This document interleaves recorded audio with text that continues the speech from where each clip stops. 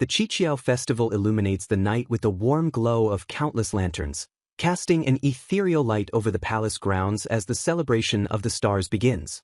Spectators marvel at the splendid embroidery displayed by Reincarnated, praising the exquisite craftsmanship that captures the attention of all who pass by. The intricate needlework depicts blooming peonies and delicate butterflies, a testament to the artist's unparalleled skill and dedication to the craft.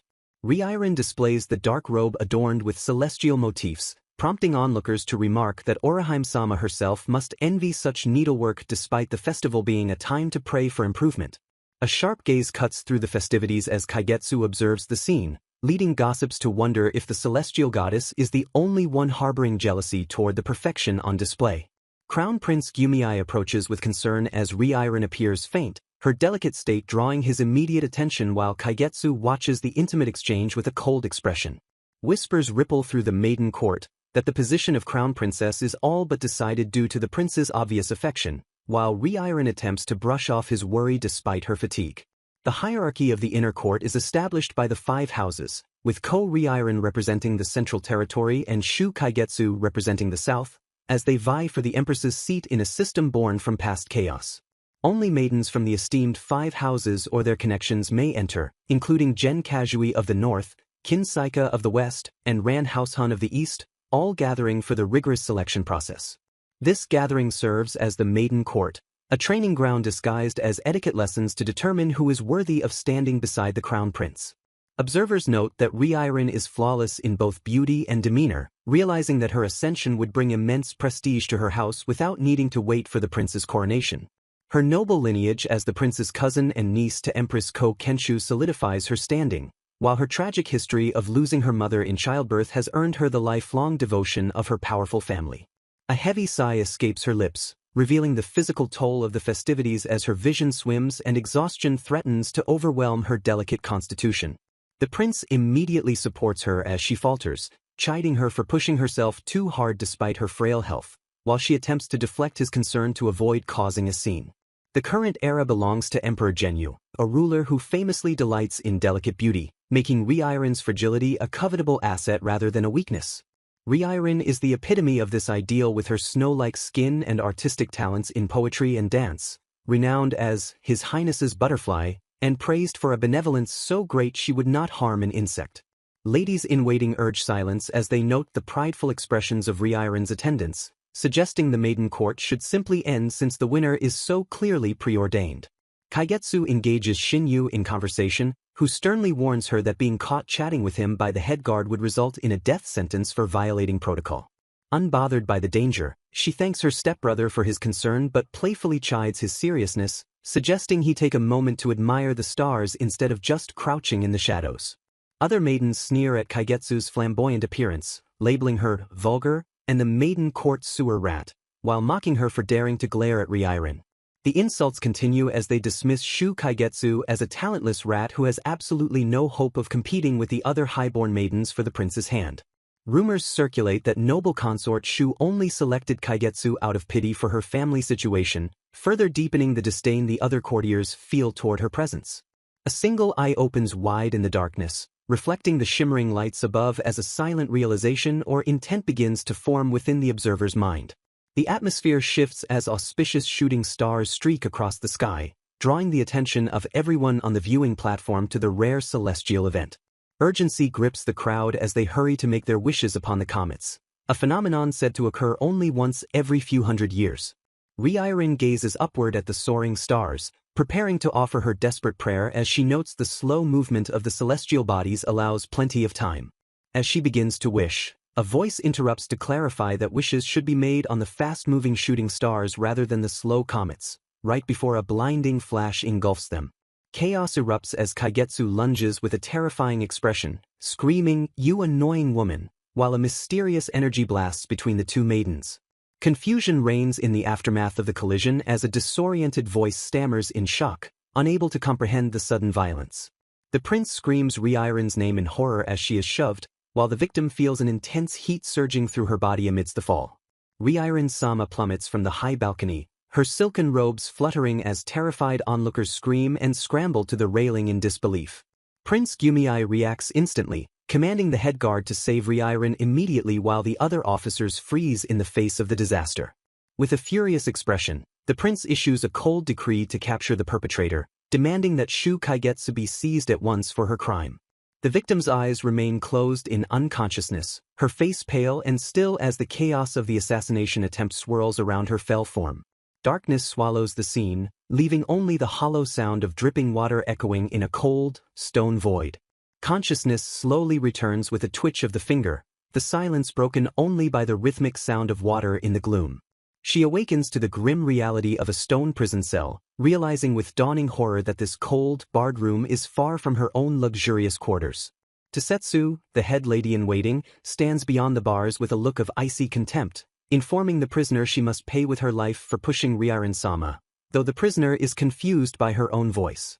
The prisoner stares in shock as the interrogation continues, her eyes widening as she faces the accusation leveled against the body she now inhabits.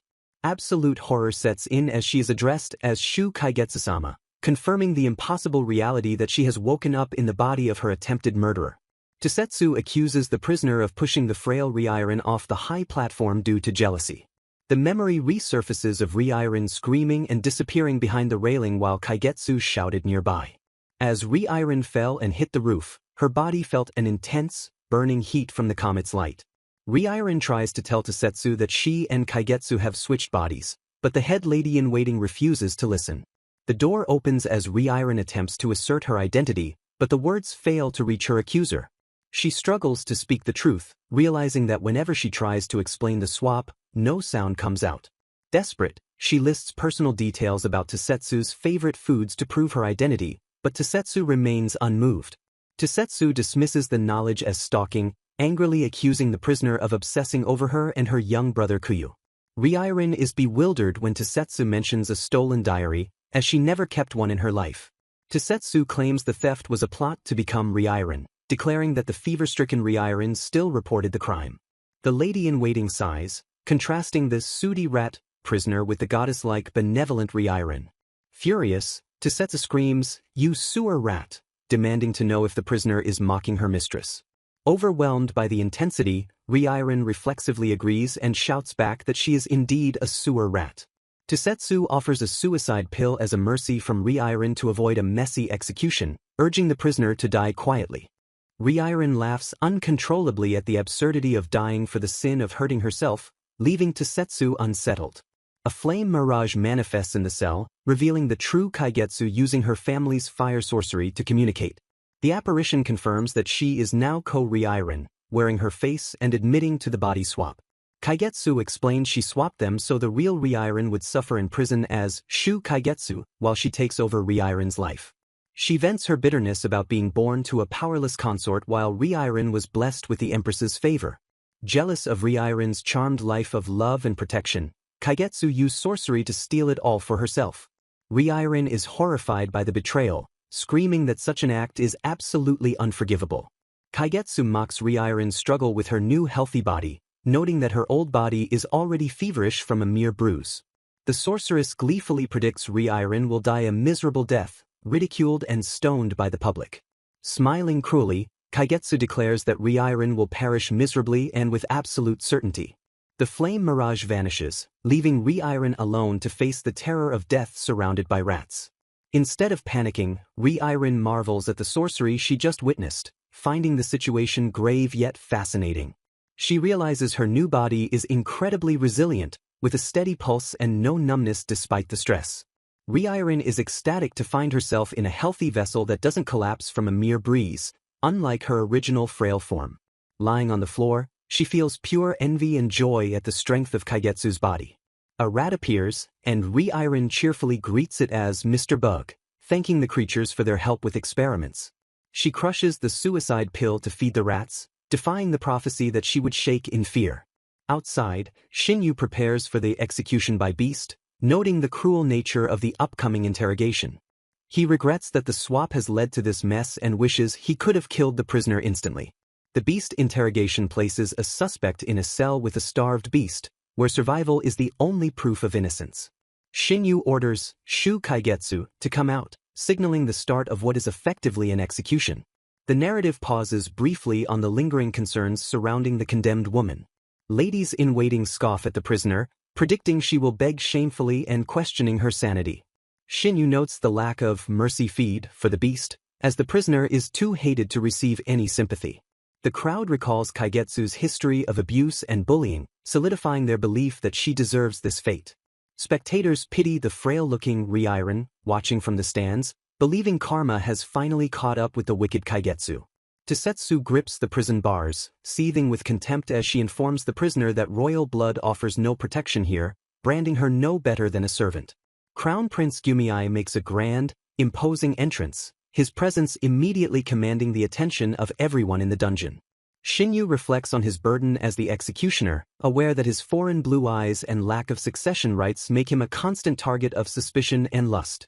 Gumiai announces the commencement of the beast interrogation, for Shu Kaigetsu, condemning the inner court as a festering melting pot of malice.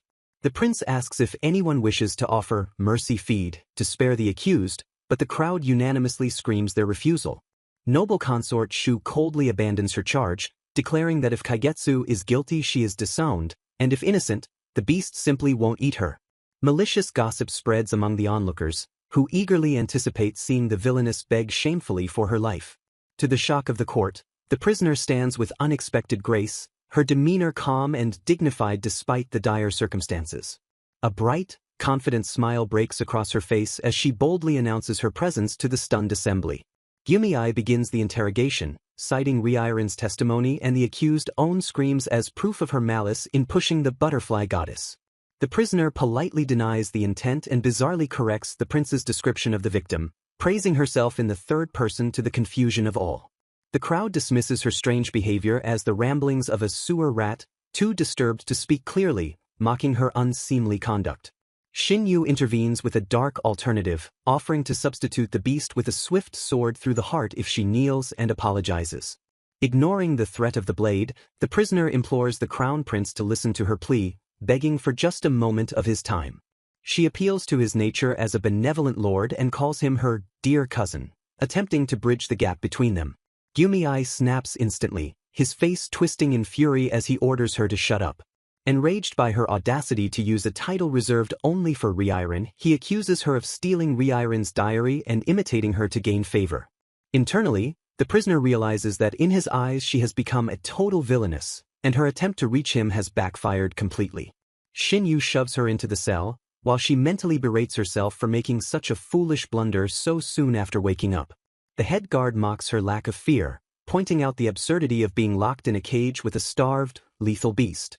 She smiles serenely and claims she is used to it, leaving Shinyu baffled when he asks if she fears death. With philosophical calm, she states that until one is bitten they are not bitten, and until one dies they are still living. Her smile turns eerie as she rhetorically asks if it is correct that one has no strength left only if they feel pain before the bite. The beast remains still and does not attack, confusing the onlookers while Gumiai watches the anomaly with intense scrutiny. Unwilling to let the interrogation stall, Gumiai orders the head guard to stimulate the beast by stabbing it with his sword. The prince repeats his command with cold authority, demanding action to force the beast's instinct. Shinyu prepares to strike, feeling a twinge of unease that this interrogation has turned into a mere spectacle to mock Reincarnated's memory. He drives his blade into the beast, provoking a ferocious roar as the lion swipes its massive claws at the prisoner. Instead of panicking, the prisoner apologizes to the lion for the poor quality of its food, trying to calm the enraged animal.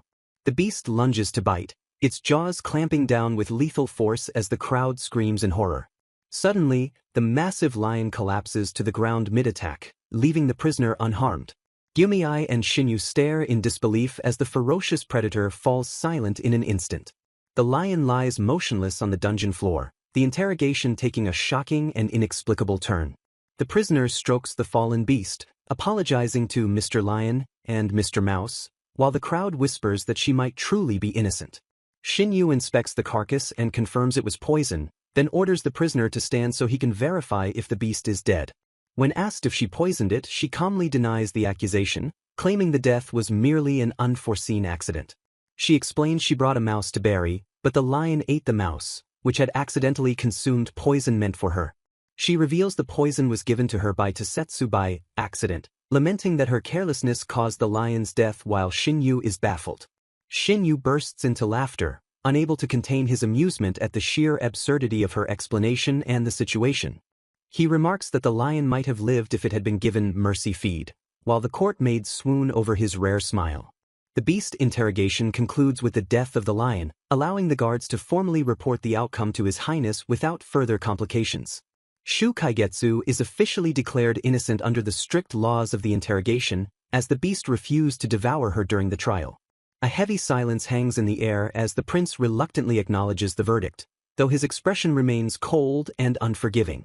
He warns Kaigetsu that while her innocence is legally recognized, he has not forgiven her for ridiculing Reincarnated and will only guarantee her safety as required by law. The prince's demeanor turns lethal as he threatens to take her head if she ever dares to mimic Reincarnated's speech or conduct again. Realizing the danger, she quickly agrees to conduct herself as an inept villainess to avoid further provoking his wrath. With a grit of his teeth, the prince ends the interrogation, unable to mask his lingering disdain for the woman standing before him. A grim clean-up begins in the background as the maiden court guards efficiently remove the remains of the execution from the pit. Alone in the cage, she psychs herself up, resolving that there is no recourse but to do everything she can in this strange new reality. In a bizarre display of empathy, she bows to the dead animals, offering a heartfelt prayer for the lion and mouse to rest in peace and forgive her. She whispers that she is no longer the same person she used to be just as the cage doors creak open to release her. The head guard calls out to her, and she responds with an obedient and prompt, "I'll be there," catching him off guard. The head guard watches her leave, confused by the sudden change in the haughty, talentless maiden who previously knew only how to curry favor. He remains puzzled by her behavior as she walks away, wondering what could have caused such a drastic shift in her personality. She pauses, looking back with wide eyes as she wonders who exactly summoned her amidst the aftermath of the trial. A flashback or vision of a Haru party briefly surfaces, hinting at the vibrant social world she is currently cut off from. A court lady named Lily approaches with a sharp expression, calling out to Lady Kaigetsu to get her attention. Lily informs her that noble consort Shu has ordered a change in quarters due to the turmoil she caused, while observing Kaigetsu's lower-rank pale pink robes. Lily internally mocks the rat for expecting to return to the Ko-estate, while Kaigetsu simply accepts the situation and prepares to move. Kaigetsu flashes a bright, uncharacteristic smile and asks Lily to lead the way, declaring she will consult noble consort Shu herself. The court lady introduces herself as Lily, and Kaigetsu's sincere thanks for her help leaves the attendant completely stunned. A shock goes through Kaigetsu as she realizes she had been served by this personal companion for over a year without ever learning her name. Reincarnated, trapped within, desperately wants to reveal her identity but realizes that claiming to be the victim while in the culprit's body is impossible. They arrive at the palace of the Vermilion Stallion, where the vivid and bold architecture reflects the power of the fire-devoted Shu clan. Lily coldly announces that Lady Shu has ordered immediate house arrest, shattering Kaigetsu's hope of a familial consultation with her honorable aunt. Reincarnated recalls her past impressions of the maiden court, remembering noble consort Shu as a figure of distant aloofness. Distracted by nature, she gently picks up a caterpillar to move it to safety, musing that it should stay away from dangerous gardeners. Lily looks down from the balcony with disgust, sneering at the putrid rats scrabbling around in the filth below. While Lily sees only nasty creatures, Reincarnated spots a black rat and a red rat and gazes at them with genuine curiosity. Reincarnated reminisces about how she used to be beloved by everyone at the Golden Qilin, while Lily continues to verbally abuse the vermin below. Memories flood back of her own ladies-in-waiting celebrating her health, coddling her fragility with bouquets and constant support. She begins to realize that the extreme care and pampering she received in her previous life might have been highly unusual compared to reality. Optimism surges as she imagines achieving her dream of independence, only for Lily to abruptly point out her new, desolate quarters. The quarters turn out to be a dilapidated, ruined shack standing alone in a field of overgrown grass. Lily confirms that this abandoned storehouse full of pests and mold at the edge of the estate is where the exiled maiden will now live. Lily's composure snaps, and she screams with raw fury that this miserable situation is entirely Kaigetsu's damn fault. She vitriolically declares that being stupid enough to harm His Highness's favored butterfly deserves a festering hole like this. Lily attacks Kaigetsu's lineage, sneering that no amount of preening can erase the fact that her mother was a seductress and a lewd dancer. The attendant's rage boils over as she reminds Kaigetsu of past cruelty, specifically the time she was left freezing in the winter garden. Lily exposes a dark clan's secret about someone getting involved with a foreign-born dancer, describing her vivid red locks and amber eyes with disdain. Reiren realizes the maid wears pale colors to mourn the death of her career for serving a fallen mistress. Violent emotions erupt as the maid strikes Reiren, furious at being dragged into this mess. The servant laments her death sentence of serving a criminal in a dilapidated hut instead of earning her yearly salary. With a cold sneer, the maid declares she won't lift a finger and warns that no one else will help either. She gleefully reveals the court is off-limits for the ghost festival purification, ensuring Reiren's total isolation. Leaving Reiren to the weeds, the maid walks away with a final taunt to take time processing her ruin. Alone in the silence, Reiren looks around and slowly accepts that this desolate shack is her new home. Far from despair, she is struck by the fertile soil and vast sky, shouting freedom at the magnificent sight. She realizes she can grow herbs and sleep whenever she wants, free from constant health monitoring. Reiren rejoices that her inability to speak is no burden here, as there is no one to talk to anyway. Tears of relief well up as she cherishes the ability to finally exist without being a burden on others. Gazing at the wild grass, she recalls how Kaigetsu swapped her into this loathed body to make her suffer. A defiant smile forms as she declares that facing trials is in her blood and the yard is hers to use. She slaps her cheeks with pride, standing on the earth as a true daughter of the cultivating Ko clan. Eunuch Bunku tries to convince Captain Shinyu of noble consort Shu's benevolence despite the dreary surroundings. Bunku nervously questions the wisdom of using the eagle's crest to enter the palace grounds without permission. Shinyu dryly asks if he's seen as cutthroat, while Bunku eagerly confirms he misses the worthless scum look. Arriving at the target, Shinyu confirms the dilapidated hut is where the criminal Shu Kaigetsu was dumped. He reflects on Kaigetsu's history of terrorizing others, assuming her spite has finally led to her ruin. Shinyu notes how the law protected her cruelty before, lamenting that eunuchs could never harm a maiden.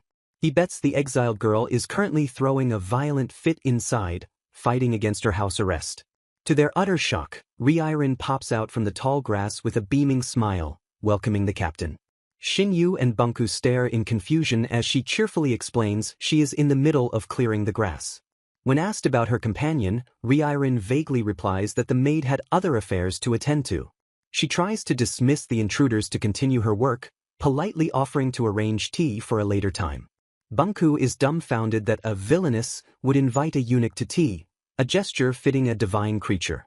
Shinyu commands her to wait, suspicious of her eagerness to return to manual labor. Reiren hastily declines their help, claiming that assistance would diminish the pure thrill of the work. Dropping the act, she sheepishly asks if she could trouble the captain for a little salt. She boldly expands her request to include oil, coals, and pots, leaving the men stunned by her practicality. Bunku whispers that her gentle mannerisms resemble Reiren, finding the salt-making idea absurd. Shinyu wonders if the dungeons changed her, admitting she seems like a completely different person. Conceding defeat in his wager, Shinyu orders Bunku to bring the supplies, including the coals. Elsewhere, the traitorous maid wanders the palace, cursing the lack of meals and her association with a criminal. She is intercepted by a high-ranking lady in ivory silk robes who looks down on her with feigned pity.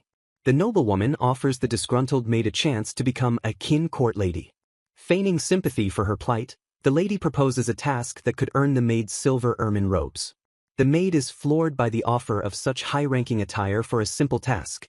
The lady reveals the condition is simply to continue tormenting her former mistress, Shu Kaigetsu. Oblivious to the conspiracy, Reiren happily enjoys a meal in her hut, content with her new life. Geiyu of the Kin clan questions the logic of the Kin family targeting the exiled Shu Kaigetsu solely to curry favor with the favored Reiren.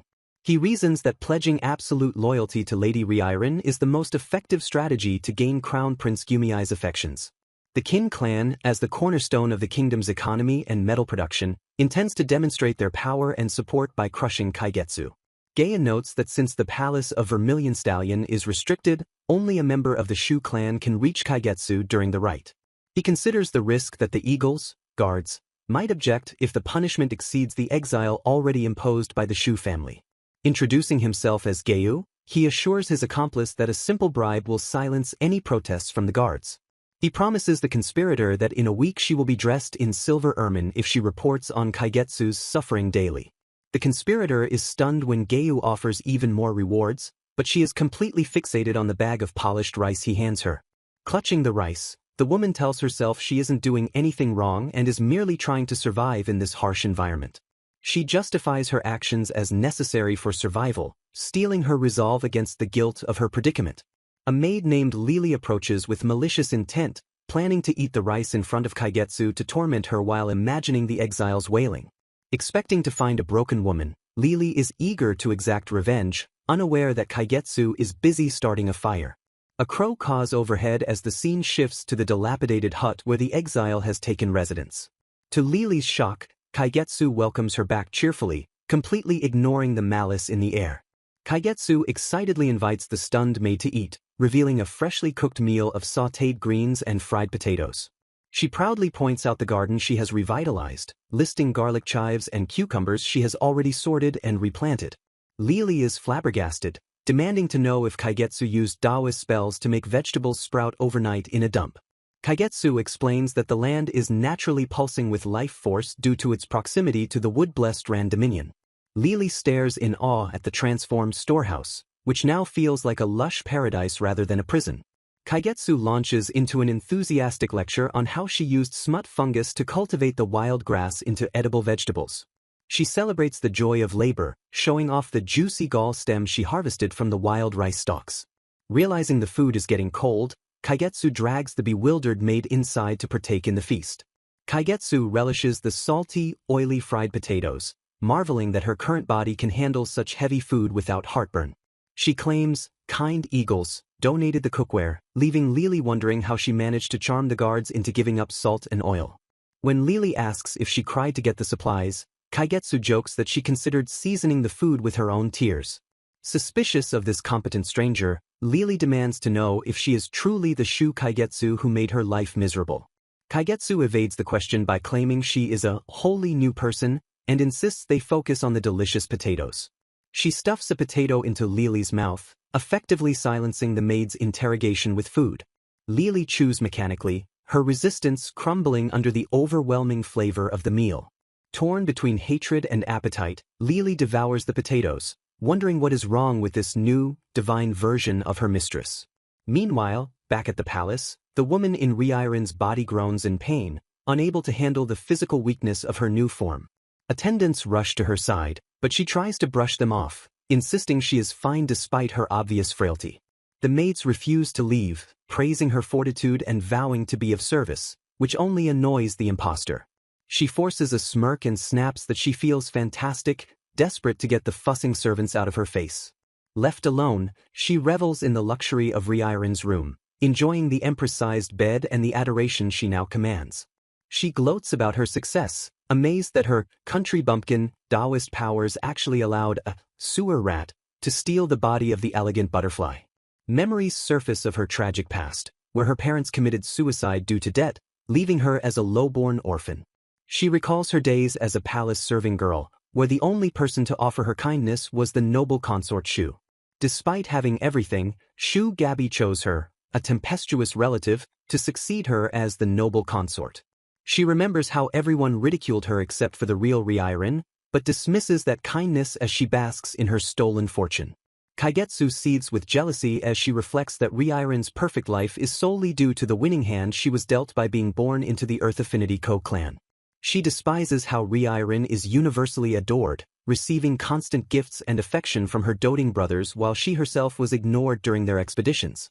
The unfairness burns as she recalls how the crown prince, usually cold and distant to everyone else, melts into warmth only for Reincarnated.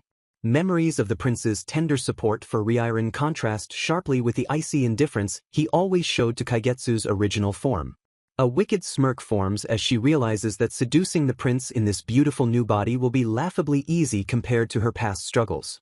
She perceives that the prince is barely restraining his lust, holding back only because he treasures Reincarnated as a fragile, precious object. Confident in her power, She plots to give him a simple nudge, certain that a single pleading look will shatter his decorum and bring him to her bed. The anticipation of the climax thrills her, as she envisions the ultimate victory of her deception over the prince's heart. Her malice deepens as she imagines the despair of the real Reincarnated, stuck in a hated body while her own form is used to bed the prince. She plans the ultimate cruelty, to reveal the swap only after the deed is done, destroying the prince with the knowledge that he slept with the despised Kaigetsu. Tosetsu interrupts the scheming, and Kaigetsu masks her annoyance, noting the maid's water affinity traits that clash with her own fire nature. The head maid apologizes profusely for the delay, not in bringing medicine, but for failing to deliver Reincarnated's gifts sooner. Kaigetsu stares in bewilderment as the gifts are revealed to be a pile of weapons, musical instruments, and farming tools instead of comfort items. Tosetsu casually asks which grueling activity the bedridden patient prefers tonight, offering options ranging from archery to copying 100 sutras. Horror dawns on Kaigetsu as Tosetsu quotes Reincarnated's own insane philosophy, revealing that the frail girl viewed fever as just another obstacle to train through. The maid praises Reincarnated's masochistic diligence with reverence, declaring her the only true successor to the iron-willed Ko-clan.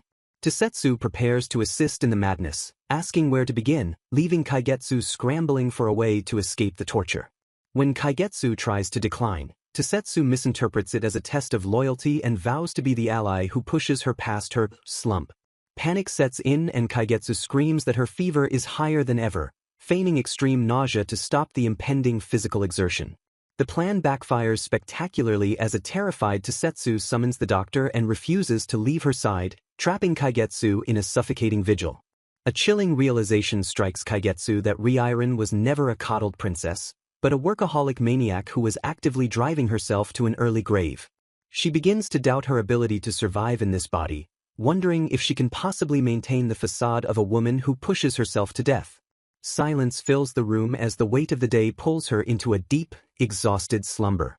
She drifts into a restless sleep, where fragmented memories of a familiar voice calling out to her begin to surface. The memory clarifies into a warm embrace, with a gentle voice assuring her that she is a precious girl. She snaps awake to the sound of her own breathing, the vividness of the dream lingering in the quiet room. Tears flow uncontrollably as the emotional weight of the past memory crashes down on her in the waking world. A flashback pulls us into Kaigetsu's past, where she is humiliated by being forced to wear low-ranking colors despite her noble status. Cruel whispers surround her as court ladies mock her appearance, sneering at the red hair that marks her as the daughter of a harlot. The verbal abuse escalates, targeting her foreign mother and branding Kaigetsu as a creature of impure and lewd blood. Kaigetsu's internal monologue defends her mother, insisting she was a respected Sogdian dancer who won her father's heart with skill, not a whore. She recalls how she mastered the classics and martial arts to win her father's approval, only to be rejected and sent to the maiden court as a servant. Despite her noble efforts and salary-earning goals, she found herself cast down to the lowest rung, despised and isolated. Pure hatred bubbles up as she remembers the despair of being trapped, fueling a burning desire to destroy the Shu clan and escape. The memory culminates in a vow of vengeance, swearing to claw her way out of this hell and make everyone pay for her suffering. The scene shifts abruptly to the present, where Reincarnated, in Kaigetsu's body, is having the time of her life farming in the sun. She rejoices in the miracle of physical labor, overwhelmed with happiness that she can work hard and eat well without collapsing. Admiring her new physique, she marvels at the strength and length of Kaigetsu's limbs, puzzled why the original owner hunched to hide them.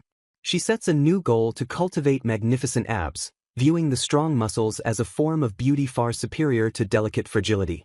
Her excitement dims as she worries about how Kaigetsu is faring in her weak body, anxiously counting the 3 days until their reunion. Reincarnated prays that no one else ever suffers the curse of her frail original body, but Lily ignores the sentiment to focus on her own pursuits. While Lily fries potatoes, Reincarnated tries to discuss her maiden responsibilities, only to be ignored by the cook's singular focus. Reincarnated is creeped out by Lily's manic laughter over a cordyceps specimen she found for her medicinal trials.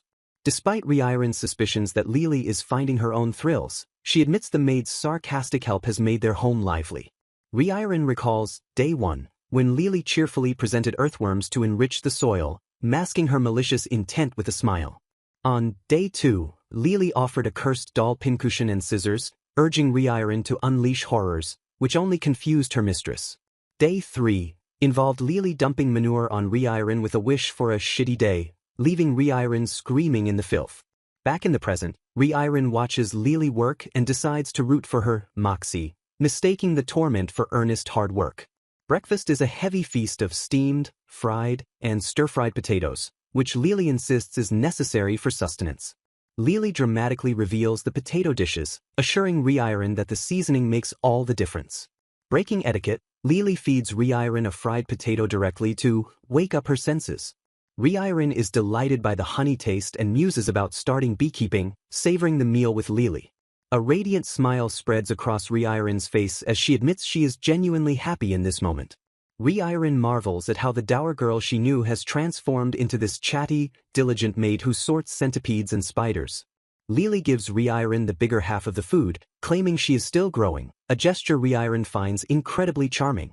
Reincarnated apologizes for not reacting with fear to the tricks, while Lily internally screams at herself for softening toward her enemy, Shu Kaigetsu. When Reincarnated asks her to stop the acts of goodwill, Lily hopes this finally means her torment is working. Reincarnated sincerely praises Lily's diligence and passion, telling her she has the virtues to go far as a court lady. Lily snaps, unable to handle the praise, and tells her mistress to just shut up. She explodes with rage, screaming that Shu Kaigetsu robbed her of her future and forced her to serve a criminal in a dump. Lily demands to know how a simple change of heart can pay for a ruined life or guarantee her rank and compensation. Refusing to let go of her grievance, Lily declares she deserves to savor her revenge against the woman who wronged her. She looks for validation in her anger, asking, "Fight?" to the silence. Reincarnated abruptly runs away shouting, "I don't care," forcing a frustrated Lily to chase after her unfinished meal. Lily's chase is interrupted by a high-ranking lady in ivory silk who commands her to stop. The noblewoman slaps Lily, furious that her reports of tormenting Shu Kaigetsu were lies and that the target is living merrily. Lily desperately swears she did torment her with bugs and filth, but the lady demands to know why the victim is so joyful. The lady questions Lily's loyalty to the Shu family, and Lily confirms she no longer wishes to appease them. A dagger is drawn but then sheathed as the lady decides to overlook the failure this time, demanding proof of loyalty next. The lady presents the dagger to Lily, commanding her to use it. She suggests bringing back a scrap of something the victim covets, shocking Lily by suggesting her heart. Lily protests that injuring a maiden is a death sentence, but the lady hints that the eagles will look the other way. Lily stares in horror, struggling to comprehend the escalation from bullying to murder. The lady blackmails Lily with a past crime of stealing a hairpin, reminding her that her life is already forfeit. She cruelly points out that no one would believe a lowly foreigner over a respectable ivory silk court lady. The noblewoman insults Lily's lineage, calling her the child of a talentless dancer who only knew how to lure men. Before leaving, the lady gives Lily a deadline of nightfall to complete the deed, leaving the maid hyperventilating. She shoves Lily to the ground, warning her to keep her hands off. Looping over the terrified maid, the lady calls her a good little pet, who must do a trick to receive a treat. Alone and broken, Lily watches ants working in the dirt, wondering what gives them pride and feeling utterly useless. Kaigetsu sighs in frustration, realizing she cannot return to the Ko family yet and lacks any means to reward Lily properly.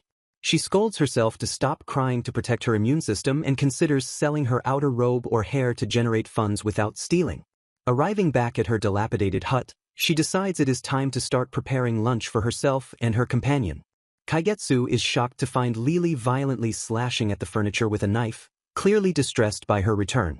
Lily screams that Kaigetsu ruined her life, while Kaigetsu ignores the outburst and worries about Lily catching a cold in wet clothes.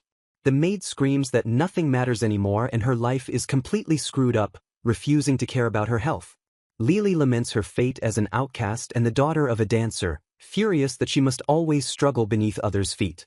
Blinded by rage, Lily attacks Kaigetsu with the weapon, demanding that she stop mocking her misery. Kaigetsu deftly dodges the strike, noting with terrifying calm that a certain spot of hair could use a trim. With lightning speed, Kaigetsu catches the attacking arm, stopping the violence instantly. She pins the struggling maid to the floor with a decisive thud, subduing her completely. Captain Bunku rushes in with a dark expression, demanding to know if Kaigetsu is hurt. Lily freezes in absolute terror as she recognizes the formidable Captain Bunku standing over them. Bunku announces that assault with a knife in the inner court carries the maximum penalty of banishment. He approaches the weeping maid to hear her testimony, gripping her arm to force an answer. Kaigetsu interrupts with a cheerful smile, lying that Lily was simply helping her trim her hair. Bunku scoffs at the lie, pointing out the screaming and tears, but Kaigetsu insists it was just grooming assistance. Kaigetsu maintains her innocent facade, asking what he means by excuse and claiming it is the sincere truth. She argues that the only physical evidence is her cut hair, challenging him to prove any malicious intent. Kaigetsu advises him that trying to prosecute a crime where nothing happened would be a thorough waste of energy. She smiles broadly, confident that his investigation will yield nothing but wasted effort. Bunku stares at her intense expression, suddenly reminded of her strange demeanor during the trial. He wonders internally just who this woman truly is, baffled by her behavior. Kaigetsu politely asks the officers to excuse them for the moment. Bunku accuses her of wanting to punish the maid privately, but Kaigetsu points out Lily's soaked clothing needs changing. Kaigetsu helps Lily stand and insists Bunku release his grip before he injures her diligent court lady. As Bunku turns to leave, Kaigetsu bows respectfully and thanks him for the trouble of coming out. He pauses and asks if she has anything else to say, expecting her usual litany of grievances and hate. Kaigetsu simply wishes him a good day, stating she has more important matters to attend to than complaining. Bunku leaves with a suspicion she knows exactly what she is doing, while Kaigetsu regrets missing a chance to discuss the body swap. Lily asks if she will be whipped, but Kaigetsu gently orders her to remove her soiled clothes and turn around. Kaigetsu silences Lily's fears, telling her she is kind as she drapes a robe over her shoulders. She begins measuring Lily for new robes, assuring her that the damaged embroidery can be mended. Kaigetsu suggests a lustrous crimson fabric to match Lily's vivacious personality, offering to pass on tattered robes. Lily is stunned that Kaigetsu would reward her with such high-ranking colors after she stuck by her side. Kaigetsu presents the leftover mending threads, explaining they should fetch a good price for Lily. She looks at Lily with a warm smile, asking if the arrangement suits her. Kaigetsu washes Lily's hands, declaring that health and hygiene are the secrets to a smiling companion. She corrects Lily's posture, reminding her that her mother would scold her for hunching and forgetting her health. Kaigetsu praises Lily's mother as a warrior who fought without a sword, surviving in a foreign land with nothing. Lily stares in stunned silence as the woman she served speaks with the tender authority of a mother, praising her lineage and insisting she should be proud. Tears well up in Lily's eyes as the impact of the words shatters her defenses, leaving her vulnerable and confused by this sudden warmth. A fragment of memory surfaces where a gentle voice calls her a darling child, contrasting sharply with Lily's confusion over why this despised mistress is speaking these words. The memory intensifies with the image of a noble woman teaching a child that a woman's body must be unyielding and her head held high. Reincarnated gently wipes the tears from Lily's face, echoing the lesson to center oneself and look forward lest the butterfly's grace be lost. Overcome with emotion, Lily breaks down sobbing, stammering an apology to her mother as the lines between past and present blur. She prostrates herself on the floor, begging for forgiveness for the ruined robe, the messed up hair, and every cruel trick she played. Reincarnated pulls the crying girl into a warm embrace, insisting that there is nothing to forgive and that she should not worry about the past. Lily gazes at her mistress with awe, realizing that the woman before her has fundamentally changed into a completely new person. Clinging to the comfort she has craved, Lily vows internally to stay by this woman's side and remain right here where she belongs. Resolving not to betray this newfound bond, Lily decides she cannot go through with the theft and promises to return the hairpin and rice to Lady Gayu. Reincarnated expresses her pleasure that they have reached an understanding, dismissing the men so they can finally address the real issue at hand. With a disarming smile, Reincarnated lectures on the vital importance of maintaining health through washing, disinfecting, and smiling. Her gaze drops to Lily's hands, noting the sludge covering them and the clear signs of rough treatment that mar her skin. Reincarnated demands to know who stole Lily's smile and drove her to such a precipice that she feels her life is in shambles. A direct command hangs in the air as Reincarnated urges Lily to speak the truth and reveal the culprit. A terrifying shadow passes over Reincarnated's face as she demands the name of the fool who dared to endanger her precious court lady. Memories of the crown prince's protective nature flash through her mind as she channels that same energy to ask who did this to Lily. The two women stare at each other, a silent understanding passing between them as the truth begins to surface. Lily realizes the severity of the situation and tries to leave to return the stolen items, revealing that Lady Saika might be behind the cruelty. Reincarnated stops her with a thunderous declaration, insisting that she will handle the matter personally instead of letting Lily face the danger alone. Lily watches her leave, noting with amusement that Kaigetsu makes a killer's face even when dealing with garden bugs, before reminding her of the house arrest. Left alone, Lily smiles with genuine warmth for the first time, whispering that she will await her mistress's return. Reincarnated marvels at the resilience of Kaigetsu's body while receiving a cucumber beauty treatment, delighting in skin that withstands anything. Meanwhile, the real Kaigetsu wakes up in Reincarnated's body screaming in agony, unable to comprehend how a fever can burn this hot for 4 days straight. The maids casually remark that the fever is no higher than usual, leaving Kaigetsu horrified by the realization that this torture is Reincarnated's normal state. She frantically recalls that Reincarnated never missed a ceremony, realizing with dread that the fragile girl would simply faint and be back at work the next day. Collapsing from the strain, Kaigetsu curses the fact that no one ever mentioned Reincarnated was this feeble, struggling to even breathe. Dragging her heavy limbs across the floor, she realizes with a shock that Reincarnated wasn't acting to win sympathy but was genuinely fighting for her life every day. Desperation drives her to the medicine chest, where she is bewildered to find hundreds of raw ingredients that Reincarnated apparently blends herself. The sheer scale of the medicine cabinet overwhelms her, and she crumples to the floor sobbing that it isn't fair and begging for help. Tears stream down her face as she laments that she is still miserable even after stealing the life she thought she wanted. As the candle flickers and fades, she reaches out in desperation, her spirit breaking under the weight of a borrowed cross she cannot bear. Back in the shack, Reincarnated sits by the window waiting for Lily, noting with concern that her attendant has not yet returned.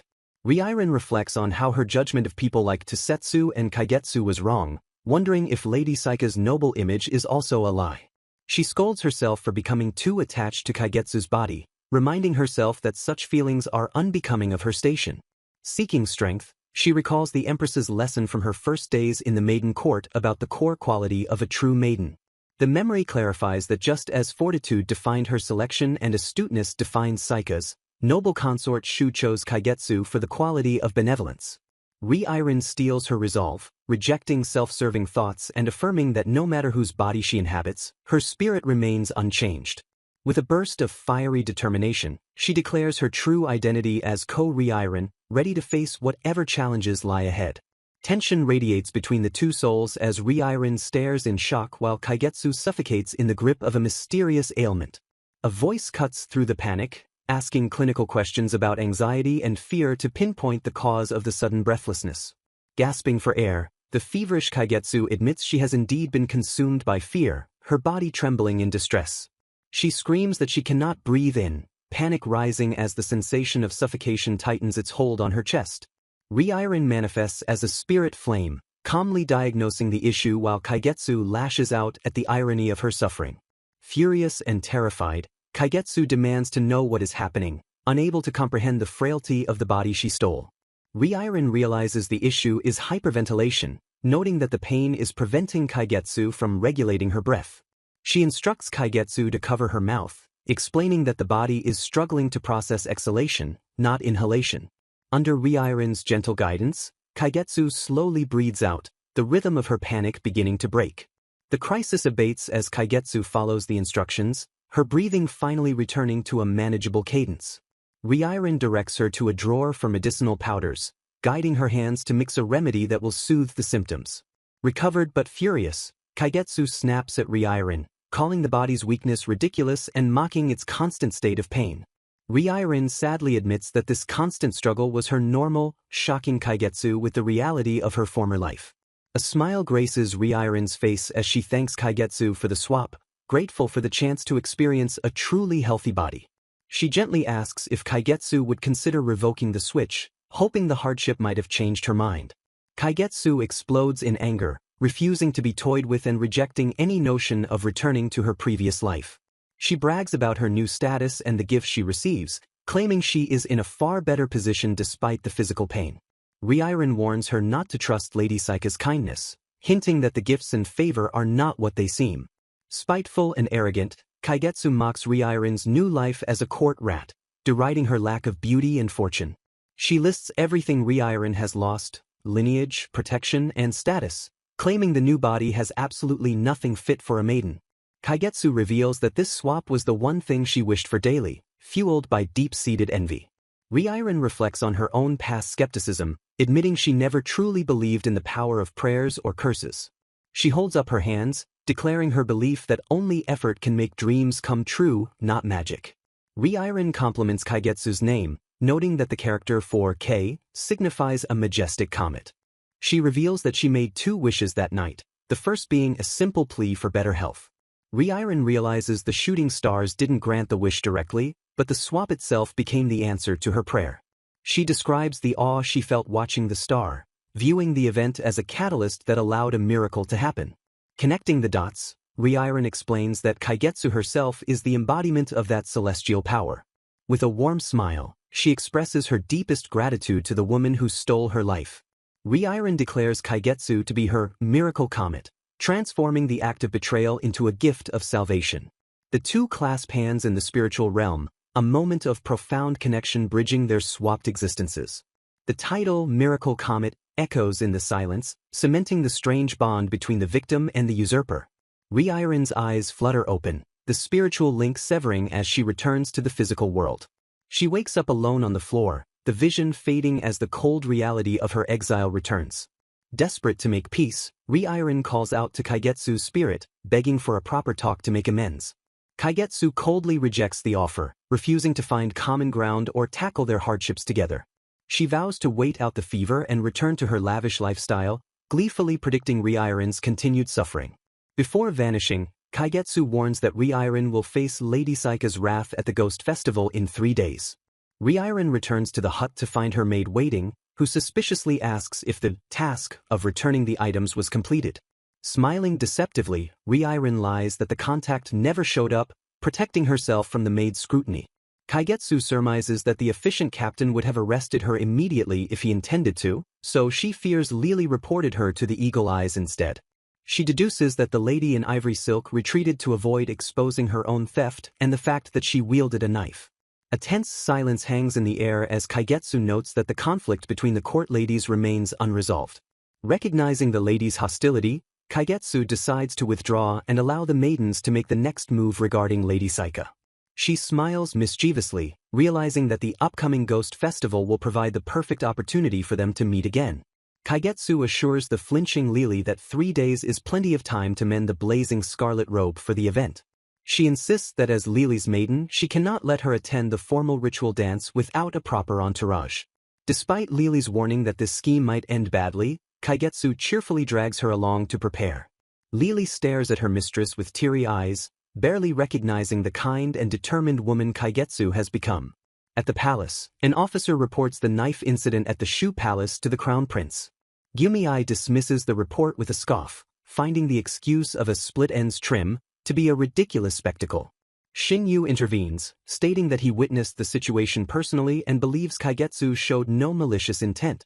He urges the prince to reconsider his attitude, pointing out that Kaigetsu has not engaged in her usual underhanded plotting. Gyumi stares intensely at his subordinate, questioning if he is truly hearing a defense of the notorious villainess.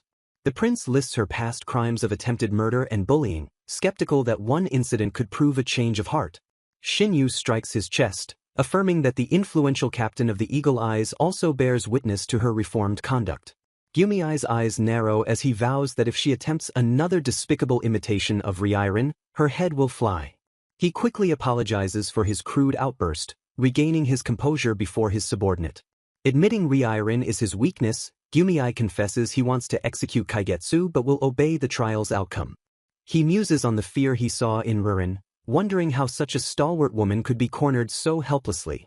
Haunted by the memory of Reincarnated's fall, Gyumi asks Shinyu never to ask him to show clemency towards Kaigetsu. Back in the hut, Kaigetsu sits alone in the moonlight, sewing with intense focus as the night wears on. She finishes the robe with a flourish, humming happily as she completes the impossible task. Kaigetsu gazes fondly at the sleeping Lily, thinking about how beautiful she looks. Her eyes widen as she notices Lily beginning to stir from her sleep. Lily wakes to Kaigetsu presenting the fully mended robe with a cheerful "ta" in the morning light. She accuses Kaigetsu of stealing it, unable to believe every tear was repaired in just a few hours. Kaigetsu begins to explain her feat, describing how she worked through the night with poetic enthusiasm. She reveals she stayed up until evening, relinquished the morning, driven by the thrill of presenting a worthy gift. Lily is dumbfounded that a maiden would pull an all-nighter for a court lady as Kaigetsu dresses her. Overwhelmed with emotion, Lily clenches the fabric and asks her to stop, citing the limits of her potential. She recounts feeling unworthy after running into blazing scarlet robes on her way to meet Lady Gayu. Lily wonders if she really has the potential to don such colors, feeling unlearned in the expected conduct. Kaigetsu asks for the robe back, leaving Lily confused and fearing she has angered her mistress. Instead, Kaigetsu beams and declares she will use the threads to make the robe the most extravagant garment of all time. Lily stares in blank confusion as Kaigetsu prepares to dive back into her work. With a loud thwack, Kaigetsu slams the fabric down, determined to make Lily outshine the other blazing scarlets. She completely misinterprets Lily's self-doubt as a lofty ambition to prove herself worthy of the rank. Kaigetsu tackles Lily in a joyous hug, calling her a gift for having such a driven spirit. She squeezes the breathless maid, promising to do whatever she can to support her journey. Reincarnated instructs Lily on a rigorous new regimen of posture, muscle strengthening and breathing exercises, emphasizing that physical resilience is as vital as calligraphy or embroidery. Lily suggests gamboge gold for the ceremonial robes, her eyes lighting up as she imagines how magnificent her mistress would look in the royal color. A hesitation falls over the conversation as they recall that such a prestigious color is reserved strictly for the highest-ranking court ladies. The rule is absolute. Only those from the Palace of the Golden Qilin are permitted to wear gamboge gold. Reincarnated quickly dismisses the idea to avoid trouble, reminding Lily that all eyes will be on the maiden, but Lily realizes they still lack a proper ceremonial dress. With a flourish of bushcraft that shocks her attendant, Reincarnated reveals she has created brushes from hair and dyes from flowers to repurpose her old robes herself. Reincarnated proposes a trade. She will lighten Lily's training load if Lily teaches her the Sogdian whirl, though the maid hesitates at the impropriety of instructing her mistress. Lily is incredulous that Reincarnated wants to learn the difficult, twirling dance her mother mastered, questioning if her mistress can handle such a demanding performance. Reincarnated insists she merely wants to expand her knowledge, scooting closer with a pleading look until Lily caves and agrees to provide a few pointers. Under the moonlight, the two share a moment of excitement and camaraderie, readying themselves for the challenge ahead despite the close proximity. 2 days later, the Ghost Festival commences in the Grand Hall, the air thick with anticipation as the court gathers for the autumn celebration. Lady Kinsaika surveys the other maidens with utter boredom, dismissing them all as dull and lacking a single charm worthy of her attention. Her gaze sharpens with malice as she eagerly awaits Shu Kaigetsu, hoping that pestilential woman will show her face so Saika can crush her completely. Saika reflects on the Kin clan's duty to preside over autumn, noting that the harvest dance is the centerpiece where the maidens must prove their worth. She laments the meager production caused by the purification rite, but her greatest annoyance is the absence of Lady Reincarnated, the only rival she respects. Saika envisioned a future where she and Reincarnated stood as the two pillars of Prince Gumiai's court, acknowledging that Reincarnated's radiant beauty is the only match for her own. Furious that vile Shu Kaigetsu ruined that future by striking Reincarnated, Saika clenches her fan and vows to stop holding back. With eyes burning with hate, she swears to make Kaigetsu rue the day she decided to stay in the maiden court, promising to show her the true meaning of misery.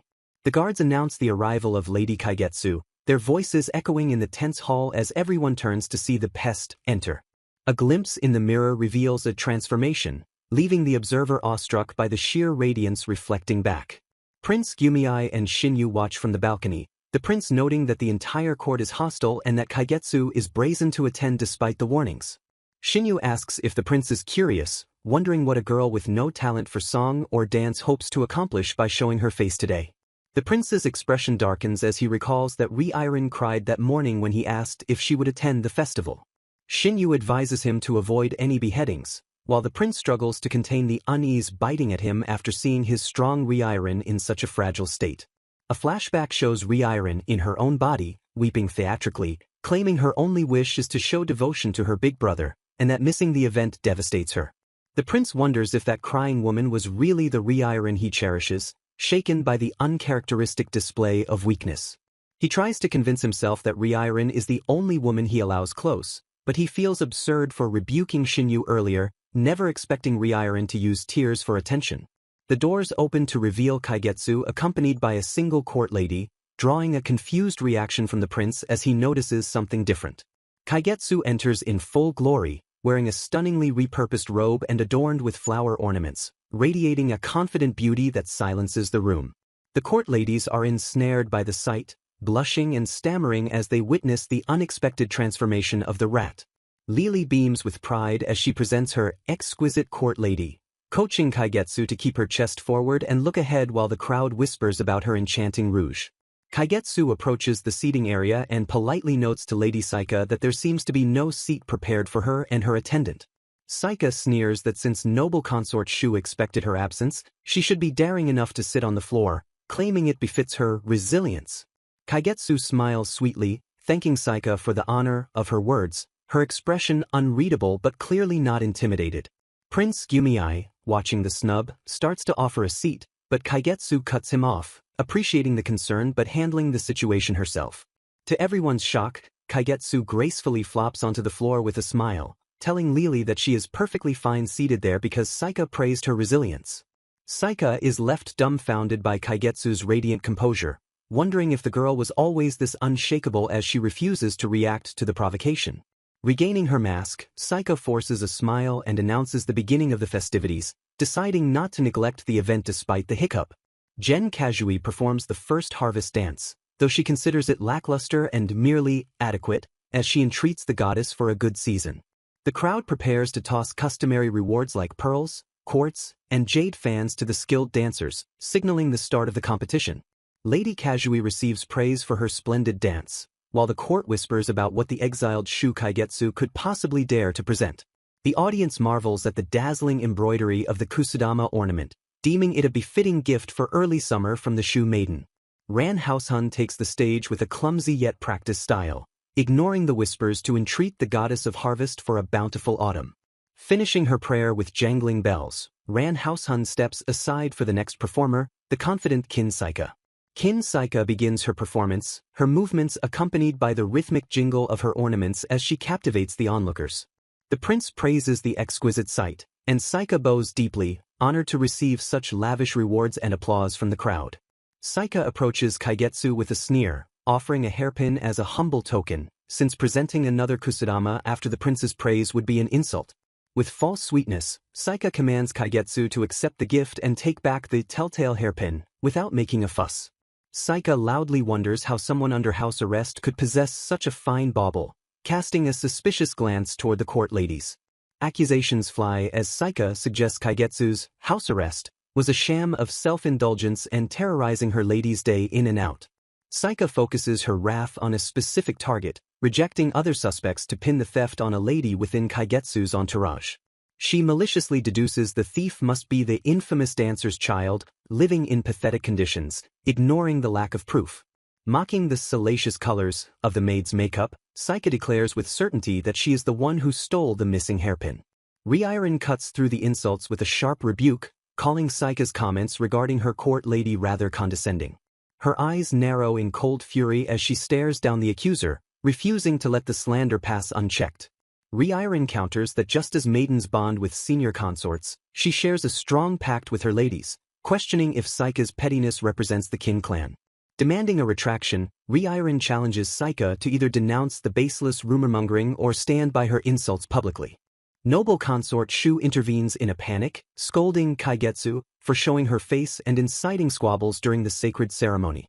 Ryirin calmly retorts that she is merely having a discussion and has rightfully reached the end of her house arrest, silencing the consort. Ignoring the shock of the crowd, Ryirin announces she will perform her dance at once to honor the hall. She strikes a deal with the stunned Saika, promising to continue their talk only after she has pleased the harvest goddess with her performance. Bells jingle as Ryirin prepares, while Saika smirks, convinced the court rat will only embarrass herself further. Captain Shinyu denies giving instructions for the bells, confusion spreading as the rhythmic ringing echoes through the hall. Saika glares at the spectacle while other ladies giggle, dismissing the bells as a desperate and cheap trick. Proclaiming her pride as a kin who celebrates true beauty, Saika declares she would never stoop to such pettiness as Reincarnated prepares to dance. Reincarnated prays to the harvest goddess, announcing she will rearrange the dance to rid the ceremony of the malaise caused by the earlier insults. With a fluid motion, she begins her movement, her sleeves flowing like water as she steps into the rhythm. Saika gasps in recognition, the familiar steps triggering a memory that leaves her stunned and breathless. The court watches in awe as Reincarnated executes the legendary Sogdian world dance, a feat of skill and energy. As she spins, the image of the legendary dancer, Lily, superimposes over her, the resemblance striking fear and awe into those who remember. Saika stares with wide eyes, unable to comprehend how the woman she mocked is performing with such breathtaking grace. The prince watches with a flushed face, his heart racing uncontrollably as he questions why the court rat is affecting him so deeply.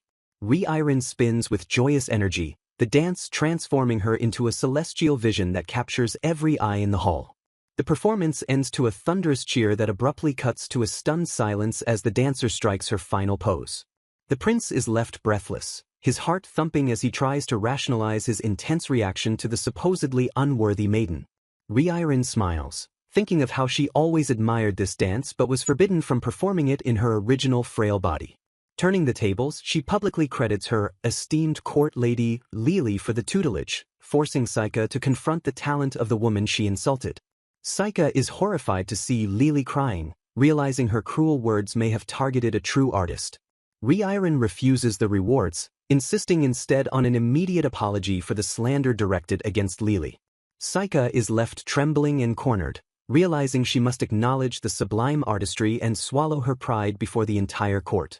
Crown Prince Gyumei stands before the assembly, declaring that not even the purest gold-clad courts can match the splendor of the dance he just witnessed. The court erupts in shock as Gyumei announces he will grant Shu Kaigetsu one of his personal effects, an honor previously reserved only for Lady Reincarnated. Kaigetsu bows deeply, her heart soaring as she accepts the wondrous prize and vows to devote herself diligently forevermore.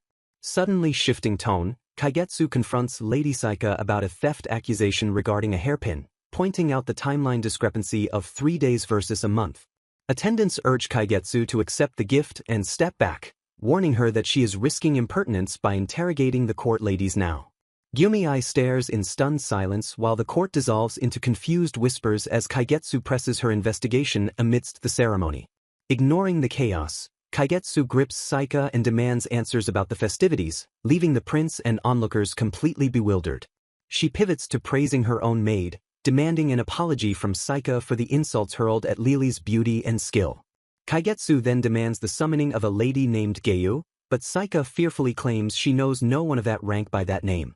Kaigetsu freezes in shock, her eyes widening as the realization of the deception hits her hard. The atmosphere shifts abruptly as Lady Tosetsu rushes in, prompting the ladies to question the timeline of the hairpin theft again. Tosetsu bursts into the solemn ceremony, panting heavily as she interrupts the proceedings with urgent news. She frantically reports to Empress Kenshu that the maiden, Lady Reincarnated, is in grave distress and implores the prince to return immediately. In the palace of the Golden Qilin, the woman in Reincarnated's body gasps for air while terrified maids beg her to stay with them. Tosetsu explains that Reincarnated is suffering from convulsions and hallucinations, her fever refusing to break despite their best efforts. The court falls into a heavy silence as the grim report reveals that no medicines have worked and the condition is more serious than ever. Gyumei looks down with a pained expression, stating that if she is to survive it will require utmost care, but otherwise, it is her destiny. He commands Tosetsu to stay steadfast and watch over Reincarnated, his voice leaving no room for argument. Kaigetsu attempts to intervene, but Empress Kenshu cuts her off, praising Saika for the ceremony and signaling an early departure. Kenshu scolds Tosetsu for her frenzied display, reminding her that an elite gold robe should not be so easily shaken in public. The Empress accepts the possibility of her niece's death with stoic resolve, even if it breaks her heart. Desperate, Kaigetsu interrupts and boldly asks permission to go to the palace of the Golden Qilin herself. Kenshu dismisses the request as absurd, but Kaigetsu insists she has the skill to alleviate Reincarnated's condition.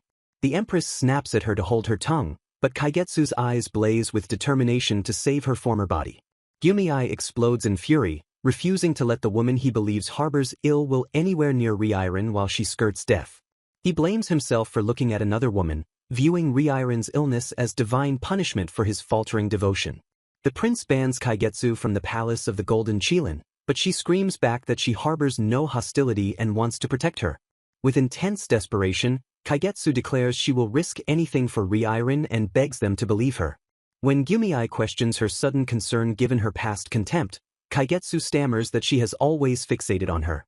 Blushing furiously, she yells that she has feelings for Reincarnated, stunning the prince into confused silence. Seizing the moment of confusion, she requests to change her reward from a gift to permission to provide care. Gyumi rejects the plea, shouting that he will never trust her no matter how many times she repeats herself. Kaigetsu implores him again, confessing that she is the one responsible for putting Reincarnated in such a state. Empress Kenshu intervenes, granting a chance despite noting that not a single resident of the Ko-Palace trusts her. She orders the captain to bring the bow of warding, offering Kaigetsu a chance to gain trust rather than immediate access to the patient. Kenshu explains that the vibration of the bow's drawstring strikes fear into maladies and dispels evil when an arrow strikes true. If Kaigetsu can spend the night shooting the bow and praying, she will prove she harbors no ill will. Shinyu realizes the trap, noting the bow is a heavy water chi treasure that a fire affinity Shu maiden cannot wield. Kenshu remains cold, stating there is no easy path to testing sincerity, even if it means missing the window to treat Reincarnated. Gripping the armrest, the Empress forbids any objections, sparing no pity for the woman she believes tormented her beloved niece. The Empress issues a cold decree that Kaigetsu can only prove her worth by prostrating herself in the dirt. Reincarnated accepts the all-night archery trial with a manic grin, declaring it a splendid challenge to reconcile her path. Frantic but determined, she pushes aside her worries about survival and decides to focus solely on proceeding with the trial. Lily screams in panic as Reincarnated draws the heavy bow, terrified that her mistress will faint from hunger and exhaustion. Reincarnated mistakes the concern for kindness, prompting Lily to angrily clarify that she just doesn't want to deal with a collapsed body. While holding her shooting stance for hours, Reincarnated plots to brew medicine for the Ko-Palace as a token of her sincerity. She coldly dismisses Lily's offer of water, refusing to break her concentration or lower the bow.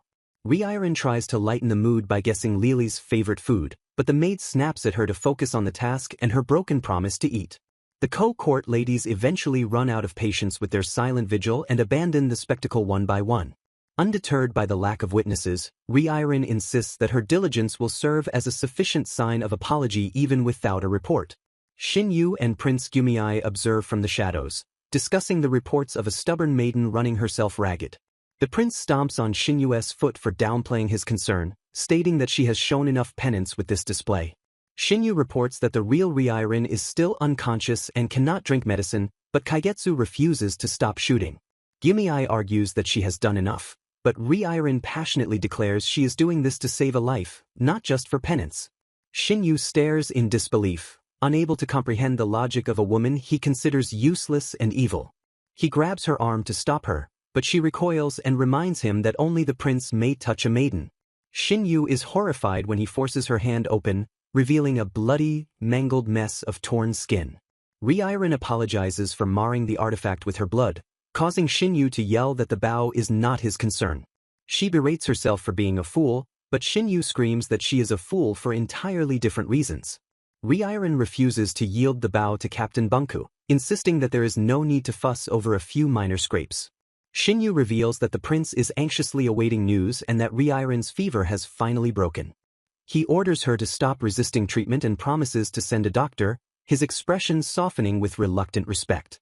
Reincarnated thanks him with a smile, though Shinyu notes that her sweat betrays a body pushed to its absolute limit. He leaves with a heavy sigh, doubting that the stubborn woman will listen to a single word of his advice. A silent exchange of intense gazes passes between them, conveying understanding without words. The staring contest continues, shifting from intensity to a strange sort of acknowledgement. Shinyu departs with a warning to take care, and Reincarnated smiles, accepting her role as the woman detested by all. Lily finally intervenes and stops Reincarnated from shooting again, begging her to at least wait until her hands are bandaged. Reincarnated confesses that she is strangely embracing this moment, finding an unlikely joy in the physical struggle. She realizes that the earth chi of her spirit is harmonizing with the bow, overcoming the water chi despite the pain. A revelation strikes her that her wish on the Star Festival was not for health, but to have her burdens lifted. She acknowledges with clarity that her true desire was simply to be free from the weight she carried. Reincarnated realizes her maniacal training was a coping mechanism to escape the fear of death and the guilt of being a burden. The comet's gift of health has finally given her the chance to live without that suffocating fear. Brimming with vigor despite her ragged state, she asks the absent Kaigetsu what she thinks of this newfound strength. Meanwhile, the real Reincarnated wakes up in the Ko-Palace, and her attendants rush to her side in shock and relief. Back at the archery grounds, Reincarnated lets out a guttural shout of triumph as she releases the arrow. She turns to Lily with a radiant smile, screaming that she finally did it. The arrow strikes true in the center of the target, proving that this body can keep going even when pushed to the brink. A roar of cheering erupts from the palace of the Golden Qilin, confusing the maidens as the festival reaches its peak. Reincarnated breathes a sigh of relief, celebrating her success with a bright smile while adrenaline still courses through her. Turning to Lily, she apologizes for the trouble and urgently asks her to confirm the situation with the eagle eyes. Lily stares in shock, noting that her mistress looks as white as a ghost despite her cheerful demeanor. Reincarnated realizes she let her guard down too soon as the world begins to spin violently around her. She collapses, lamenting that she only managed to survive 8 days without fainting this time. Lily screams for help, catching the falling body of her mistress in a panic as the torchlight flickers. In a quiet room, a lone figure sits by the window, isolated from the chaos unfolding outside. Prince Gyumei receives news that reports are sparse because saving Reincarnated is the priority, and he anxiously asks about the Ko-Palace. A flashback reveals Gyumei 5 years ago, bored and cynical as he prepares to meet his niece at the Ko clan's palace. He reflects on how his dragon's chi has made him a target for pests and obsessions his entire life. Memories of lustful eunuchs and abducting wet nurses haunt him, fueling his deep-seated disgust for the court. He expects Reincarnated to be just another spiteful, deceptive woman despite his mother's high praise. A young, 10-year-old Reincarnated bows respectfully, introducing herself with perfect etiquette and grace. Gyumei is struck by her eyes, which hold absolutely no hint of ardor or flattery toward him. The clan's premier dancer is announced to grace the gathering with a special performance. Reincarnated dedicates her dance to her auntie and big brother, wishing them eternal good health. She begins to dance, her sleeves flowing with a celestial grace that captivates the entire room. The performance ends to thunderous applause, and the aunt beckons Reincarnated closer for a special reward. Gyumei dismisses her talent as mere obsession with pageantry until she surprises him by asking for cosmetics. The aunt leaves Gyumei to keep Reincarnated company, teasing him about his lack of insight into cosmetic matters. Reincarnated shows him a rouge, and he feigns interest while internally not caring at all about the item. The aunt exits to lounge elsewhere, leaving Gyumei alone with the young girl to learn some life lessons. Reincarnated expertly mixes the pigment with oil, noting how it makes the deep color easier to use. Gyumei observes that she isn't looking at the makeup with vanity, but with a keen, scrutinizing eye. She explains that she only means to carefully weigh her choices, sensing his displeasure and asking if she offended him. Gyumei admits his ignorance as a man, while Reincarnated notes that his behavior is unlike how girls normally act with cosmetics. She poses a sharp question, asking if he agrees that cosmetics are used to conceal things beautifully. Reincarnated reveals she thought he was skilled with cosmetics because his earlier compliment of charming was a beautiful concealment of his true feelings. Gyumei stares in stunned silence, his mask of indifference cracking under her piercing perception. She calmly states that she knew when he said, fetching, he truly meant, I don't care. Reincarnated expresses awe at how he dresses his words in comforting tones to hide his true thoughts, just like she conceals her pallor. Gyumei is taken aback and asks why she chooses to dress herself in such a way if she understands the deception. Reincarnated smiles sadly, explaining that concealing her pallor makes everyone around her seem much happier. Gyumei looks at her with new understanding, realizing the depth of her strength and empathy. He promises to bring her a chest of lighter shades next time, accepting her method of survival. In the present, Gyumei recalls that moment, feeling an overwhelming need to keep her safe within his hands. He declares her to be his butterfly, a fragile existence he vowed to protect. Bitter regret fills him as he mocks himself for professing protection while failing to stop the danger she faced. He clenches his fist, furious that he couldn't stop the tears she shed during her ordeal. Gyumei curses his powerlessness as a glorified pet, terrified that he might wake up to find she has passed away while he did nothing. Gyumei stands before a closed door, reflecting bitterly that no harm is permitted to befall him for his own sake. He gazes at a caged bird, likening his entire life to a resolute cage built to shield him from adversity and misfortune. Overcome with self-loathing, the prince condemns himself as a coward who sits idle while his beloved faces crisis and women are thrown into combat. An officer reports that Shu Kaigetsu has been shooting the bow of warding continuously for the past 3 hours. Despite being met with coolness from the Gamboge Gold ladies, she maintained her respect and brewed medicine for Reincarnated before returning to her task. Gyumei listens intently as the report details how she took to the archery grounds without equipment, tearing off her ceremonial sleeves to shoot. Though she rejected meals and cut her palm with the bowstring, her precision has improved with every shot until the reports suddenly ceased. Gyumei acknowledges that the blood spilt is undeniable proof against her villainous reputation, noting that Reincarnated's illness began to lessen with her efforts. Shinyu bursts in with the joyous news that Reincarnated's fever has finally subsided and the doctor expects her to wake soon. Relief washes over the prince's face as the weight of his anxiety finally lifts. He stands with renewed purpose, reaching for his outer robe to take immediate action.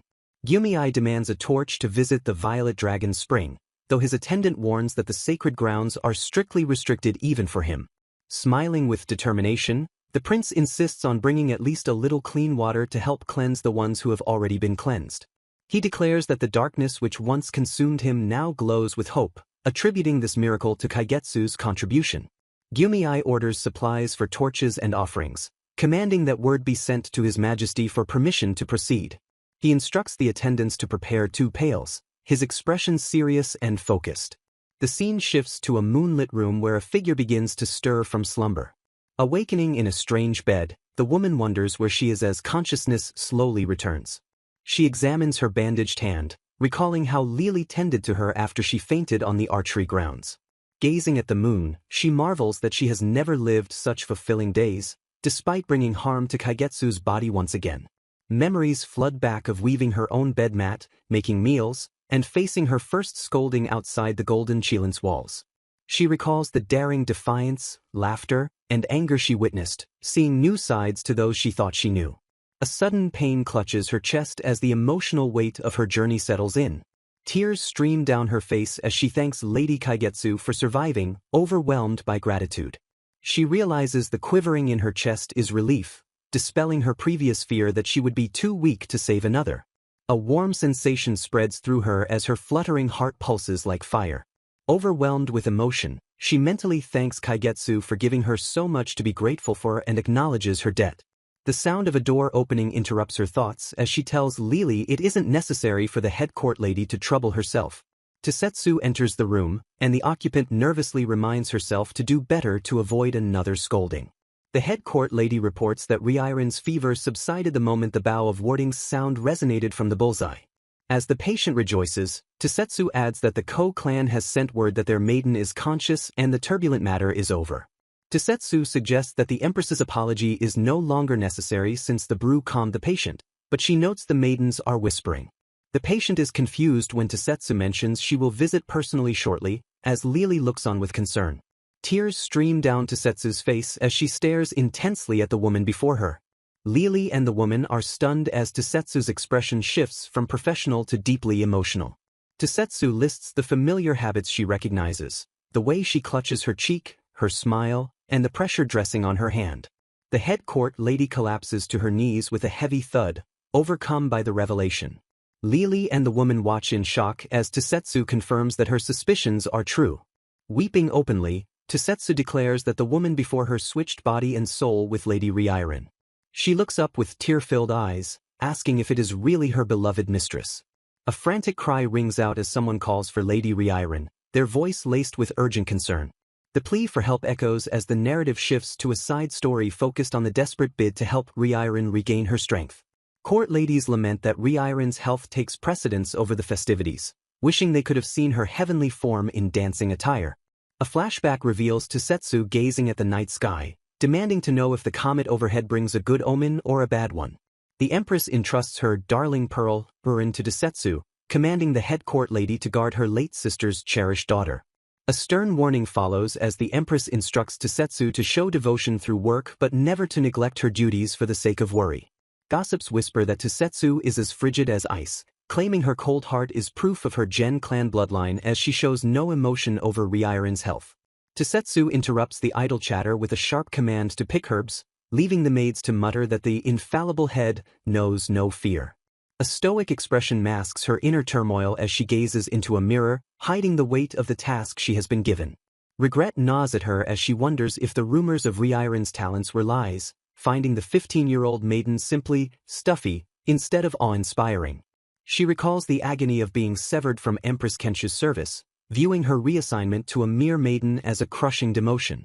Ryirin introduces herself with a clumsy apology, and Tosetsu notes with disdain that the maiden apologizes too willingly to those beneath her station. Tosetsu attempts to apply makeup, but Ryirin insists on doing it herself while thanking the head maid for the flowers, violating protocol again.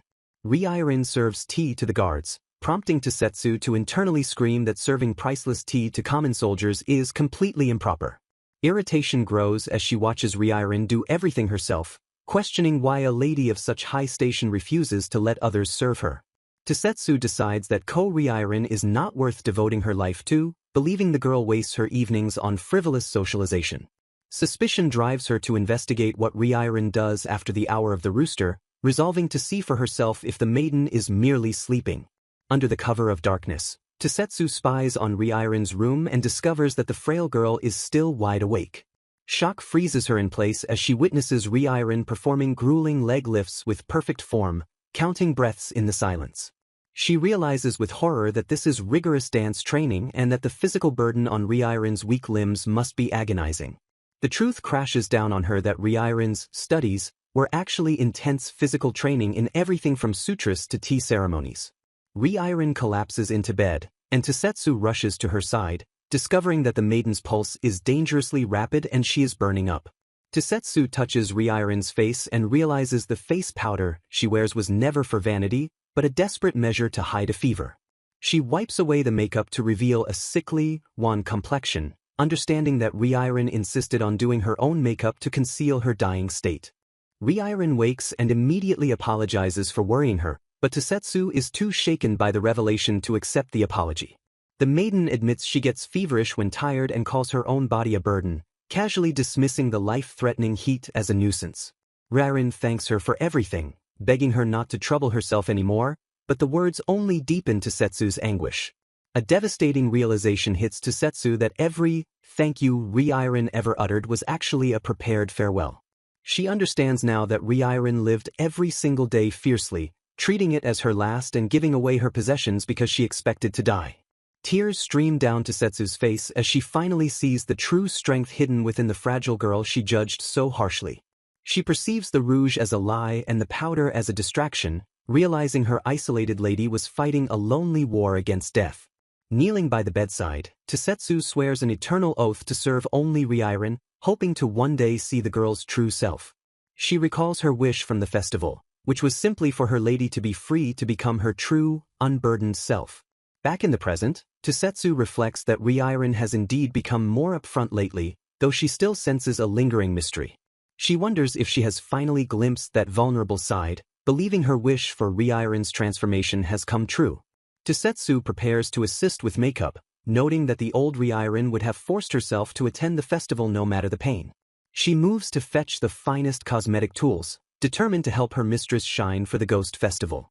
Gazing at the stars, she muses that perhaps the preparation won't be necessary, hinting at a change in the status quo. The ghost festival arrives, and Tosetsu is stunned to find Ryirin already fully made up and thanking Lily for the help. Kaigetsu, inhabiting Ryirin's body, asks if the rouge is too much, oblivious to the emotional weight the makeup carries for Tosetsu. Lily stammers that the transformation is shocking, asking how she managed to change her appearance so drastically. The attendant marvels that the skill level is akin to a master artist who has dedicated 10 years to the craft. Kaigetsu winks playfully, claiming she has been working hard at it for a long time, dismissing the awe with a smile. With a cheerful shout, they head back to the maiden court, ready to face whatever challenges the festival brings. Tosetsu stares in stunned silence, realizing the stranger before her is actually her beloved mistress, Ryirin. Overwhelmed by guilt, the head lady-in-waiting laments how blind she was to not recognize the soul she vowed to serve.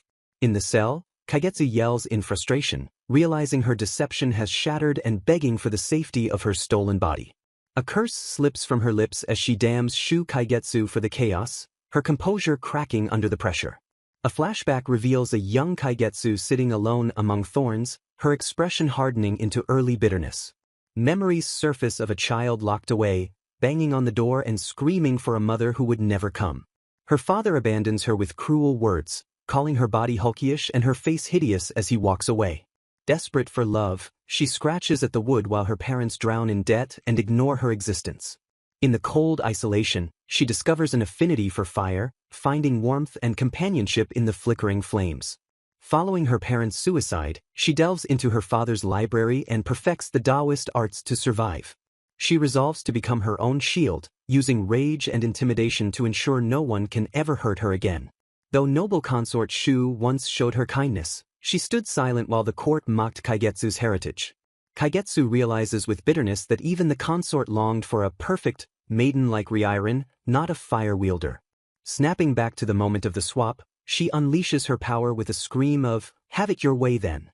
Falling through the void, she wonders if she is dying, lamenting that her life of misfortune is ending just as she sought power. She wakes up trapped in a new reality, disoriented and gasping for air in a confined space. Surrounded by a sea of staring eyes, she feels the crushing weight of hopelessness and isolation. As she plummets into the darkness, she resigns herself to the belief that no one would bother saving a wretch like her.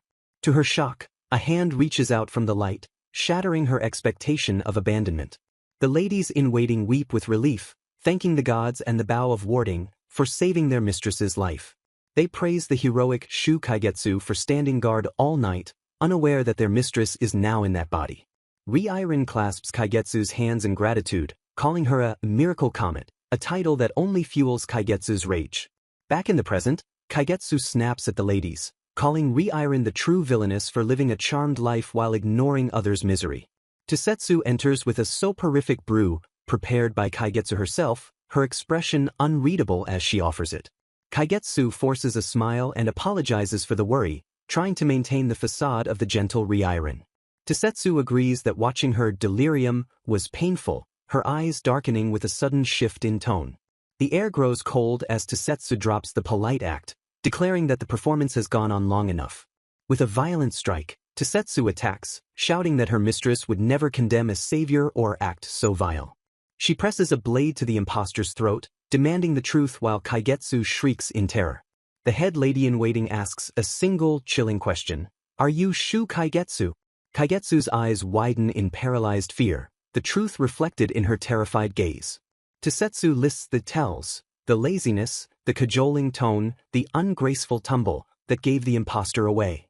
Cornered, Kaigetsu unleashes a burst of flame, screaming, "Let me go," as she confirms the body swap. She brags maniacally that her Taoist arts allow her to steal bodies and control fire with ease. With a cruel sneer, she threatens to leave a hideous burn on Reincarnated's body if Tasetsu doesn't back down. Unimpressed, Tasetsu douses the flames with a splash of water, coldly stating that water always overcomes fire. She grabs the sputtering Kaigetsu, threatening to gouge out her eyes if she doesn't return Reincarnated's body immediately. Tasetsu details the torture she will inflict, promising to break fingers and exploit her knowledge of anatomy to cause lasting agony. When Kaigetsu tries to protest, Tasetsu threatens to exorcise her soul and dangle the vessel over a pit of foul insects. The chapter ends with Tasetsu's furious glare, enraged that she was deceived by the rat for 7 whole days. The impostor mocks the woman before her, noting that even with a meeting with the real body, she couldn't figure it out sooner. Reincarnated screams that she gave the order for the poison herself, confirming the treachery with a twisted smile. She taunts Reincarnated for attacking her own precious body, asking if she didn't enjoy being menacing to her darling maiden. Reincarnated snaps back with a commanding silence, declaring the impostor's finger-wagging is merely a cover for her own sins. She furiously rebukes Kaigetsu for failing to protect her body in the cell and for lashing out in guilt instead of repenting. A violent blow strikes Reincarnated down as Kaigetsu decides to vent her anger physically rather than listen to the lecture. Reincarnated gasps for breath, the physical toll of the attack leaving her reeling in pain. She mentally surrenders, believing she is done for as her strength completely fails her. Despair consumes her as she realizes no one will come to her aid and regrets her earlier bravado. Kaigetsu is baffled by Reiren's resilience and her offer to tackle hardships together, unable to comprehend such gratitude. The villainess confesses that her tempest of hate was a lie to cover her deep yearning to be like the beautiful Reiren. Kaigetsu wonders how Reiren survived without skills, realizing the bow of warding played a crucial role. She deduces that no simple malady could cause this, recognizing the signs of a curse used to ward off illness. Her eyes land on a censer from the Kin clan, questioning why such an object is present in the room. A spider shadow emerges from the censer, revealing the dark truth of Venomcraft as the creature escapes. Kaigetsu identifies the forbidden Taoist spell that sacrifices insects to mimic death by illness, a taboo knowledge. Memories surface of a young Kaigetsu being groomed by a mentor who praises her talent for incantations.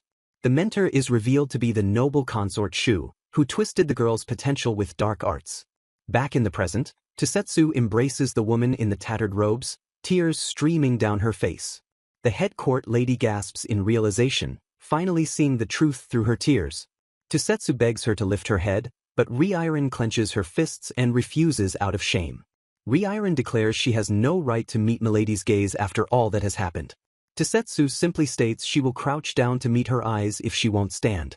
Lily asks how she realized the truth, and Tosetsu affirms with conviction that this woman is Lady Reiren. Kaigetsu is stunned that Reiren managed to convey the truth despite the restrictions. Tosetsu demands to know why Reiren endured the villainess's life for days without seeking help. Reiren reveals it was a Taoist spell that forced her to use, but charades, because she couldn't speak the truth. Lily admits she had vague hunches, and Tosetsu asks if Reiren is surprised by their realization. Tosetsu apologizes for her earlier suspicion, while Reiren admits the favored butterfly acting so peculiar was surprising. The head court lady smiles warmly, stating she wants Reiren to stay exactly as she is. Lily confesses she was too scared to speak up for fear of severing the strange bond they had developed. Reiren asserts that a court lady should enjoy her maiden's company, honoring Tosetsu with her words. Tosetsu scolds Lily for her sharp tongue and familiarity, returning to her role as the strict guardian. She turns to Reiren, insisting that her mistress has every right to be furious with her. Tosetsu screams in anguish, begging for punishment for the blindness that led her to poison her own lady. She realizes the silence was not voluntary but a result of sealed lips preventing the truth from coming out. Reiren confirms she couldn't speak, write, or nod to explain the swap due to the spell. Tosetsu curses Shu Kaigetsu, vowing that the eagle's torture is insufficient punishment for swapping bodies. Reiren interrupts the tirade, stunning everyone by saying she is actually grateful for the experience. She declares she only wants to return to her body and cherish the precious memories of the past week without further conflict. Tosetsu resolves to kill the perpetrator herself, but Reiren cheerfully interprets this as a decision not to pursue the matter further. A terrifying expression crosses Tosetsu's face as she recalls using the insult, "wretched sewer rat," against the woman she now knows is her mistress. Overcome with guilt, the head court lady begs to be called scum and offers to resign, but Reiren admits the harsh words broke her heart. Tosetsu insists that death is the only easy atonement for her failure, but Reiren firmly commands her to do no such thing. Tears stream down Tosetsu's face as she confesses she cannot stand herself for allowing her lady to endure such suffering. Reiren gently comforts her weeping guardian, asking if there is perhaps some other way to make amends. A strict pact is formed where Tosetsu must keep the secret, keep her job, and harm neither herself nor Kaigetsu. Tosetsu argues that the punishment is too lenient, but Reiren insists that sharing the burden of the secret is penance enough. Bowing in submission, Tosetsu vows to protect the golden Qilin from the disarray that others will surely try to introduce. Tosetsu dismisses Lily with a sharp order to forget the crying she witnessed, pretending the darkness obscured the scene. Lily apologizes for the intrusion with a rigid demeanor, hiding the fact that she has already deduced the truth. The maid drops the facade and apologizes to Lily, revealing that she knows her mistress has been Reiren all along. Lily begins to panic about the inevitable end of their time together, but Reiren begs her to maintain their casual bond a little longer. A heavy silence falls as they both realize that their shared life in the dilapidated hut is nearing its conclusion. Lily teases Reiren about her potato peculiarities, deciding that the perfect image of the favored butterfly has been thoroughly ruined. As they return to the hut, Lily notices Reincarnated's extreme pallor and refuses to accept the excuse that it is just the fire's glow. Lily strictly orders her mistress to bed, declaring that not a single toe is allowed to leave the covers tomorrow. Reincarnated tries to bargain for chores like chopping wood or gardening, but Lily shuts down every suggestion with a firm refusal. The verdict is final as Lily commands her to do absolutely nothing but sleep to recover her strength. Reincarnated thanks her with a smile, prompting Lily to yell that the dunce should have more concern for her own well-being. Lily keeps a vigilant watch over her sleeping mistress, determined to protect her rest in the quiet hut. She reflects on the irony that the loathsome woman survived death, hoping that for just one day, Reincarnated will finally rest. Reincarnated murmurs in her sleep that she wants just a few more days of this life, and Lily silently agrees to the wish. Pure consort Kin mocks the excessive parade of gifts sent to Reincarnated, noting that one would think she gave birth to a prince. The consort disparages Reincarnated as a talentless side dancer crashing the stage, while her niece Saika agrees with the sentiment. Consort Kin seethes with jealousy, refusing to accept a status that ranks her below the empress and noble consort. They arrive at the gathering to find that even Shu Kaigetsu garnered attention, and they plot to use this chance to knock Reincarnated down. The ladies sneer that the gathering is a farce, intended to celebrate a recovery while the guest of honor is conspicuously absent. A cruel metaphor arises as they admire the fragile golden blooms, noting with satisfaction how quickly such flowers wilt. They mock the flowers as piteous and vile things that are merely adorned in an extravagant vase to waste away. Whispers circulate that Shu Kaigetsu defied orders to help Reincarnated, making her the only one to show kindness amidst the malice. Noble consort Shu approaches Kaigetsu with gratitude, pleased that her niece has dropped her usual loutish behavior. Virtuous consort Ran feigns disappointment, claiming the Indigo Fox clan was sorely looking forward to Reincarnated's dance. The consorts exchange veiled insults disguised as compliments, praising their own nieces while dismissing the absent rival. A high-ranking consort notes that all performances were wonderful, refusing to let the others completely dominate the narrative. They turn their attention to Reincarnated's current state, learning with glee that her protective ladies have placed her under confinement. Consort Kin loudly wonders how such a delicate body could ever perform the duties of bearing the prince's children. The empress interjects with a smirk, describing the back-breaking work of serving the master of Yang in the bedchamber. She suggests that Consort Kin's noisy nature breaks the emperor's concentration, implying he prefers a purer companion. Consort Kin is left scandalized and flustered as the empress crunches a snack, casually dismissing the pure consort as vulgar. Empress Kenshu sharply rebukes the visitor, warning that her shrill chittering is a blight to someone trying to rest. Noble consort Shu Gabi apologizes on behalf of the kin, while Kenshu notes that the lack of respect reminds her of her dead last days. They reminisce about terrorizing the Eagle Eye captain and sparring with consort Jen to pass the time during their maiden days. Gabi recalls how their wild antics made them rivals for the title of worthy, since the emperor preferred modest, graceful girls. Kenshu dismisses the worthy consort title as the past, while Gabi praises her magnanimous heart and title as His Highness's Rosemallow. Gabi asserts that back then, the noble consort Shu was the true leader who outshone everyone in the maiden court. She claims Kenshu was her closest friend, describing her as a modest flower with occasional bursts of Shu's fiery passion. The scene dissolves into a ripple of memory reflected in the surface of a teacup held in a steady hand. A flashback reveals a youthful Gabi and Kenshu, with Gabi noting how many years have passed since those days. Young Kenshu is found sprawled lazily across the highest tower's roof tiles, basking in the sun. A close-up shows her indifferent expression as she gazes upwards, completely unbothered by her dangerous perch. Gabi demands to know why she is there, and Kenshu claims she is trying to get heatstroke to skip the Double Sevens festival. Kenshu argues she is better with a short sword than a needle, while Gabi warns her about falling or getting burned to a crisp. Kenshu reveals her ragged embroidery, admitting the Gamboge gold ladies told her to bite her tongue rather than show it. Gabi is baffled to find the heaven and earth taijutsu diagram is glued with cord rather than sewn with thread. Kenshu admits she wanted to be a civil servant, while Gabi asks if she is troubled by being snubbed for the worthy consort title. Gabi declares she detests the idea of Kenshu in the lowest seat, suggesting that being empress wouldn't be so bad. She reveals she prepared a Qilin offering for Kenshu to present to put the arrogant Rega and Hurin in their place. Gabi claims she wants Kenshu as empress so she can have a genuine friend on her right as noble consort. Teasingly calling Kenshu her sweet baby sister, Gabby praises her tenacity despite Kenshu's annoyance at the nickname. Gabby kisses the embroidery, deciding to keep it for herself rather than waste it on a man who doesn't deserve it. Kenshu asks why Gabby insists on arming her, stating that the Ko-clan gives rather than seeks affection. Gabby insists the weapon will keep Kenshu safe in her stead, promising protection no matter how far she goes. She declares that arming her friend is the finest way she can think of to express their friendship.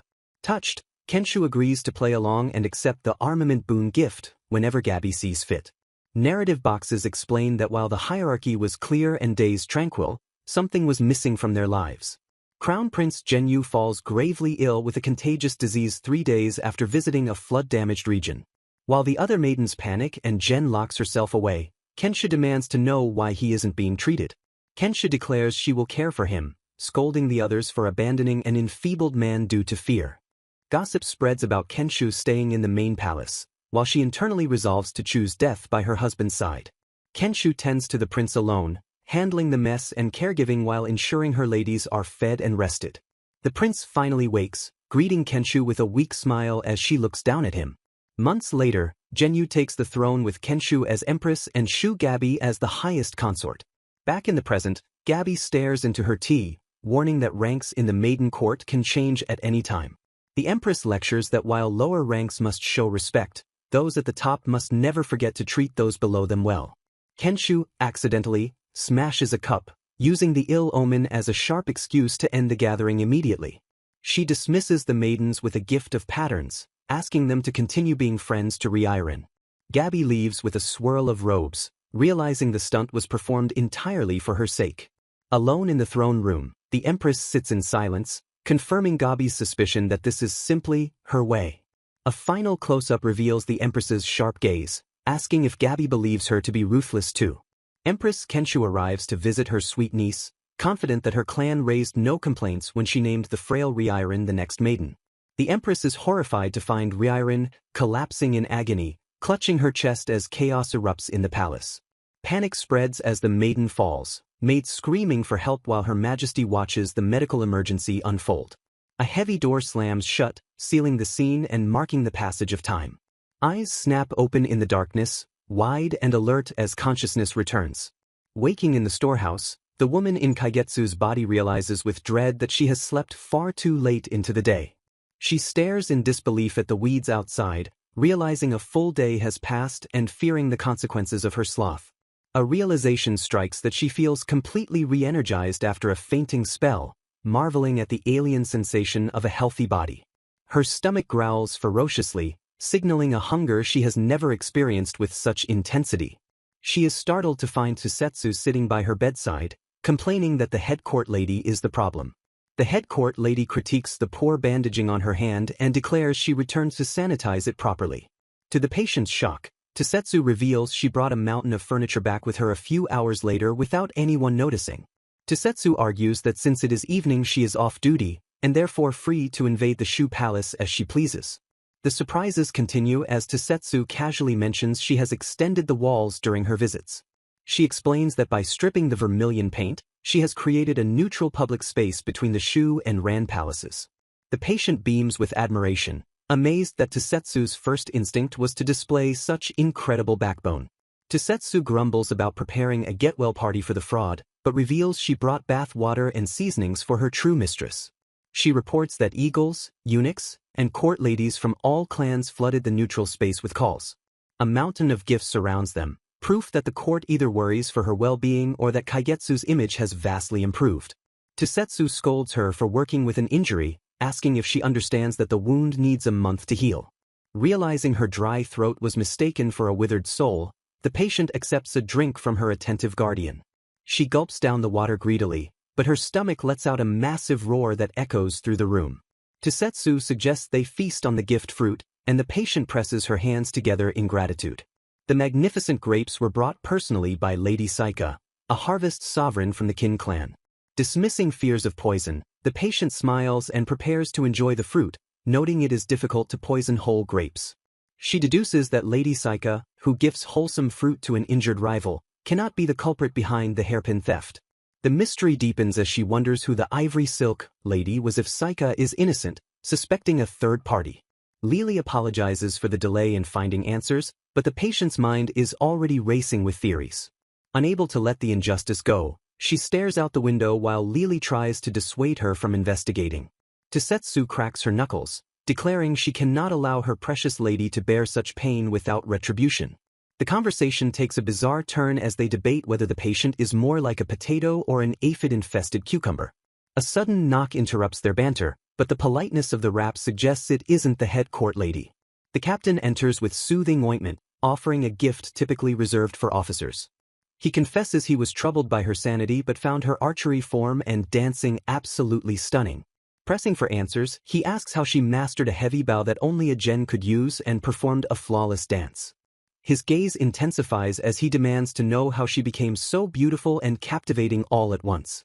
He steps dangerously close, admitting he has felt her longing gaze on him at every ceremony in the past. In a sudden motion he grabs her, pulling her into an embrace that sends her into a panic. He stares into her eyes and demands to know who she really is, sensing that despite the appearance, something is different. She delivers a violent headbutt to his face, screaming an apology while demanding he keep an appropriate distance. Shinyu confirms that the high-ranking court lady Gei does not exist, validating Reincarnated's suspicion that the theft accusation was a complete fabrication. He reveals that while no one accused the Shu clan directly, an ivory silk robe was indeed stolen that same month, adding a layer of mystery to the false claim. Reincarnated marvels at the captain's extraordinary memory, but he dismisses the praise as merely part of his job while probing for her reaction. She teases him for being bashful like Tosetsu, suggesting it must be a Gen clan trait, before attempting to end the conversation to avoid his scrutiny. Shinyu blocks her retreat, pressing her to answer whether she can perceive the strange tension stirring within the inner court. Deflecting his interrogation, Reincarnated advises him not to squander his energy on mere anticipation and leaves the question unanswered.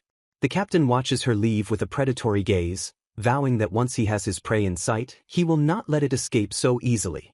Lily explodes in panic, screaming that her mistress cannot go around seductively toying with people like the captain. The maid is baffled by Reincarnated's cryptic warnings to Shinyu, wondering why she would provoke a dangerous eagle-eye captain with such complicated riddles. Reincarnated deduces that since Gei is a phantom, someone posed as a high-ranking kin lady specifically to bully Kaigetsu using the real theft as cover. Hearing a commotion outside, Reincarnated realizes bullies are attacking Lily and decides to intervene, rejecting the notion of staying hidden while her maid suffers. Alone in the storeroom, Reincarnated initiates a Taoist ritual, clasping her hands to send a flame spell in search of the real Kaigetsu. The spell connects across the distance as Reincarnated calls out to her other self, hoping the connection will hold. A spiritual link is forged in the flames, and Reincarnated's voice reaches the consciousness of the woman inhabiting her original body. Kaigetsu cries out in distress from within the vision, begging Reincarnated to save her from the overwhelming situation. The visual connection clarifies, revealing Kaigetsu's frightened expression as she faces the one woman who can understand her plight. Desperation colors Kaigetsu's voice as she repeats her plea for help, overwhelmed by the pressures of the court. A solemn silence hangs over the court as the destinies of the three key players, Reincarnated, Kaigetsu, and the prince, begin to intertwine in the wake of the swap. Reincarnated confirms the ritual worked because Kaigetsu drank the brew she prepared, delighted that their actions are so perfectly harmonious. Kaigetsu is stunned that Reincarnated found the specific medicine in drawer 107 by scent alone, acknowledging her rival's natural talent. Panic sets in as Kaigetsu reveals that Tosetsu is suspicious and warns that the truth is leaking out, leaving her terrified of execution. She frantically suggests they switch bodies immediately before the Empress and Prince discover the deception and sentence her to death. A chilling realization hits Kaigetsu that she is safe only in Reincarnated's body, for if she returns to her own despised form, her life is forfeit. Reincarnated remains calm, urging Kaigetsu not to be paralyzed by fear and insisting that she can reason with Tosetsu if necessary. Kaigetsu spirals into despair, convinced that everyone will forsake and kill her, refusing to believe Reincarnated's offer of support. Reincarnated reminds her to trust in the noble consort Shu, but the mention of her aunt brings a dark, cynical smile to Kaigetsu's face. Kaigetsu scoffs at the idea of support, revealing that she has been alone and tossed aside by everyone, including her so-called family. She confesses that her wish on the Star Festival was simply to disappear, having failed to gain control over her life even with Taoist arts. Tears stream down her face as she admits she wanted to be Reincarnated just to feel loved for once, finding the admission humiliating. She weeps that she isn't even allowed to wallow in her wretchedness, feeling trapped in a cycle of misery she cannot escape. A strange smile breaks through her tears as she admits she hates her old self even more now that she has experienced the happiness of Reincarnated's life. With a heavy heart, Kaigetsu calls out to Reincarnated, preparing to make a final, desperate request. She asks Reincarnated to end her life, believing death is the only escape from the hell awaiting her upon their return. The flames of the spell dance around them, underscoring the gravity of the death wish hanging in the air. Reincarnated bursts into laughter, amused that Kaigetsu would ask for death instead of simply apologizing, calling her fierce as fire. Kaigetsu is flustered when Reincarnated admits she is fond of that intensity, unable to comprehend why anyone would like the sewer rat. Reincarnated points out that swapping bodies required immense power, proving Kaigetsu possesses a latent talent for Taoist arts she refuses to acknowledge. When Kaigetsu doubts her sincerity, Reincarnated insists that her emotions are so strong and bold that they are painful to watch, proving her backbone. Reincarnated praises her for maintaining her wish despite the agony of the weak body, validating her resilience in a way no one ever has. Smiling brightly, Reincarnated thanks the would-be murderer for showing her happiness by lending her a healthy body, completely reframing the crime as a gift. Reincarnated forces a haughty laugh, attempting to play the role of a villainess to cheer up the weeping woman before her. Kaigetsu looks up with teary eyes, stammering an apology while Reincarnated mocks her dreadful acting to maintain the facade. Overwhelmed by guilt, Kaigetsu bows her head and whispers a sincere apology for the suffering she caused. Tears stream down her face as she admits she has wronged Reincarnated, the weight of her actions finally breaking her. Kaigetsu reveals that Reincarnated's illness was a planned attack by noble consort Shu, identical to the scheme behind the body swap. Reincarnated is startled by the mention of venomcraft, asking if she means the curse where insects devour each other to gain potency. Connecting the dots, Reincarnated realizes the illness was actually a curse she contracted from Lady Saika's censor, saved only by the bow of warding. She grimly notes that besides herself, she knows of only one other person who possesses knowledge of the venomcraft ritual. Reincarnated identifies the culprit as Shu Gabi, realizing the benevolent, noble consort intended to eliminate both of them simultaneously. Kaigetsu confirms that Gabi planted the idea of the swap as a joke, but persistently pushed her with warnings and suggestions. She admits she made the choice to swap but never imagined the passive Gabi would actually orchestrate their deaths. Kaigetsu realizes she was merely a disposable pawn chosen for her powers, meant to die alongside Reincarnated in the scheme. Confused, Kaigetsu asks why Gabi would target Reincarnated, and Reincarnated explains it is simply because she is talented. Lily bursts in with panic written all over her face, announcing that Crown Prince Gumiai has arrived at their shack. Reincarnated freezes in sheer dumbfounded shock as the reality of the prince's arrival crashes into her villainous act. Panic sets in as she wonders if he knows the truth, scrambling to extinguish the fire while trying to maintain her composure. The prince enters with a polite apology for the intrusion, his gaze fixing intently on Shu Kaigetsu. He comments on the deplorable state of the shack, and Reincarnated nervously agrees, ashamed to be seen in such conditions. Steeling herself, she decides to channel a defiant villainess and snaps at him for insulting her dear storehouse. Unfazed, the prince dismisses the other court ladies, demanding to speak with her alone despite her protests. Reincarnated tries to refuse his help by claiming her maid is sufficient, but he insists the gloomy filth is unsuitable for recovery. He presents a basin of water drawn from the Imperial Violet Dragon's spring, commanding her to cleanse her wound. Reincarnated is stunned, knowing the spring is heavily restricted and that offering its water implies an extraordinary level of care. The prince flusteredly claims he simply drew too much and didn't want to waste it, warning her not to get the wrong idea. Reincarnated regrets performing the drawing rite that attracted this attention but sees an opportunity to reject him and drive him away. Ignoring her hesitation, the prince grabs her wrist and demands to see the injury she is hiding. He stares in horror at the severity of the wound, asking what she has done while she dismisses it as a mere scratch. When he asks why she laughs, Reincarnated drops the act for a moment, admitting with a wry smile that it is indeed quite painful. He begins to bandage her hand, explaining that he wants to thank her for bringing down Reincarnated's fever with her bow. The prince apologizes for his past behavior, admitting he acted in bad faith by tormenting her and doubting her intentions. Reincarnated gazes at him with a soft smile, touched by the sincerity and gentleness of the man she thought she knew. Flustered by her stare, the prince looks away and awkwardly claims he simply wanted to do it, dismissing the significance. Reincarnated reaches out, marveling at how much he has changed and wondering if this gentle side was always there. Snapping back to her role, she mocks him for comparing a rat, like her, to a butterfly, and accuses him of unfair favoritism. A messenger interrupts the moment, urgently reporting that the Empress has suddenly fallen ill. The prince is shocked to learn the Empress kept her condition secret and that her symptoms resemble Reincarnated's recent sickness. Reincarnated realizes with horror that the curse expelled from her body has now found a new target in her aunt. She connects Kaigetsu's comment about talent to her own role in managing the palace's hygiene and protecting the Empress. Reincarnated understands that she was the barrier preventing the venom craft from taking root, and her removal allowed the curse to strike.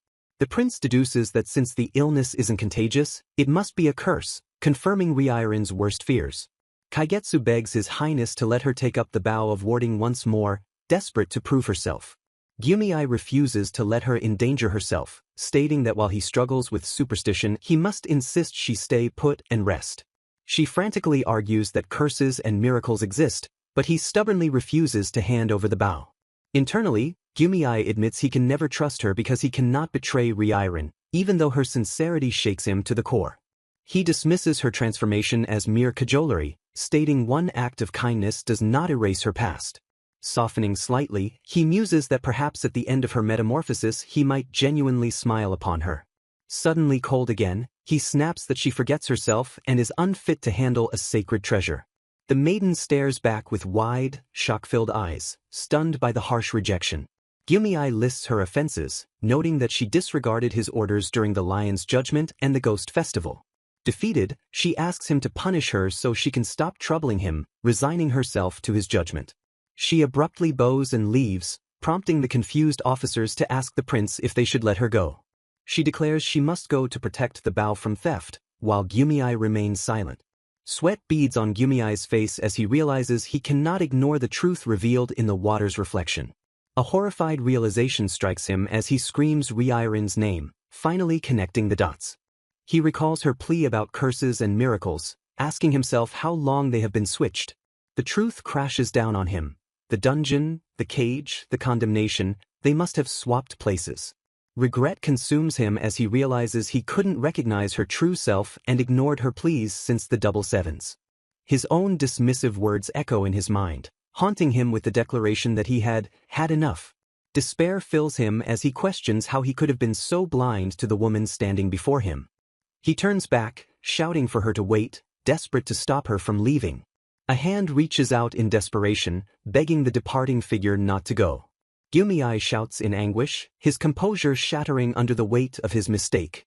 The scene shifts to the imposing gates of the Palace of the Golden Qilin, which stand firmly shut. The gates are sealed to prevent illness from spreading, blocking all entry to the palace. A memory of the two maidens surfaces, contrasting their fates amidst the crisis. Kaigetsu sprints away with incredible speed, leaving a wheezing Lily struggling to keep up. Lily catches up and offers her back, asking Kaigetsu to squat on her for a boost. She proposes a half-baked plan to help her mistress skip over the palace wall. Lily realizes Kaigetsu intends to break in to see the invalid Reincarnated and insists on helping. Kaigetsu smiles sadly, stating she doesn't want to see her if she isn't her true self, but Lily insists on joining. Lily bows her head, declaring that Kaigetsu is the first person she would truly dedicate her service to. She vows to follow Kaigetsu with all her heart, calling her the only one she wants to serve. Kaigetsu warns her that once she returns to being Reincarnated, the bond will break and danger awaits. She refuses to let Lily be dragged to execution when she reverts to being a Shu. With a dark smile, Kaigetsu prepares to show Lily what co-emotion truly feels like. She reminds Lily of the tiresome tenacity of Tosetsu and the prince, citing the ko-bloodline.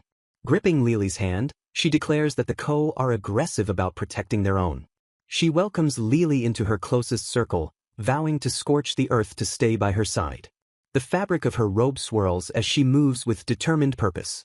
Kaigetsu vows to protect everyone, Tosetsu, the Empress, Lily and Reincarnated, with all her might. Lily scolds her mistress for having no taste in people while Reincarnated prepares to use her as a human steps tool to escape the compound. With a grunt of effort, Lily braces herself against the wall, warning Reincarnated not to break her back as she offers herself as a platform. Reincarnated pauses mid-climb to confirm if Lily still wants the gamboge gold robe, using the bribe to ensure her attendant holds steady. With a countdown of 3, Reincarnated launches herself off Lily's back and vaults over the high wall in a single fluid motion. Landing gracefully on the other side, she instructs Lily to rest at the storehouse and promises to return soon with the reward. Lily watches the spot where her mistress vanished, praying for her safety while guessing she is heading back to her old room. Reincarnated shuffles through the shadows of the palace grounds, freezing when she hears the guards shouting to open the gates. Prince Gyumei demands entry to see his sick mother, but the guards staunchly refuse to let him pass due to the risk of contagion. Reincarnated spots the desperate prince from her hiding spot, shocked to see him breaking protocol to storm the inner sanctum. Terror grips her as she realizes from his expression that he knows the truth about the body swap and has come for her. She decides to retreat to the storehouse to throw him off the scent, trusting that the guards will keep him away from the sickroom. In the darkened sickroom, the Empress shivers violently under the covers, her mind drifting back to a freezing winter 20 years ago.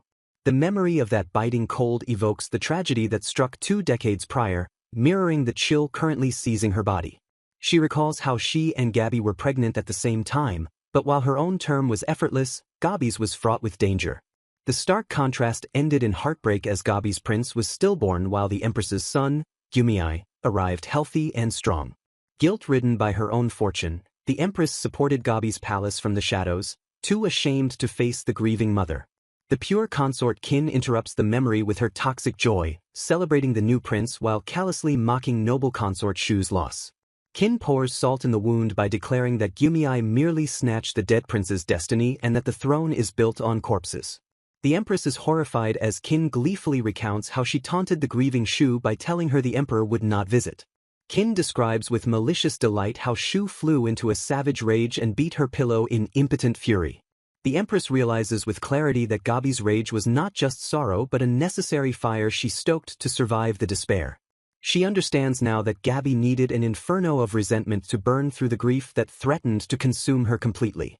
The Empress wishes she had offered herself as the target of that hatred sooner, believing it might have helped Gabby heal. Tragically, the root of the hatred grew too deep to be severed, twisting the relationship between the two women into something broken. As Gyumei grew and flourished, his very existence became a constant, unbearable reminder of the son Gabby had lost. Back in the present, Reincarnated arrives at the palace of the Golden Qilin to find it ominously silent and void of attendants. Chaos reigns inside as court ladies panic over the Empress's condition, but Reincarnated steps in and commands them to calm down. The maids try to throw her out, demanding to know why the Shu maiden is intruding, but Reincarnated ignores their protests.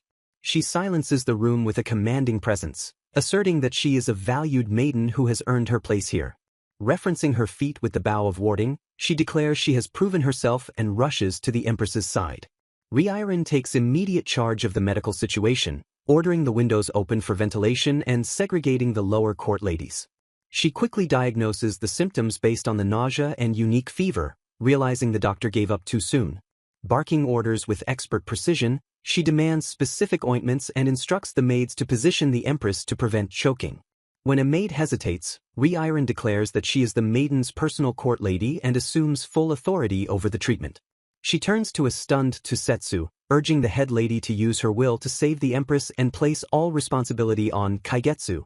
Tusetsu is overcome with emotion as she recognizes her mistress's spirit, apologizing for her past blindness and hubris. Reincarnated admits she must eventually return to her own body, acknowledging that this strange, liberated life is coming to an end. With fierce determination, she vows to reconcile the past and heal the wounds that have festered between the clans. Leaning over the feverish Empress, Reincarnated whispers a vow to save her, risking everything to bring her back from the brink. The Empress responds with a faint squeeze of her hand, signaling that she hears the voice calling her back to life. Reincarnated steels herself with a mantra of reassurance, convincing herself that everything will turn out fine despite the chaos. Turning to the court, she implores everyone to remain vigilant as Her Majesty battles a persistent and dangerous malady. Reincarnated entrusts the arrangements to Tusetsu, acknowledging her position as an outsider before taking her leave. As she dashes off, a confused Tusetsu watches her go, noting that the woman's demeanor is entirely unlike the Shu Kaigetsu she knows. A memory surfaces of Reincarnated in her original body, her expression determined as she declares she is on her way. In the past, Reincarnated offers her gratitude to the attending maidens, inviting them to choose a fabric pattern as a gift.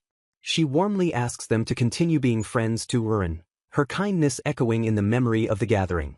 The maidens depart in silence, the weight of the Empress's earlier outburst hanging heavy in the air. Gossip swirls among the ladies as they question if the Empress's anger was provoked by a rude remark towards noble consort Shu. Lady Kazui critiques the hideous display of pandering, pointing out that noble consort Shu also bore a prince, even if he was stillborn. The ladies are baffled that the Empress threw a teacup over an insult to the noble consort, given their tepid relationship. They speculate on whether this fury is simply the Empress maintaining order among consorts rather than defending a friend. Whispers reveal that the Empress never visited Shu after her stillbirth, fueling doubts about any bond between them. Lady Kazui compares the Empress's unwavering nature to the earth, while praising Reincarnated's sensible and tenacious beauty. She scolds the pure consort for her cowardice, lamenting the lack of guidance from a stronger figure. The ladies wander through the storehouse, their eyes scanning the rows of fine fabrics and patterns.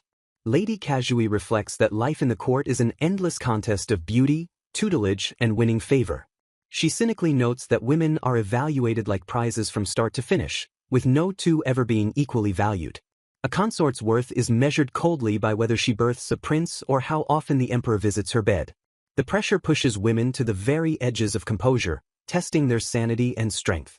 Kazui muses that even the most intimate friendships are eventually swallowed whole by the ruthless rivalry of the court. She concludes that bonds shatter just like the fragments of the broken teacup she recalls.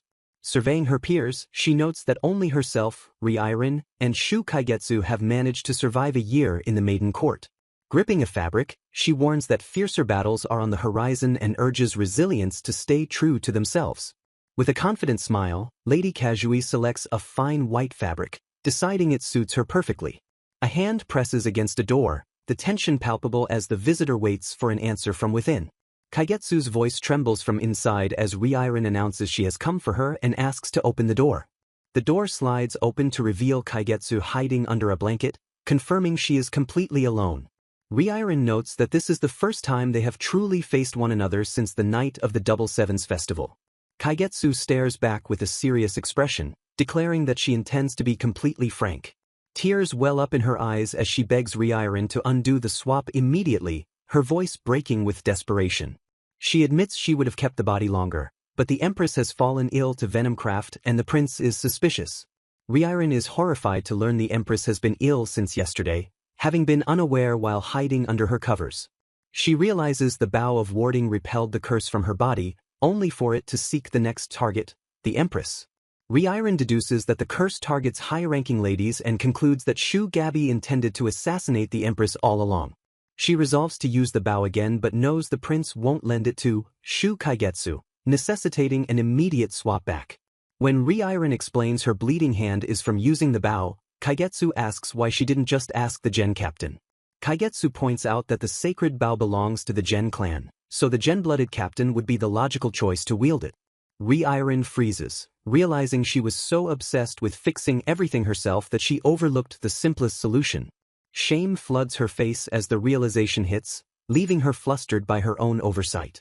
Kaigetsu questions how she could have been so obstinate as to rebuke His Highness, wondering if her efforts are just running in place. She laments the monumentally shameful acts fueled by her brimming energy, while Lily asks why she has such odd weaknesses. Kaigetsu dismisses the idea of using a bow to retaliate, comparing it to waving a pest away with one's hand. She clarifies that to beat a curse, she must retaliate with a curse, shocking Lily who believes a good maiden would never harm an insect. Explaining the dark art of venomcraft, Kaigetsu notes they need poisonous insects like spiders to cultivate the necessary venom. Lily recoils as Kaigetsu holds up live bugs, lamenting that they lack the time and containers to perform the ritual properly. Kaigetsu devises a plan to find a specific insect capable of feeding directly on the noble Shu's cursed spider. She grabs Lily's hand and drags her toward the back door, promising to explain the plan on the way. The two maidens rush off into the distance, hurriedly leaving the palace grounds behind them. Crown Prince Gumiai stands before the sealed gates, steeling his resolve to suppress his worry and act as the leader. He orders the gates opened and commands that prayers begin immediately while enforcing a strict gag order on the doctors. Gyumi instructs his subordinate to distribute silk gifts to distract the maidens and then return to his station. He reflects that the emperor has already been notified, striving to prevent further gossip about the condition of the patient. With a stern face, he gives his subordinate 30 minutes to return to the main palace and project an image of calm authority. Left alone at the gate, Gyumi rests his hand on the wood, pleading silently to be let in to see the ones he cherishes. He agonizes over how to apologize, feeling that his actions as a prince have only hurt the woman he loves. Tosetsu appears on the other side, confirming that Shu Kaigetsu has indeed visited the sealed palace. Gyumi demands to know if Tosetsu was aware of the situation, his expression tightening with intensity. When Tosetsu refuses to explain due to her punishment, Gyumi orders the gates opened by his authority as crown prince. The heavy doors creak open to reveal the head court lady bowing deeply in the courtyard. Gyumi demands to know the truth about Kaigetsu's visit, insisting that the games end now. Tosetsu confesses that her silence is a self-imposed punishment for allowing her lady's body to be stolen. Tears well in her eyes as she expresses the crushing guilt of failing to aid her mistress in her time of crisis. She declares that bearing this situation without interfering is the only fitting penance for her failure. Tosetsu reveals she cannot speak because Reincarnated instructed her not to, warning him that overriding her will would worsen things. Gyumi realizes with a bitter laugh that he has been a fool to think his authority would solve the problem. He shocks Tosetsu by reaching up and removing his ceremonial headpiece. With his crown removed, Gyumi begs to see Reincarnated not as a prince, but as a man swearing not to abuse his power. Tosetsu stares in wide-eyed amazement at the prince's humble plea. Smiling gently, she remarks that a mere court lady cannot dismiss the crown prince and invites him inside. As she leads him, Tosetsu internally admits she is motivated by her own desire to punish the woman who caged her lady. She agrees to share what she knows along the way, accepting this disclosure as part of her penance. Meanwhile, Shinyu ignores his subordinate's frantic warnings about taking the vow of warding without permission. The subordinate nags about proper procedures and paperwork, but the captain bluntly tells him to shut up. Shinyu argues that he cannot wait for written permission when a crisis threatens the entire realm. When the subordinate threatens a report, Shinyu orders him to sit and stay silent, refusing to be deterred. He reflects on the mystical power of the bow, recalling how Kaigetsu used it to dispel the illness. Shinyu realizes that Gyumi's earlier dismissal of Kaigetsu was actually born of deep concern for her safety. He wonders if Gyumi's leniency towards her, despite her rebuke, signaled his growing approval of Kaigetsu. Drawing the bow, Shinyu declares that his gen blood allows him to wield it to ward off adversity, regardless of duty. Shinyu's eyes narrow with fierce determination as he vows not to keep lagging behind the unfolding mysteries. He draws the sacred bow with full force, mentally challenging Shu Kaigetsu to wait for his discovery.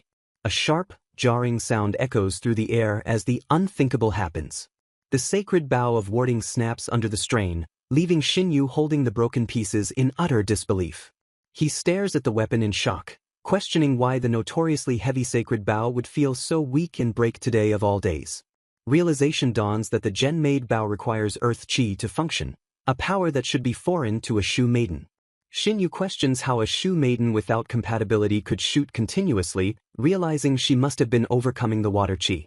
The truth strikes him that her shots improved because she possessed the earth chi necessary to triumph over the bow. He connects the dots between the bedridden Reincarnated and the suddenly vibrant, hardworking Kaigetsu, who displays a butterfly's grace. The revelation hits him with the force of a physical blow, sending him sprinting away as he exclaims that he finally sees the truth. He collides with a subordinate but ignores the report, frantic to return to the palace of the Vermilion Stallion immediately. Meanwhile, the real Kaigetsu in Reincarnated's body wheezes in exhaustion, having pushed her recovering form to the limit to reach the storehouse. She collapses against the gate of the storehouse, gasping that she has arrived not a moment too soon. Lily turns in surprise to see the invalid mistress standing at the entrance, breathless and pale. Kaigetsu barges in without explanation, interrupting Lily's question about the swap with a scream that there is a more urgent matter.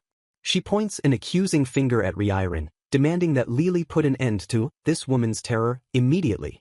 Reincarnated calmly dodges the accusation, noting that the outburst answers her question about Kaigetsu's recovery.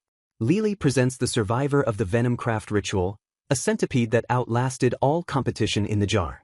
Reincarnated realizes with horror that noble consort Shu created a venomcraft curse to afflict the Empress with illness. She deduces that the noble consort orchestrated the body swap and the subsequent attacks to remove Reincarnated from the Empress's side. When the lion judgment failed to kill her, the consort sent an aggrieved court lady to finish the job. Reincarnated mocks the indestructible butterfly, while noting that the venomcraft jar proves the entire conspiracy. Kaigetsu interrupts the deduction with panic, asking if Reincarnated ran into His Highness on the way to the storehouse. She reveals that the prince arrived at the Ko-Palace gates calling for Reincarnated just after she jumped the wall. Terror grips Kaigetsu's face as she screams that the prince has definitely figured out the secret. Reincarnated calms her down, reasoning that the prince likely only just realized the truth and the Ko-Palace guards will turn him away for now. Kaigetsu admits she returned to the storehouse hoping to divert the prince's attention and protect the secret.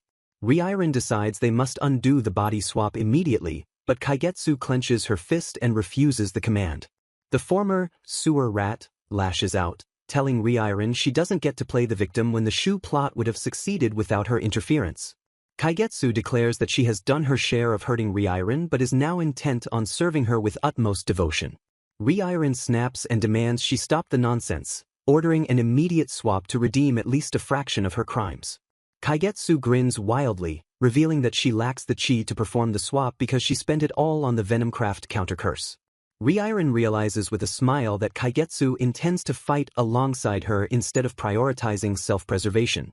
Kaigetsu huffs that she is merely seeking payback against those who crossed her, refusing to admit she is doing it for Reincarnated. Flustered by the attention, Kaigetsu screams at everyone to shut up and focus on the preparations for the ritual. She demands they start immediately, while Lily privately thinks the furious maiden is actually quite adorable. The team gathers the necessary tools for the counter-curse: ink, a jar, a knife, a flame, and Lily as the lookout. Kaigetsu explains that they will use a mixture of blood and ink as a medium to describe the target of the curse.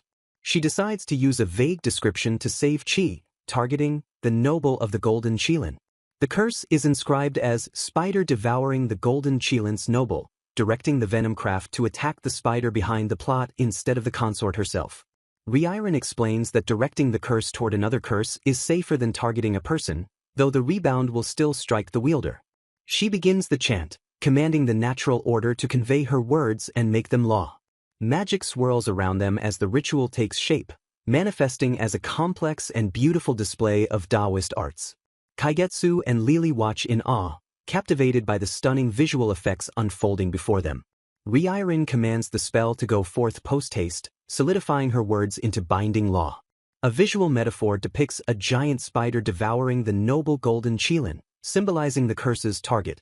Reincarnated lifts a jar to reveal a writhing centipede for the sacrifice, causing Kaigetsu to recoil in disgust.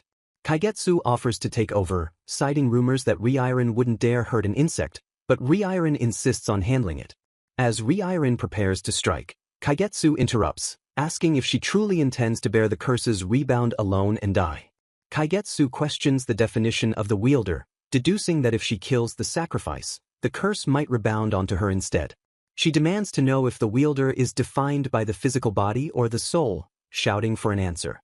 Reincarnated smiles wryly, admitting that Kaigetsu is surprisingly sharp beneath her annoying pep.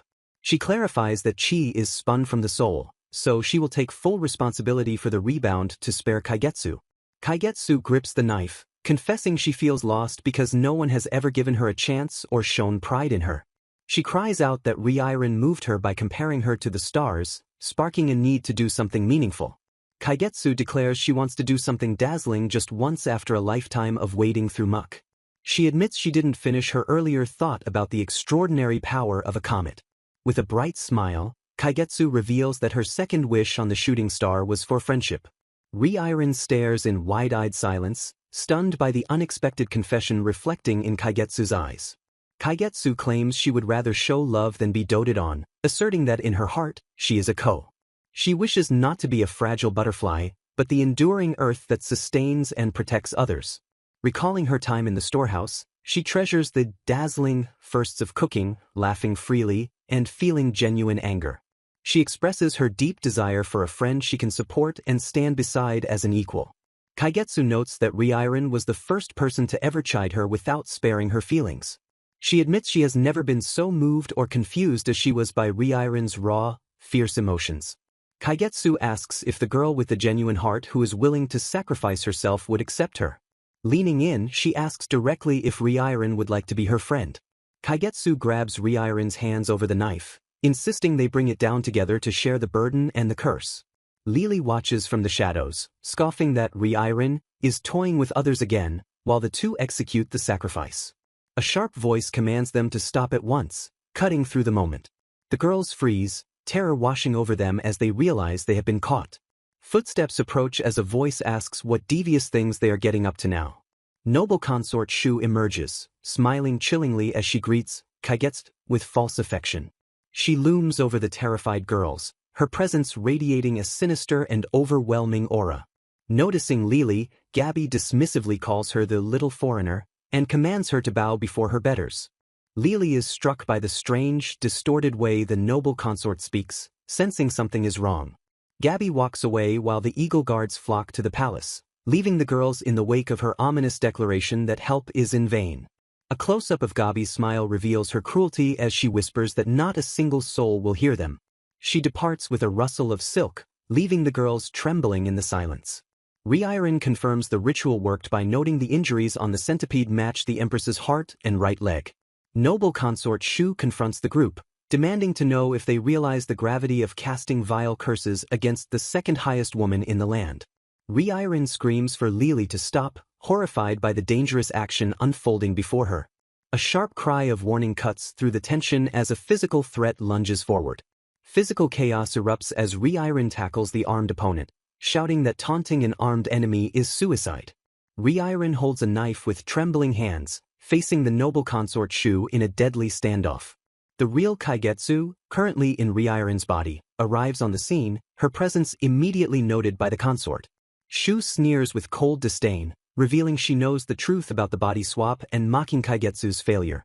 A piercing glare passes between the adversaries, heavy with hatred and silent threats.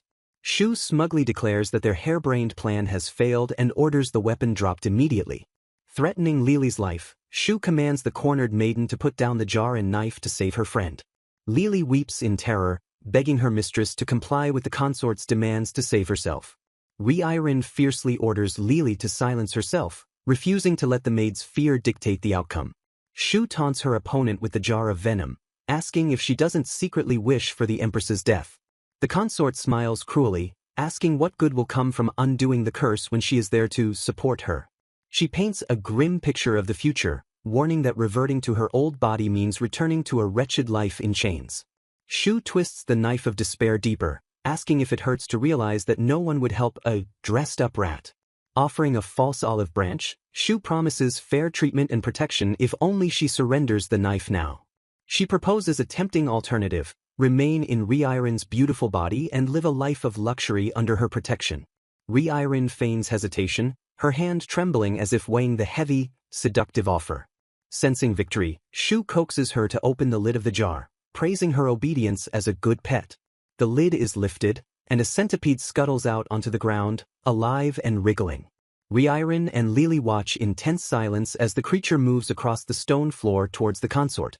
With a maniacal laugh, Shu violently stomps on the centipede, reveling in crushing the dirty rat beneath her heel. In a flash of movement, Rein strikes, executing a swift maneuver to seize the moment of distraction.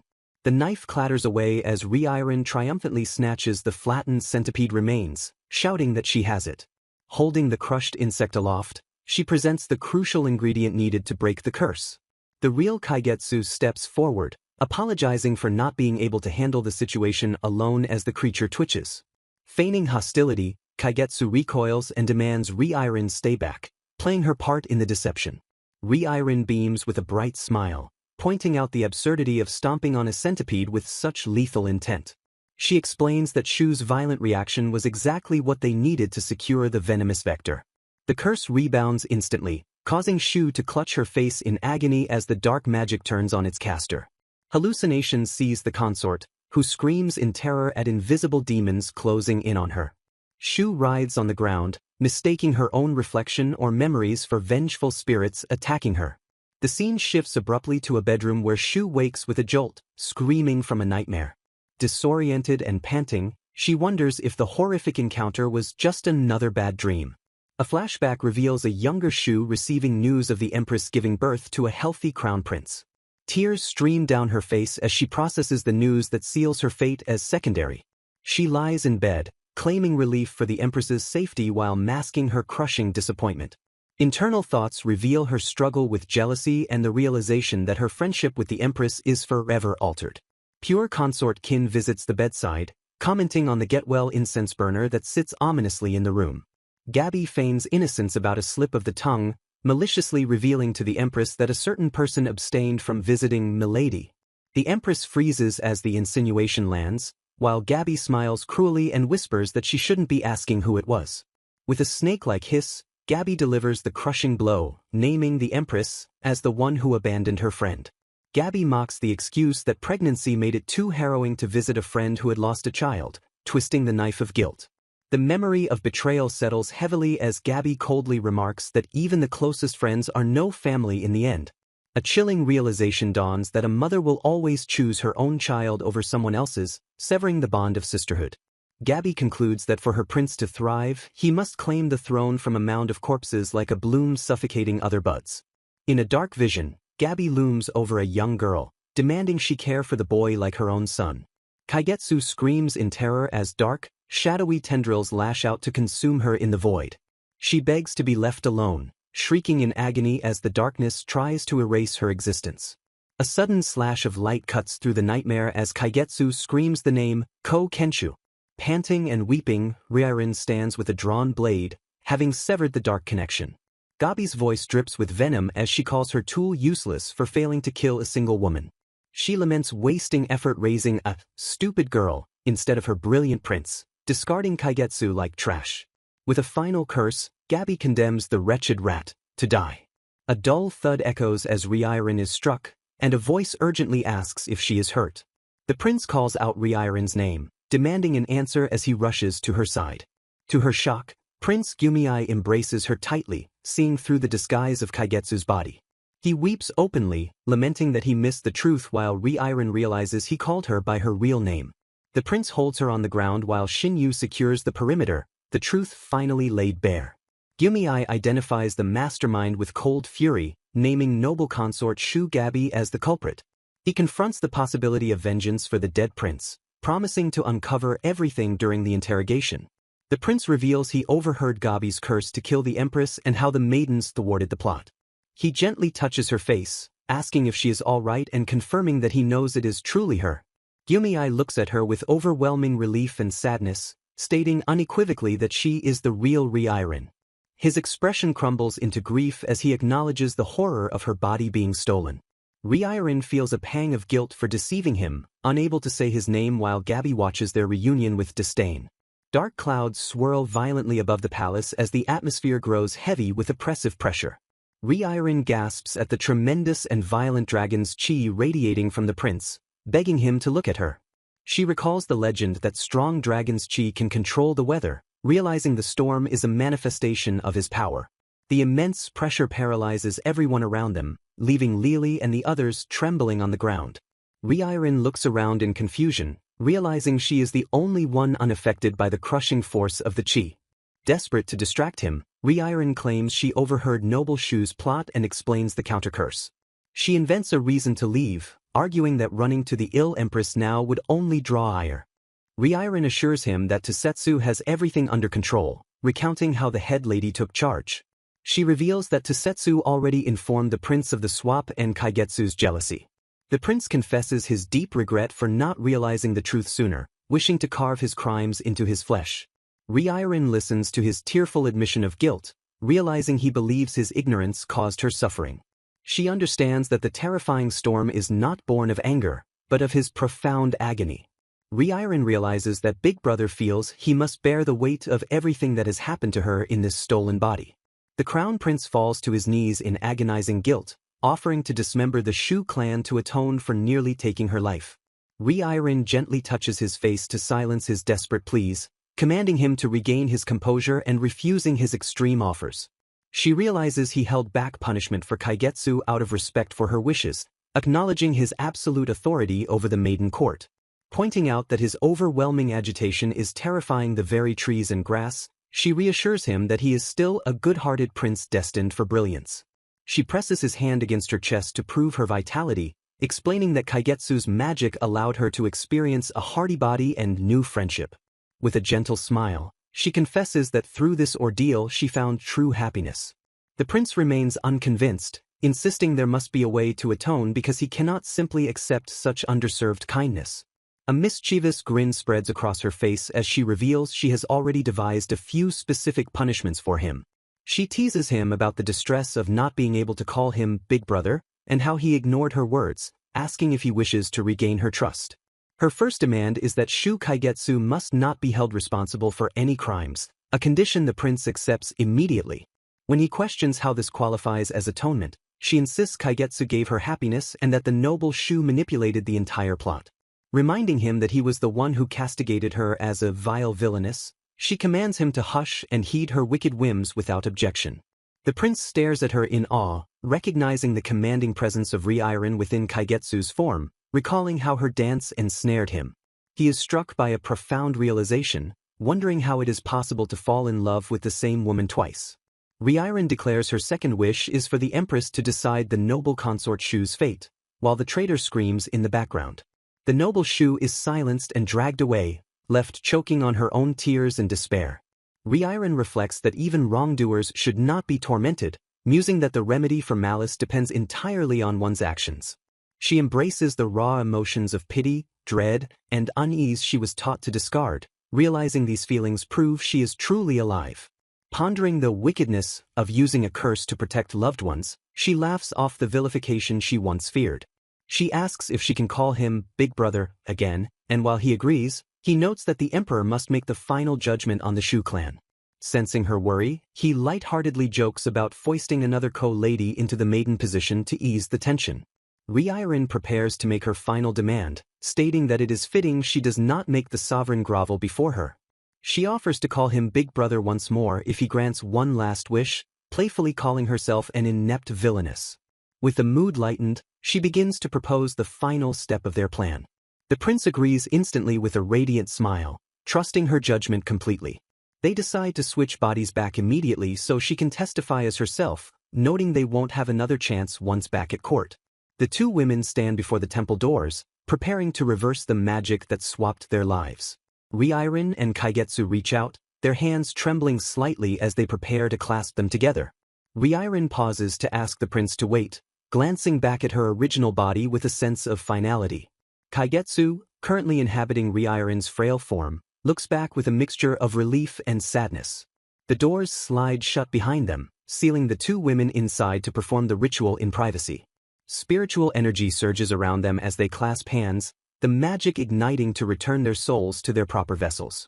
Darkness overtakes the scene as the consciousness transfer takes effect. An eye flutters open as a voice calls out to Lady Kaigetsu, marking the successful return. Back in her own body, Reincarnated reveals she took liberties to fortify Kaigetsu's physical form and hopes she treasures it. Kaigetsu stares in shock, tears welling up as she feels the strength Reincarnated cultivated in her body.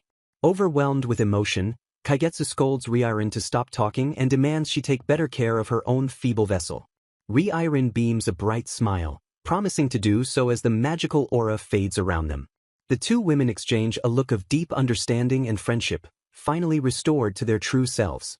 A mysterious woman kisses a cloth, pondering how she shall repay a debt now that the events have concluded.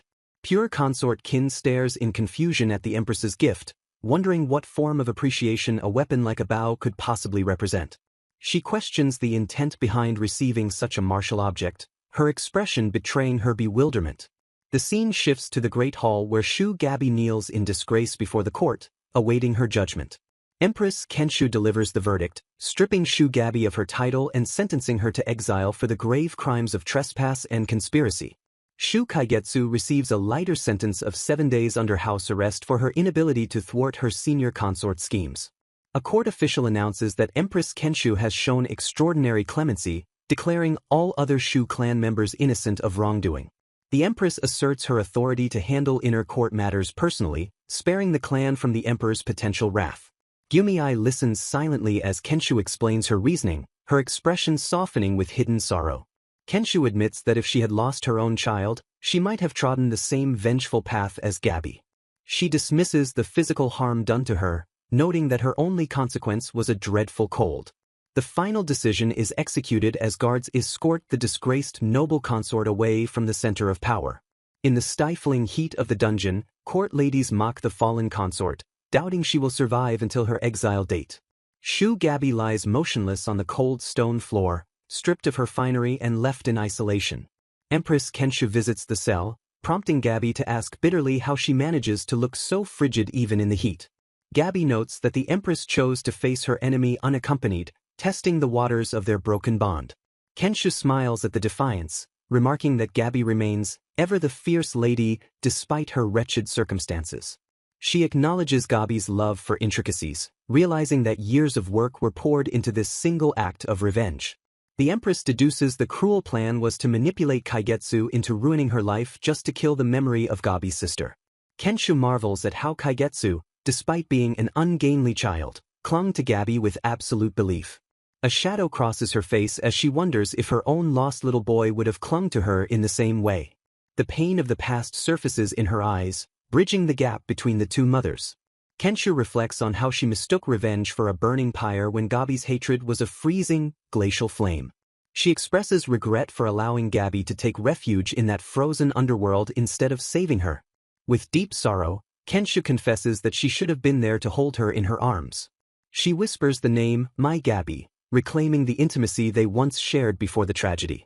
Gabi asks why Kenshu didn't believe the lie that she would steal the child's life for Gumiai, but Kenshu refuses to accept it. Tears stream down the Empress's face as she declares she only ever wished for Gabi's happiness.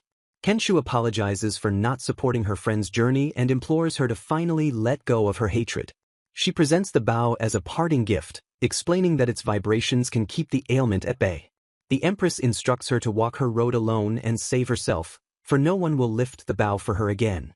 Gabi stares in shock, the weight of the forgiveness and the finality of the command sinking in. Kenshu asks if she learned the meaning of the weapon, to which Gabi replies, "Don't be silly." Tears flow freely as Gabi whispers that she knows, finally breaking down the walls of her resentment. A memory surfaces of a promise that the weapon would always keep her safe in another's stead. Gabi accepts the bow, confirming she knows the lesson all too well. As their hands part, Gabi silently admits that she too had only ever wished for Kenshu's happiness. Alone in the vast hall, the exiled consort sits before the open gate with the bow on her lap. She plucks the string, letting the sound resonate for the wasted years and the love that remains. The vibration fades into the silence of the empty room, marking the end of an era. Gabi closes her eyes, thinking that those words of forgiveness were all she had ever hoped to hear. Kaigetsu wipes the sweat from her brow, looking positively drenched and exhausted after a hard session of labor in the fields. A scolding voice orders her to seek shade immediately, demanding she show some pity for the blazing scarlet robe she currently inhabits. The court lady commands a 30-minute break for hydration, while the listener marvels at the expert weeding done by such delicate hands. Kaigetsu stares in shock at the court lady, realizing that the expert advice and demeanor could only belong to Lady Reiren herself. Reiren laments that her acting was wasted despite the study guide, while Kaigetsu admits she only heard affectionate advice rather than criticism. Dropping the act, Reiren warns that the scenario is flawed because the real Kaigetsu would never concern herself with gardening. Panic rises as Reiren insists they stop before everything backfires, but Kaigetsu remains confident that the prince is not there to see through the swap. Reiren urgently tries to stop the charade, relieved only by the fact that the prince is likely sleeping off a night of festivities. A flashback reveals that Reiren staked everything on the prince's ability to see through their body swap back when it all began. She proposed the swap as a chance for Kaigetsu to experience a different life while allowing Reiren to rest. Reiren vowed to return as his maiden, promising to call him Big Brother, again only if he could distinguish the truth. The prince accepted the challenge with fierce determination, swearing to catch his favored butterfly and prove his devotion. Since that day, the prince has made incessant trips to both palaces, desperate to identify the real Reiren hidden within. Gossipers whisper about the frequent swaps and the prince's confusing attention to the sewer rat, wondering what he plans to do. The prince's obsessive hunts have inadvertently protected the Shu clan, as his constant presence keeps other clans from attacking. Observers wonder if this protection was Reincarnated's goal all along, forcing the Shoe Palace to bend to the prince's whims. It is revealed that Kaigetsu was punished not for the swap but for failing to stop the senior consort, while the truth remains a closely guarded secret. During the swaps, the real Kaigetsu suffers under Tosetsu's strict affection, while Reincarnated delights in the chaos of the switch.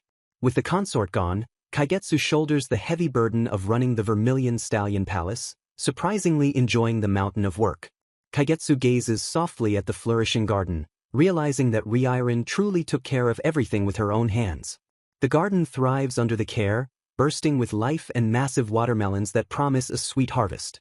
Reincarnated excitedly calls out to Lily, urging her to come and take a look at a new discovery. Kaigetsu screams in horror as Reincarnated proudly reveals she has upended every single pillbug sanctuary in the garden. Reincarnated theatrically claims to be a villainess wreaking havoc, but Kaigetsu refuses to accept this bizarre interpretation of her character. Reincarnated argues that having a confidant in Shu is wise, but admits her true motive is simply to see Kaigetsu in the promised gamboge gold robes. She smiles warmly, declaring that here at the storehouse, she can be someone special to Lady Reincarnated. Reincarnated suggests cooling the watermelons in the Violet Dragon's spring, earning a sharp rebuke that the sacred site is not a private icebox. The narrative shifts to the pursuers, noting that everyone from the prince to Tosetsu is hunting for the real Reincarnated. The prince is shown determined to apprehend the nimble, elegant butterfly, who keeps slipping through his fingers. He muses with a dark smile that she is truly a vile villainess for leading him on such a chase. Guards patrol the area and spot Shu Kaigetsu and Ko Reincarnated loitering, deciding to investigate the suspicious activity. Kaigetsu realizes the prince's attention is a trap to secure the real Reincarnated exclusively for himself, terrified of his possessiveness. The prince senses the presence of his prey, feeling the thrill of the hunt as he closes the distance. He vows upon his name to strike like an eagle, determined not to let her escape this time. Shinyu warns against a gaudy entrance, so the prince decides they will quietly hop over the wall into the Shoe Palace. While Shinyu worries about fighting the eagle's captain, the prince focuses solely on seeing her before their sister arrives. They reference the villainess who pushed Reincarnated, setting the stage for a confrontation with the woman who started it all. The prince declares with a predatory grin that he wants to see this villainess face to face. Reincarnated demands to know why Kaigetsu is loitering, and Kaigetsu claims she is merely checking if her crops are thriving. Kaigetsu is shocked to hear the empress barred the prince from visiting, leaving him to play archery with the captain instead. Reincarnated admits that his highness's constant visits leave her little time for the empress, while Kaigetsu notes her own schedule is dominated by the captain. Kaigetsu laments the loss of her rippling muscles and complains that being vulnerable attracts too much troublesome love. The two friends reunite, discovering that while Reincarnated was summoned away, the men are currently unwinding with an archery session. A frantic maid interrupts, screaming that the archery range is in shambles because of a mob of ladies ogling the sweating, topless men. Chaos erupts as the court ladies squeal in delight over the picturesque display of pectorals. The maid reveals the men are locked in a wager neither will back down from, explaining that this is far more than simple relaxation. Desperate to prevent a catastrophe, the maids drag Reincarnated along to decide the winner, revealing the prize is her own perfume sachet. Reincarnated and the others arrive to find the ladies swooning over the men's exposed muscles. Running low on arrows, the prince and Captain Shinyu decide to make the next shot their final one. The prince grins with competitive fire, asking if he looks ready to tap out as his arrow flies true. Shinyu draws his bow with equal intensity, coolly retorting that it is up to the prince if he wishes to quit. Both men hit their marks perfectly, trading barbs about only using a fraction of their true strength amidst the cheers. Watching from the bushes, Reincarnated is shocked that the usually aloof Shinyu is fighting so hard for a simple sachet. Gyumei notices his opponent smirking and warns him not to lose focus now. Shinyu confidently declares he is the one walking away with the sachet and advises the prince to give in if the pressure is too much. To shake Gyumei's concentration, Shinyu casually points out that Lady Reincarnated is peeping at them from the hedges. The prince flinches in surprise, losing his composure at the sudden mention of her presence. Gyumei immediately forfeits the match to spare Reincarnated from the heat, telling Shinyu to do whatever he likes with the sachet. Overwhelmed by the sun and the situation, Reincarnated wobbles and nearly collapses as the prince rushes toward her. He catches her with a charming smile, teasingly asking if his butterfly came to peep at their exposed bodies. Ignoring the jealous shrieks of the court ladies, he covers her view and declares he cannot have her glimpsing other men. Reincarnated apologizes for the trouble but shyly admits she stood there because the two of them looked so happy together. Her words leave the prince blushing and stunned, just before she announces she is going to faint and slumps into his arms. A mysterious observer notes Reincarnated's resemblance to her sister Saishu, possessing the same frail health and ability to wrap people around her finger. Holding the forfeited sachet, the woman muses that she has poked a sleeping lion and stirred up trouble for Gyumei. She watches over the sleeping Reincarnated, observing that the girl used to give up on life much sooner. Acknowledging that Reincarnated now has friends and a future lover to live for, she realizes the girl is no longer too ethereal to be human. Touching Reincarnated's face, she whispers a warning not to let those wild emotions carry her away. Her hand lingers gently on Reincarnated's neck as she contemplates her next move. She decides to have her insufferable nephews accompany Reincarnated as escorts to the Harvest Festival, considering passing the sachet to them. To decide the outcome, she tosses the sachet into the air, leaving fate to chance. Seeing the sachet land tailside up, she smiles ominously and declares that the result is Bane. An angry mob of villagers gathers with pitchforks and torches, declaring their intent to punish the vile Shu Kaigetsu and finally bring peace to their village. The key players of the unfolding drama stand poised under the moon, their fates intertwined by the secrets of the inner palace. Scenario 32 begins as the Shu Palace lies in shambles without a consort, yet Lady Kaigetsu forges ahead undeterred by the chaos. Reincarnated ruthlessly drills Kaigetsu on how to handle a romantic approach from a suitor, demanding she choose between deflection, retreat, or acceptance. Panic consumes the flustered Kaigetsu during a board game as she completely forgets her last move and screams under the pressure of the interrogation. Reincarnated insists that these grueling lessons are necessary to teach the intricacies of the court game, though her exhausted student doubts the effectiveness of such torture. Determined to make Kaigetsu shine, Reincarnated admits that she has no one else to turn to and must polish her counterpart's hidden charms herself. Reincarnated laments that the Shu clan has shunned Kaigetsu due to Lady Gabi's neglect, leaving her with no allies among the other maidens to ask for help. A devious smile spreads across Reincarnated's face as she revels in the perk of having Kaigetsu all to herself for molding.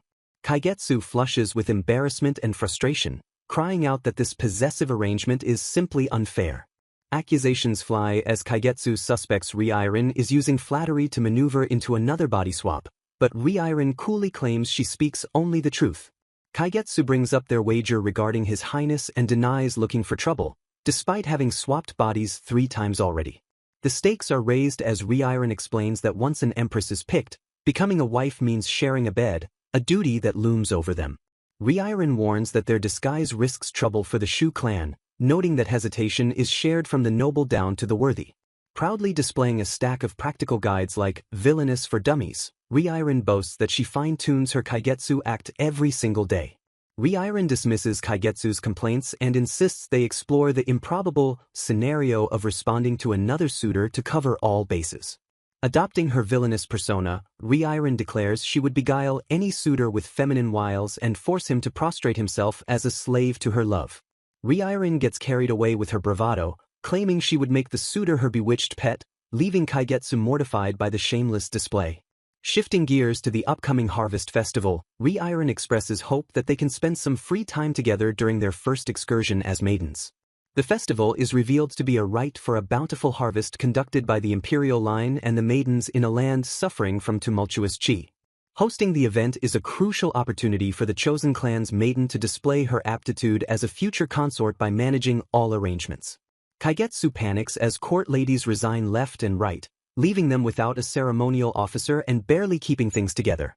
Reincarnated calmly suggests a solution, offering one of her own high-ranking military brothers to serve as the ceremonial officer since there is no rule against it. Kaigetsu agrees that it would be for the best if Reincarnated's brother took the role, and Reincarnated looks pleased to oblige the request. The Crown Prince arrives suddenly to announce that the destination for the Harvest Festival has finally been decided. Hopes of visiting the nearby Ko clan are dashed when the prince reveals the festival will take place in the south, not the Ko domain. The prince confirms that the southern domain of the Shu shall be their host, leaving Kaigetsu utterly shocked by the news. He specifies that the location is a township called Unso on the outskirts of the southeast, chosen in accordance with the shaman's divinations. The realization hits that Shu Kaigetsu herself will be responsible for taking on the ceremonial duties as the maiden of the host clan. The carriage procession begins its journey, symbolizing the harmonic union of yin and yang as the prince and maiden travel together. Motion sickness immediately strikes Kaigetsu as she tries to read a book while the carriage rattles along the road. Reincarnated advises her nauseous counterpart to stop reading and look out the window to alleviate the sickness. Kaigetsu gazes out at the township with wonder, realizing this is her first step into a new dominion thanks to her historically frail constitution. Overwhelmed by the sights, Kaigetsu marvels at the size of the bugs and the heat, finding everything absolutely lovely despite the pests. Kaigetsu celebrates her newfound resilience against nausea, while Reincarnated looks on, puzzled by her own lack of sickness. Reincarnated decides to indulge in a tea party, revealing that Her Majesty insisted on sending rare liquors and sweets for their leisure. While traveling, Reincarnated reflects that she is already relying on the Ko clan for her ceremonial officer to maintain her facade. The other clans parade out their finest officers, including Saika's uncle Kin Aizen, Hoshuan's brother Ran Rinki, and the combat champion Gen Aishu. The Eagle Eye captain accompanying His Highness watches closely, sensing that even he might find formidable rivals in the newcomers. Reincarnated's two dashing elder brothers, Ko Keisho and Ko Kiku, finally make their grand entrance to support their sister. The Ko brothers, Keisho and Kiku, who are positioned to become close advisors to the next emperor. Despite their youth, these elite officers have already distinguished themselves in many expeditions. The brothers display fanatical affection toward Reincarnated, unaware or ignoring that Kaigetsu inhabits her body, while she dismisses one as a meathead and calls them fanatics. Reincarnated, watching from the carriage in Kaigetsu's body, suggests her brothers could perform beast taming to cure Kaigetsu's nausea, but Kaigetsu snaps at her to stop with the harebrained ideas. Reincarnated optimistically notes that the brothers didn't object to being protectors, hoping to foster a friendship despite the past. She admits the complexity of the situation since she was the one who originally tried to kill Kaigetsu. Kaigetsu grimly reveals that the brothers already know the truth about the swap, shattering Reincarnated's hope for a simple fresh start. A flashback reveals that 5 days earlier, the brothers explicitly stated they agreed to serve as ceremonial officers to keep a watchful eye on the woman who flung Reincarnated from the 7th pagoda. Kaigetsu recalls how she wrote a fake letter mimicking Reincarnated to gain sympathy, spilling details about the stolen diary and shame to manipulate them into punishing her rival. The plan backfired spectacularly as the brother coldly declared she reaps what she sows, promising to guard her only when she is apart from Reincarnated. Reincarnated remains confident that sincerity will win them over, but Kaigetsu challenges her to swap places and experience the hatred firsthand. Reincarnated eagerly accepts the offer to swap, causing Kaigetsu to panic and demand she watch her words. Kaigetsu warns that using too much chi in the Shu South is dangerous as the arts can go awry, and a swap is strictly out of the question. A diagram of the 5 elements illustrates the instability of the local source, explaining that without balance between metal, water, wood, fire, and earth, any spell can spiral out of control. Reincarnated remains optimistic about the accommodation and the town magistrate, while Kaigetsu cynically remarks that doom and gloom won't do much good. As they approach, Kaigetsu worries about Sen, the untouchable village separated from the town center by a river, where criminals reside. The carriage will creaks ominously as they enter the gate, with the hope that no one from the untouchable village stirs up trouble. The town magistrate, Lord Ko, greets the procession with deep bows, declaring the visit an incredible honor. Reincarnated is relieved to see everyone showing proper etiquette and bowing as the procession passes, noting that her instructions made it to Lord Ko. Kaigetsu, acting the role of the noble maiden, tells the people to raise their heads, offering a small word of acknowledgement to please them. The visual narrative shifts to the villagers, whose faces are depicted as hollow, staring masks of resentment and despair. As the carriage rolls deeper into the town, a hateful voice whispers, "Sewer rat," at the passing maiden. A lavish spread of food is served, contrasting sharply with the tension building outside. On Harvest Eve, the maidens act as priestesses, taking their supper and giving thanks before the altar of the god of agriculture. Kaigetsu learns she must give a performance to align with the auspice, realizing there is scarcely a chance to get properly settled before duties begin. Reincarnated, in Kaigetsu's body, complains about taking meals in full public view of men and the 100 local women constantly praying. Reincarnated feeds Kaigetsu, explaining that the sexes must remain separated to restore the equilibrium of yin and yang during the rites. The Ko brother tries to feed Reincarnated, Kaigetsu, pigeon soup, but she sharply orders him to stop the slaughter before the altar and refuses the stale dish. Kaigetsu feels suffocated by the brother's presence, while other maidens whisper about how absurdly overprotective Reincarnated's family is. Panic ensues when it is discovered that the error meant for the performance is missing, threatening to delay the arrangements. Reincarnated, acting as Kaigetsu, screams at the servant, demanding to know why the instrument she sent ahead is not there.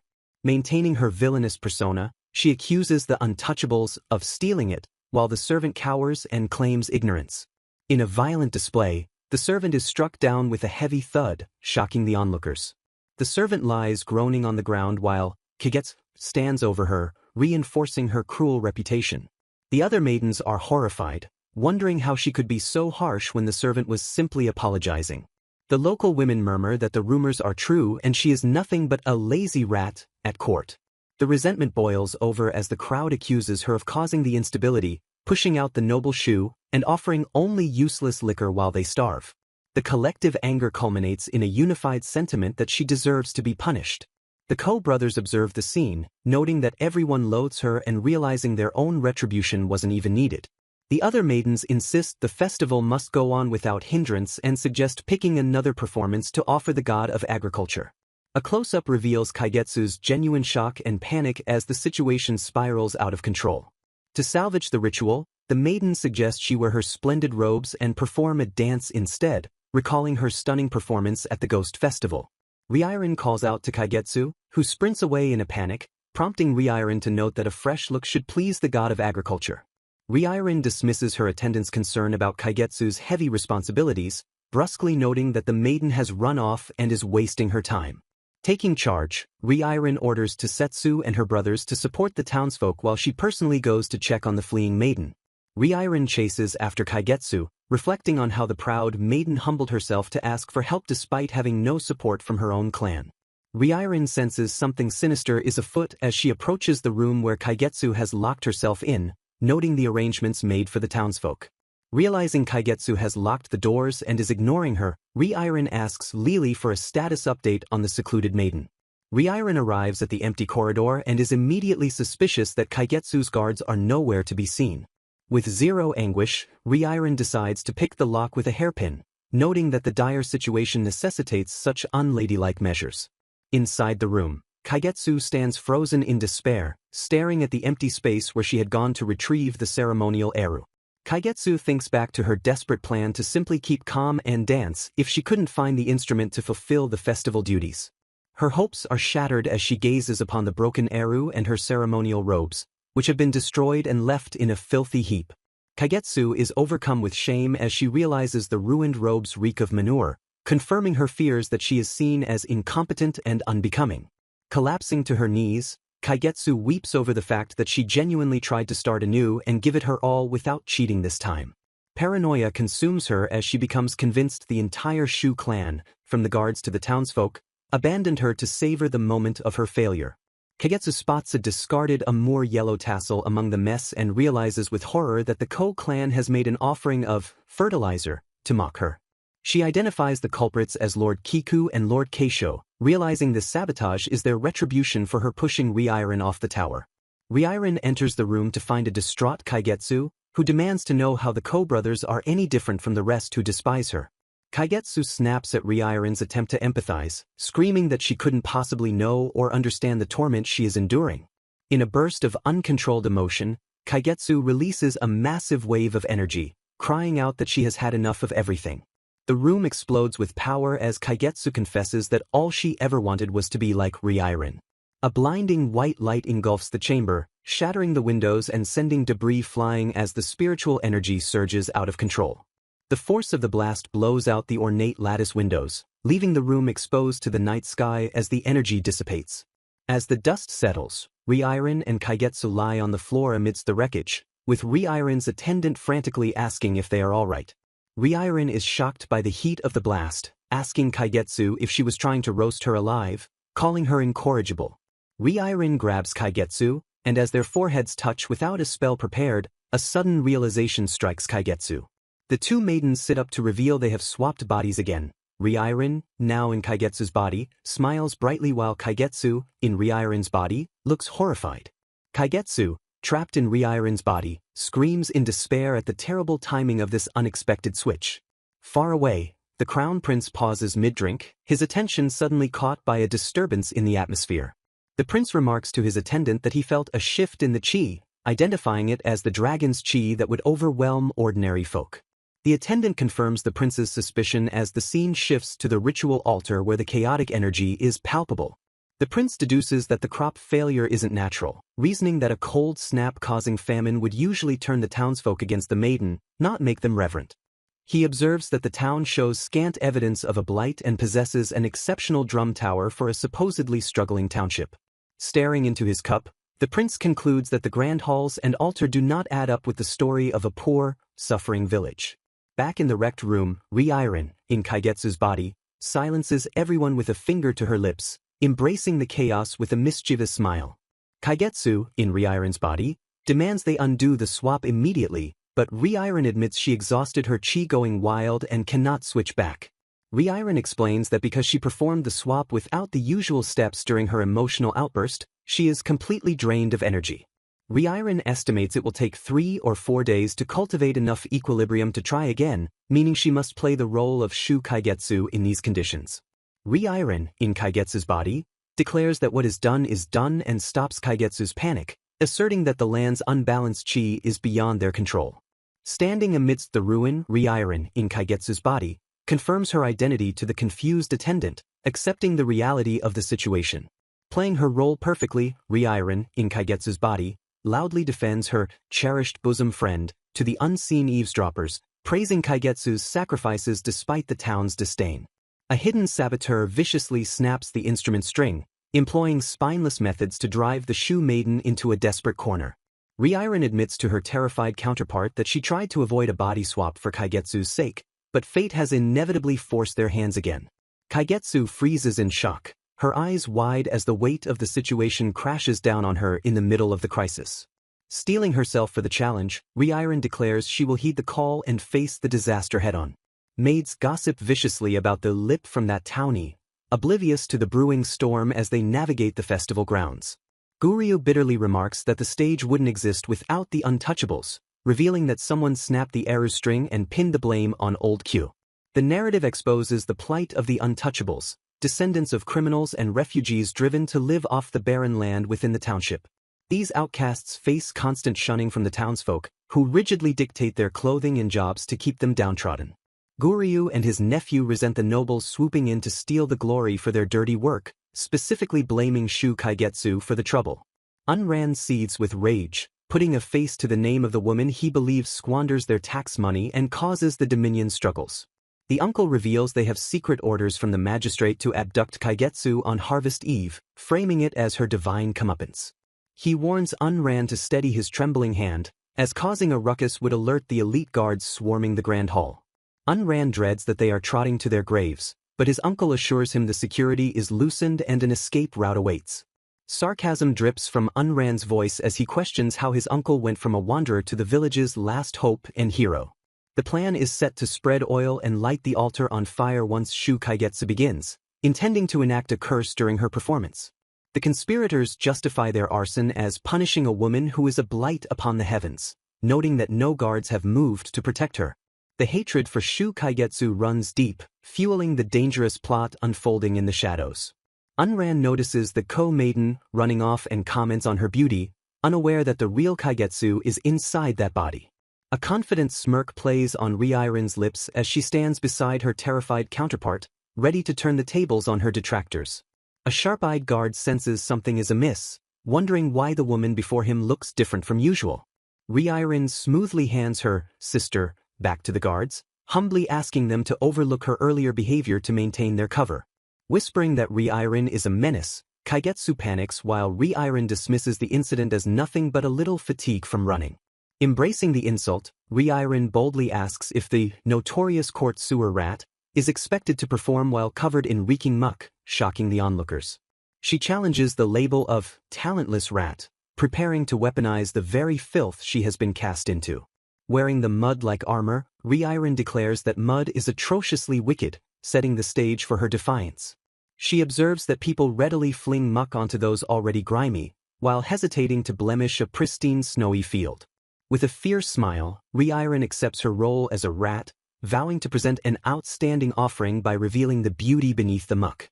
She commands her ceremonial officer to extinguish one side of the lights, announcing she will dance instead of playing the stringless instrument. Tosetsu accepts the order to protect the remaining light, entrusting Reincarnated to his care as the performance begins. He is struck by the unexpected beauty of the woman beside him as they endeavor forward together onto the stage. The other consorts watch in silence, their expressions a mix of judgment and anticipation as the rat takes the stage. Reincarnated solemnly beseeches the god of agriculture to receive the goddess of abundant harvest, silencing the crowd. She sits amidst the muck, ready to perform without music, determining to show the world her full effort. A hush falls over the audience as she begins to sing about dozing upon the warm earth, her voice defying expectations. Spectators gasp in disbelief that the supposedly tone-deaf maiden is singing, her lyrics painting a picture of light shining from the east. As she sings of extending a hand, Reincarnated prepares to shed her outer layer, the tension rising with every note. In a dazzling display, she reveals a radiant outfit beneath the mud, reaching out to the world beyond. Onlookers gasp as they realize she forewent clan colors for the delicate green of young seedlings, symbolizing new life. She calls upon the light and winds to celebrate, her presence commanding the elements.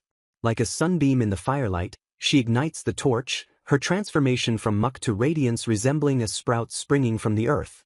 Tosetsu watches mesmerized as the dancer's torch paints rings of fire that leave the searing impression of the sun. The dancer extends the flaming torch toward the transfixed man, taunting him for being an aphid terrified of the fire. Flames roar to life with a sudden, intense whoosh. Throwing her head back in a dramatic pose, she offers a fervent prayer for the land to bear fruit. Applause erupts as the audience marvels at her gold-shimmering robes, comparing her to a ripened stalk of wheat. Watching from the crowd, Mao Mao realizes that if she had performed covered in muck, the onlookers would have only ridiculed her. She asks the disguised Reincarnated if the dance's intent was to begin buried in muck only to bloom into fresh verdancy. Reincarnated confirms that the lesson is to shrug off the filth and keep the precious flame kindled within one's heart to conquer foes.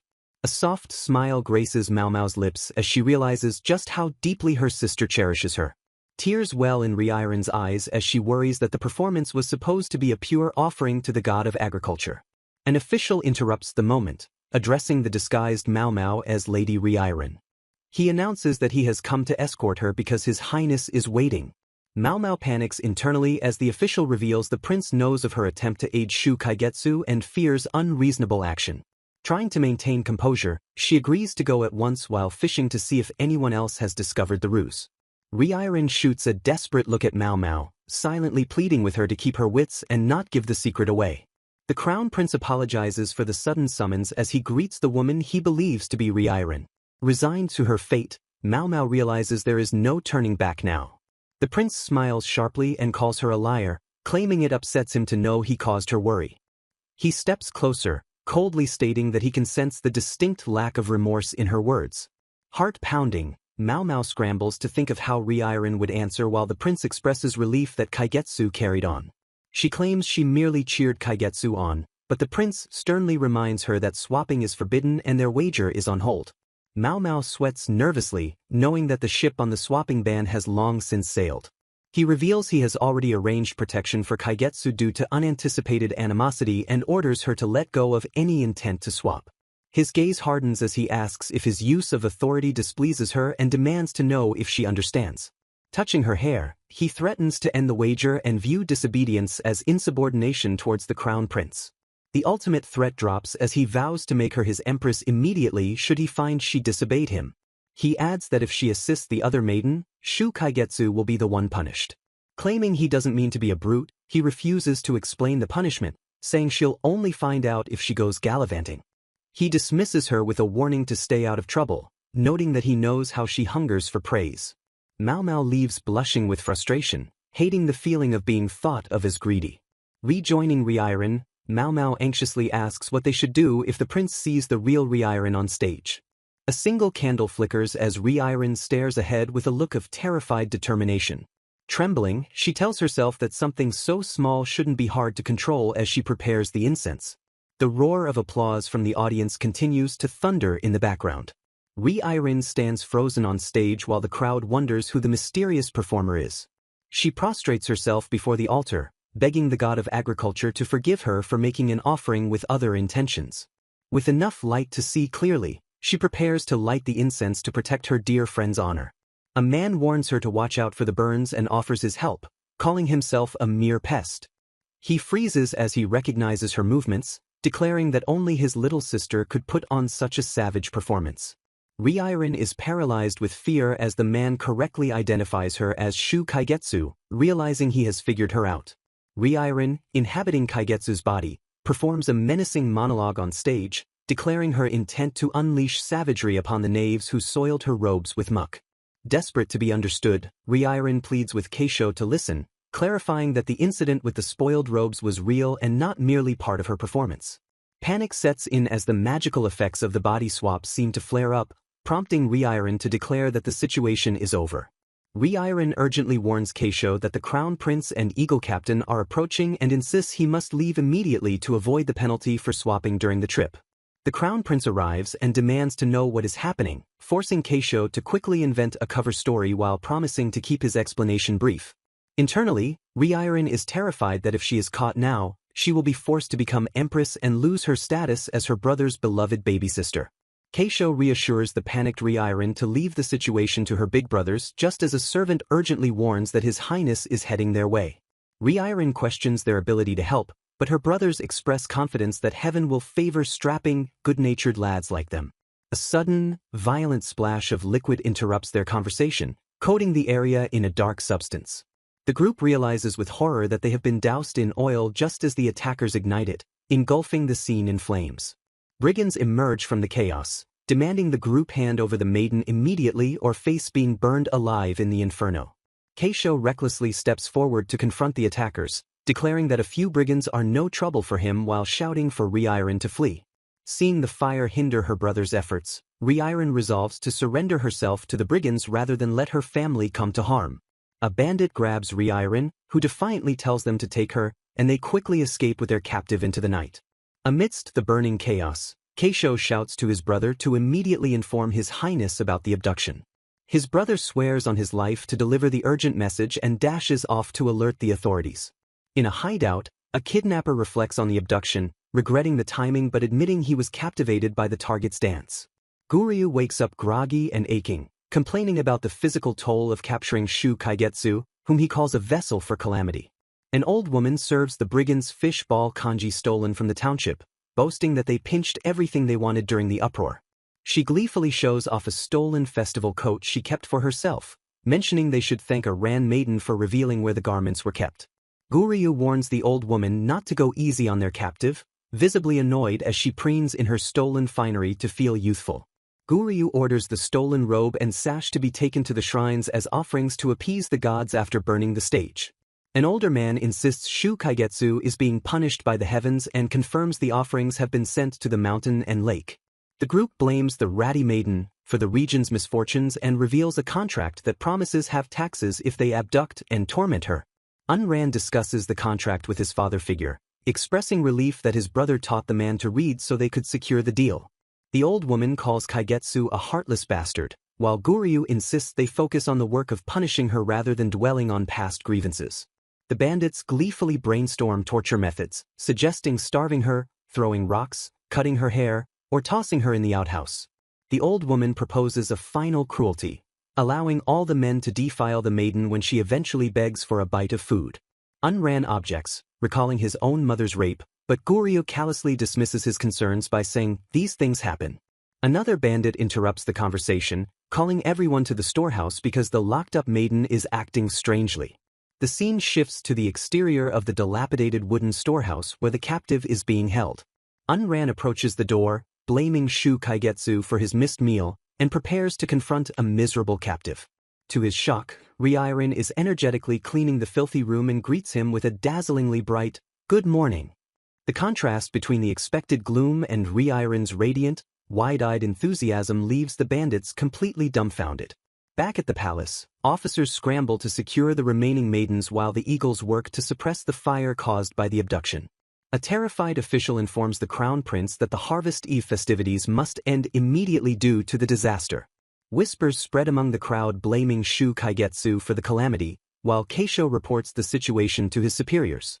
The crown prince commends Keisho for his composure and orders the organization of a rescue party for the abducted maiden.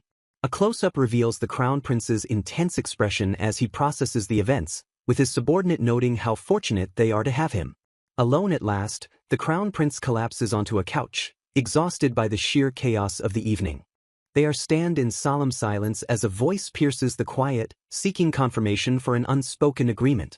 The man commands Shu Kaigetsu to bear her secrets immediately, declaring that the room is now hers to speak freely in. With a sharp gesture toward the night sky, he prepares to summarize the complex situation at hand. He explains that her stunt rushed Reincarnated, forcing them to use the abductors while keeping the body swap hidden from His Highness to avoid a commotion. Flashbacks reveal that the burning stage and the abduction were orchestrated because Reincarnated cannot be allowed to die, as it was all done for him. Shu is baffled by her own intense worry for Reincarnated, wondering why she is panicked over the girl who became the target of Adawa's spell. The strategist explains that Reincarnated becoming Empress would punish Shu, so Shu must maintain the guise to recover her chi while Reincarnated stays with the elder brother. A servant interrupts to mention that Reincarnated had specific instructions regarding the ruined robes. The man sharply warns them not to think so little of his clan's integrity. He declares that he and his brother are not so craven as to destroy robes behind closed doors. Leaning in with a sly grin, he admits he wasn't above tattling to His Highness about the incident. He reveals that the letter supposedly from Reincarnated showed contempt for Shu, but his brothers smelled the deception on the paper immediately. Returning to the capital allowed him to investigate everything happening in the palaces and research Band's soul-swapping spells. The artless, venomous letter made him suspicious, so he intentionally tested Prince Gumiai with questions about the Double Sevens incident. The prince's weary demeanor confirmed he understood the true meaning, knowing that spurning a maiden would spell disaster. Shu is mortified to realize the prince knew everything just from the letter, calling it her little retribution. She recalls that he suggested the captain for protection and showed no scorn for her back then. A memory surfaces of his confidence that her ardor and sincerity would eventually come across. Overwhelmed by the memory and the weight of the prince's silent support, tears well up in her eyes as she looks away. The strategist explains that consecutive co-empresses would imperil the balance of the 5 clans, and Reincarnated herself does not wish to be crowned. He reveals the other clans only approved Reincarnated because her known frailty ensured she wouldn't produce suitable heirs. Smiling, he assures her they will conceal the swap since the court was blindsided by the aunt's ascension anyway. Their priority is to keep the secret and find those pursuing Shu Kaigetsu, a plan she decides to trust. He claims they are a team now and is impressed by her lack of concern for Reincarnated's well-being. The handmaidens worry about the brigands, noting that while Reincarnated can care for herself, she has limits. The man predicts that his elder brother and Reincarnated will form a dynamic duo running rampant. Shu is horrified by the prospect of the chaos increasing 3 times more than usual. Meanwhile, Reincarnated casually reveals she popped her shoulder to undo the ropes, shocking her captors. The kidnappers demand an explanation for the bug she is holding, and Reincarnated apologizes for undoing the ropes so casually. She cheerfully explains she was rezoning the pests, organizing maggots, earthworms, and millipedes into separate vessels. The captor screams at her for gathering pests to craft a curse, and she politely apologizes for conducting herself without permission. He grabs her head to make her focus, but Reincarnated strangely finds his fiery disposition nostalgic and asks him to say it again. The kidnapper leans in close, addressing her as Shu Kaigetsu with a menacing glare. He declares she is in the clutches of the Gen clan and that a spoiled princess deserves her comeuppance. Reincarnated calmly asks if they are from the Southern Dominion, shocking the man that she knows their origin. The kidnappers panic about the Gen clan getting involved, fearing that a Shu maiden incurring the god's wrath brings calamity. Reincarnated deduces she was taken to a place hidden from public view because the people of Shu are eager for retribution. Her eyes go wide as she deduces she has been brought to the untouchable village. A woman interrupts to say a rescue is coming and offers to help them with their problems. Unran grips his weapon, telling the sharp-witted girl that the only way she can help is with her suffering. Ruthless thugs corner the maiden, threatening to lop off her hair and inflict pain to frame the North for the atrocity. A dynamic figure bursts onto the scene with a thunderous crash, greeting the stunned tormentors with a cheerful, "Good day, friends." Kiku effortlessly sheds his bonds with a simple hup and expresses mock sadness at being the odd one out. With terrifying politeness, he insists the stunned leader take back the rope, claiming he believes it belongs to him. A devastating blow sends the leader flying as Kiku unleashes his strength, leaving the man confused and gasping, "Unran." The remaining villagers are decimated in a blur of motion as the warrior tears through their ranks with brutal efficiency. Dusting himself off, Kiku dismisses the mob as weedy villagers and coldly dares them to repeat their threats against his dear maiden. Terror seizes the thugs as they recognize Sir Kiku and realize with horror that he intends to kill them all. Ignoring their pleas, Kiku turns his attention to the landscape, marveling at the sublime view of the paddy fields. He praises the majestic fields, declaring them the vital cornerstone of the kingdom's nourishment. His eyes gleam with passion as he describes the thrill of raising tender plants and contending with boisterous little insects. The villagers watch in confusion as he and the maiden agree that restoring these fields will be a tremendous labor. Radiating a blinding shiayan, Kiku interprets their terrified silence as a happy resignation to the work, while they frantically deny any intent to torment. Broken by his overwhelming presence, the thugs scream that they gladly accept hard labor in the paddy fields. The maidens stare in disbelief, shocked that these men would suddenly want to work. The narrative promises the co-siblings next time in a chapter titled Lively Laborers, Village Vivification. A chaotic entrance heralds the arrival of Big Brother, who crashes in to greet Reincarnated with a loud "Hiya" while reacting with shock to Shu Kaigetsu's unexpected presence. Commanding his Shinyu to remove her at once, in a new scene, Reincarnated struggles with archery, cursing the stupid bow and lamenting her lack of experience. An arrow miraculously pierces the target area near her, prompting a scream of "Oyush" and confusion about its origin. She reveals that a concealed copy of the second manga volume hidden in her clothes saved her from the impact. Tusetsu is reprimanded for the palace's plan to buy every copy in the kingdom upon release. Reincarnated panics as the exclusive side story threatens to expose her secret, wondering if this is how it all blows up. Waking again from another dream, she is terrified to learn the manga will be sold alongside the best-selling light novel. A comparison of get-well gifts reveals an awkward overlap. The Kin, Gen, and Ran clans have all brought the same novels and manga. The ladies arrive and realize their tragic luck, deciding one set can be for circulation and another for preservation. Shu Kaigetsu proudly presents the third manga volume, announcing its release date with a flourish. Her triumph is cut short by accusations that she used odious means or fake copies to gain favor before the release date.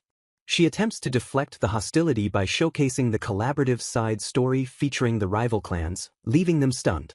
The promotional barrage ends with a desperate plea for proper beauty sleep before another rude awakening. The Crimson Sage appears to introduce the next segment, declaring he has been expecting them.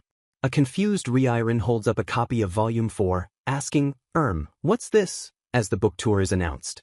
The volume concludes with a tease for a side story featuring Big Brother undressed and a glimpse of his royal vessel. A second extras corner introduces a special episode flashing back to a chilly winter's night 4 years ago.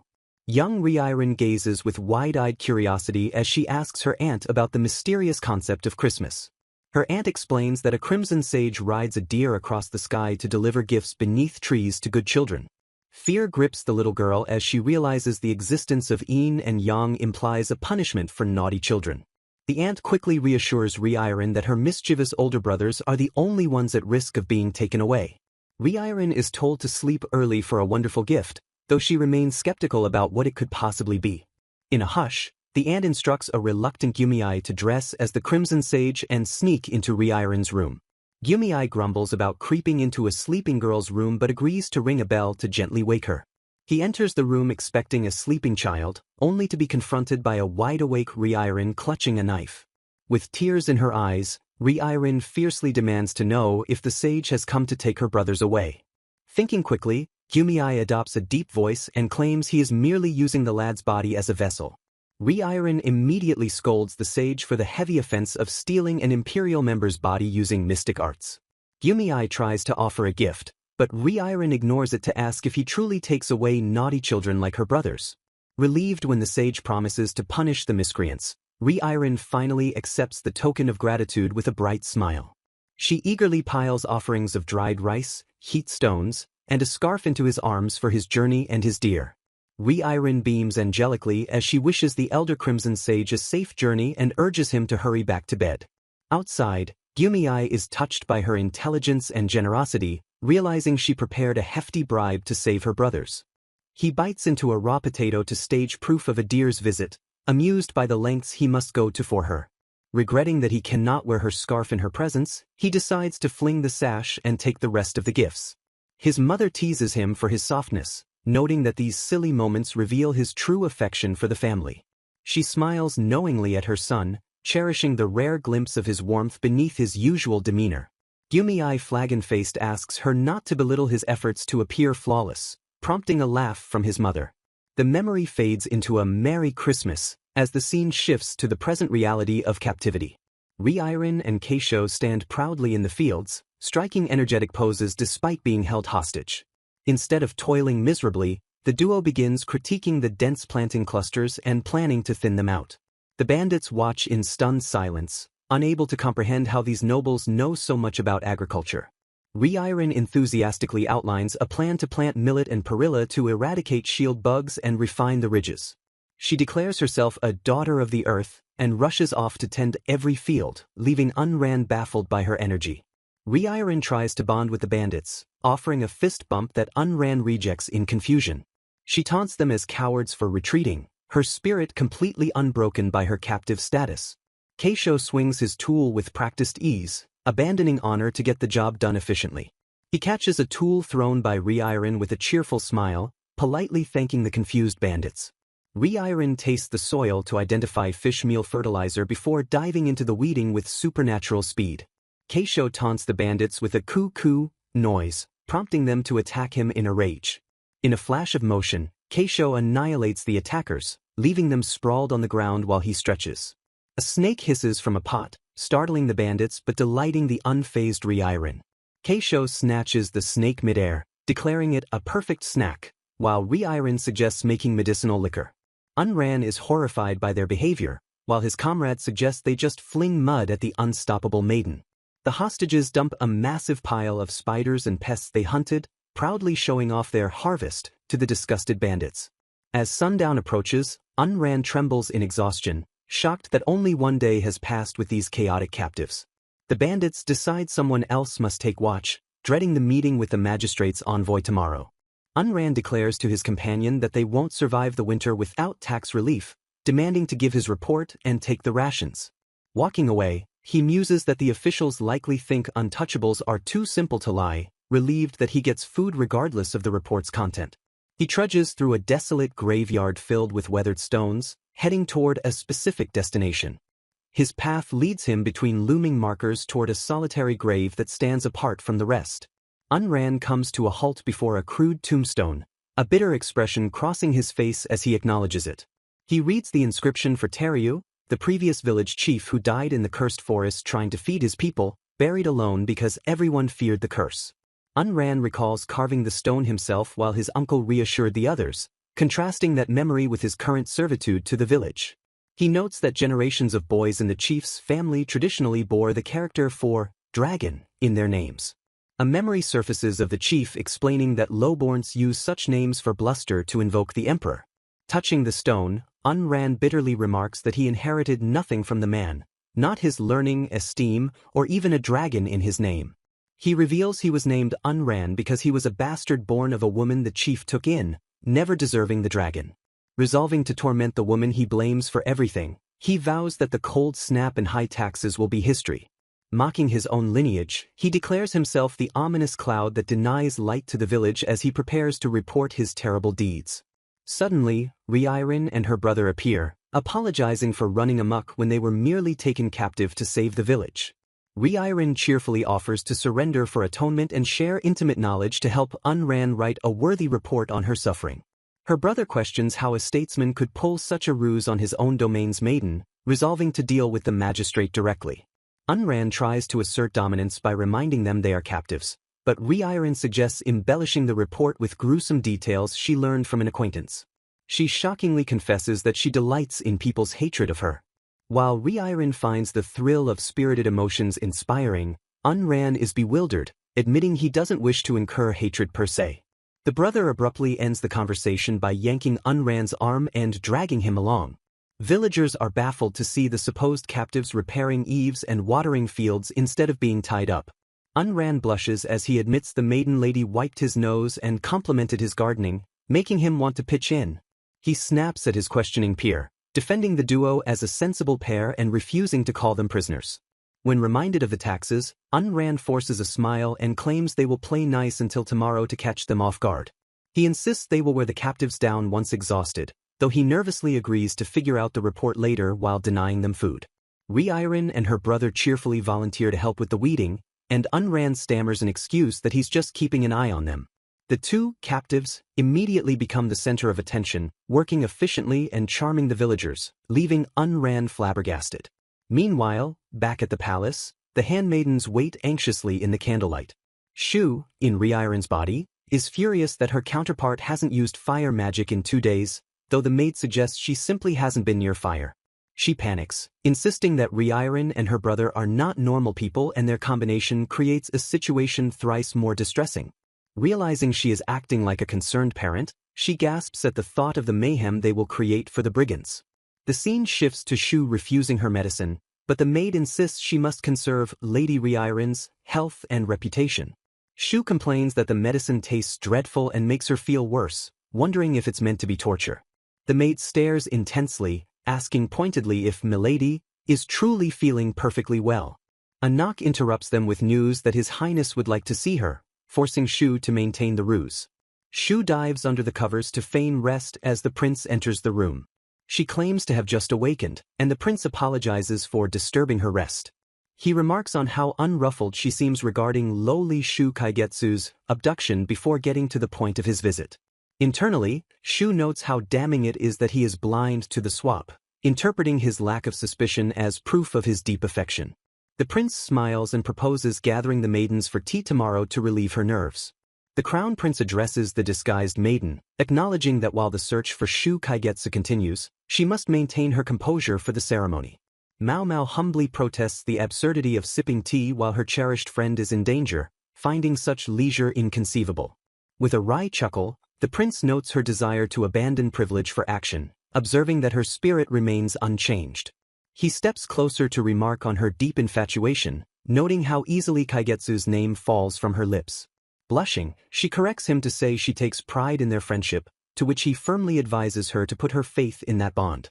The prince smiles knowingly, reminding her of her own words about pride and urging her to do what is needed here. Flustered and red-faced, she agrees to console her fellow maidens, accepting her role with renewed determination. He lauds her stalwart bearing as expected of the future empress, praising her ability to carry on amidst the crisis. As he lifts his tea, a subtle tension fills the air while he politely accepts the honor of her company. Internally screaming about the tea party, Mao Mao endures the praise while remembering that Reincarnated is the only one he truly cares for. The prince's gaze sharpens as he notices a crack in the teacup, precisely placed where his finger rests. Meanwhile, in the countryside, Reincarnated marvels at the breathtaking expanse of the rice fields before her. Though her body screams with soreness, she tries to focus on her role as a condemned prisoner rather than a gallant earthworm. Her instincts flare as she spots a frog, immediately evaluating it as a snack or a source of medicinal toxins. A comical struggle ensues as she fights the overwhelming temptation to revert to her scientific habits. Succumbing to her nature, she chases the wildlife with boundless energy, leaving a chaotic trail of sound effects in her wake. Reincarnated reflects on how the villagers initially greeted her with stones and curses, believing her to be the cause of their misfortune. The scene shifts to her training, where the villagers aggressively teach her the proper way to strike and thresh. Children jeer at her as a harbinger of evil, but she disarms them by offering a roasted pheasant and asking their preference.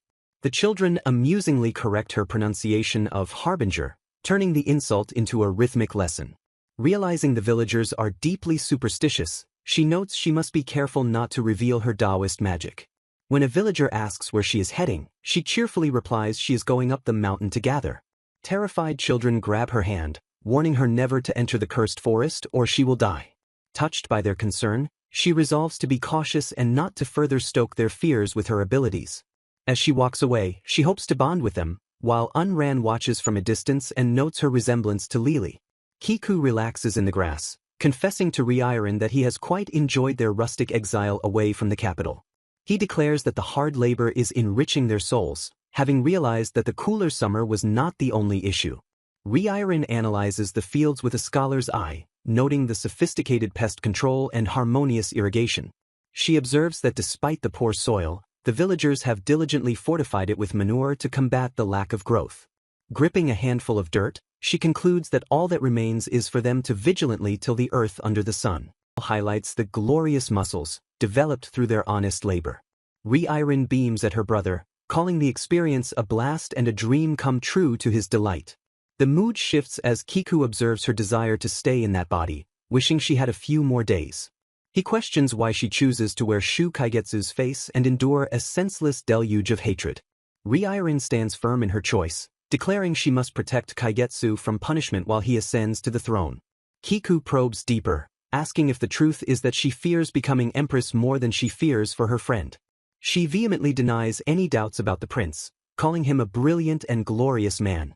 However, she admits there is a deeper reason behind her outlandish wager to swap bodies. She reveals that after the Double Sevens incident, she found she possessed far more energy in this body than her own. The volume concludes with a haunting revelation that she has been seeing a dark dream every time a fever strikes her. Reincarnated senses her time in this borrowed body is running out and steels herself for the inevitable end. She reflects on the potent medicines she compounded using her brother's military knowledge to suppress any fever. A heavy question weighs on her mind regarding whether she should accept the throne or abdicate the seat of the maiden. Despite her yearning for rest, she resolves to fight on for the sake of the lineage and the kingdom. Reincarnated implores Brother Senior to grant her one last selfish request to remain in this body a while longer. Kiku warns her that this will likely be their final swap due to the severe toll the medicine takes on her. Reincarnated apologizes profusely, but Kiku snaps at her for always seeking another chance to delay the inevitable. He relents with a sigh, admitting he must uphold his reputation as a zealot for his sister Reincarnated. Kiku stares intensely, ensuring the gravity of the medical consequences sinks in and the warning is heeded. Reincarnated maintains her apologetic stance, though her brother remains unconvinced by her innocent act.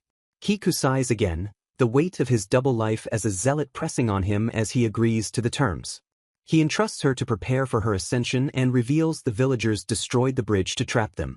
Reincarnated realizes they are stranded, and Kiku notes the watchmen allowed the bridge's destruction without intervening. They settle in to wait for rescue, knowing Kiku likely diverted the main party to buy them time.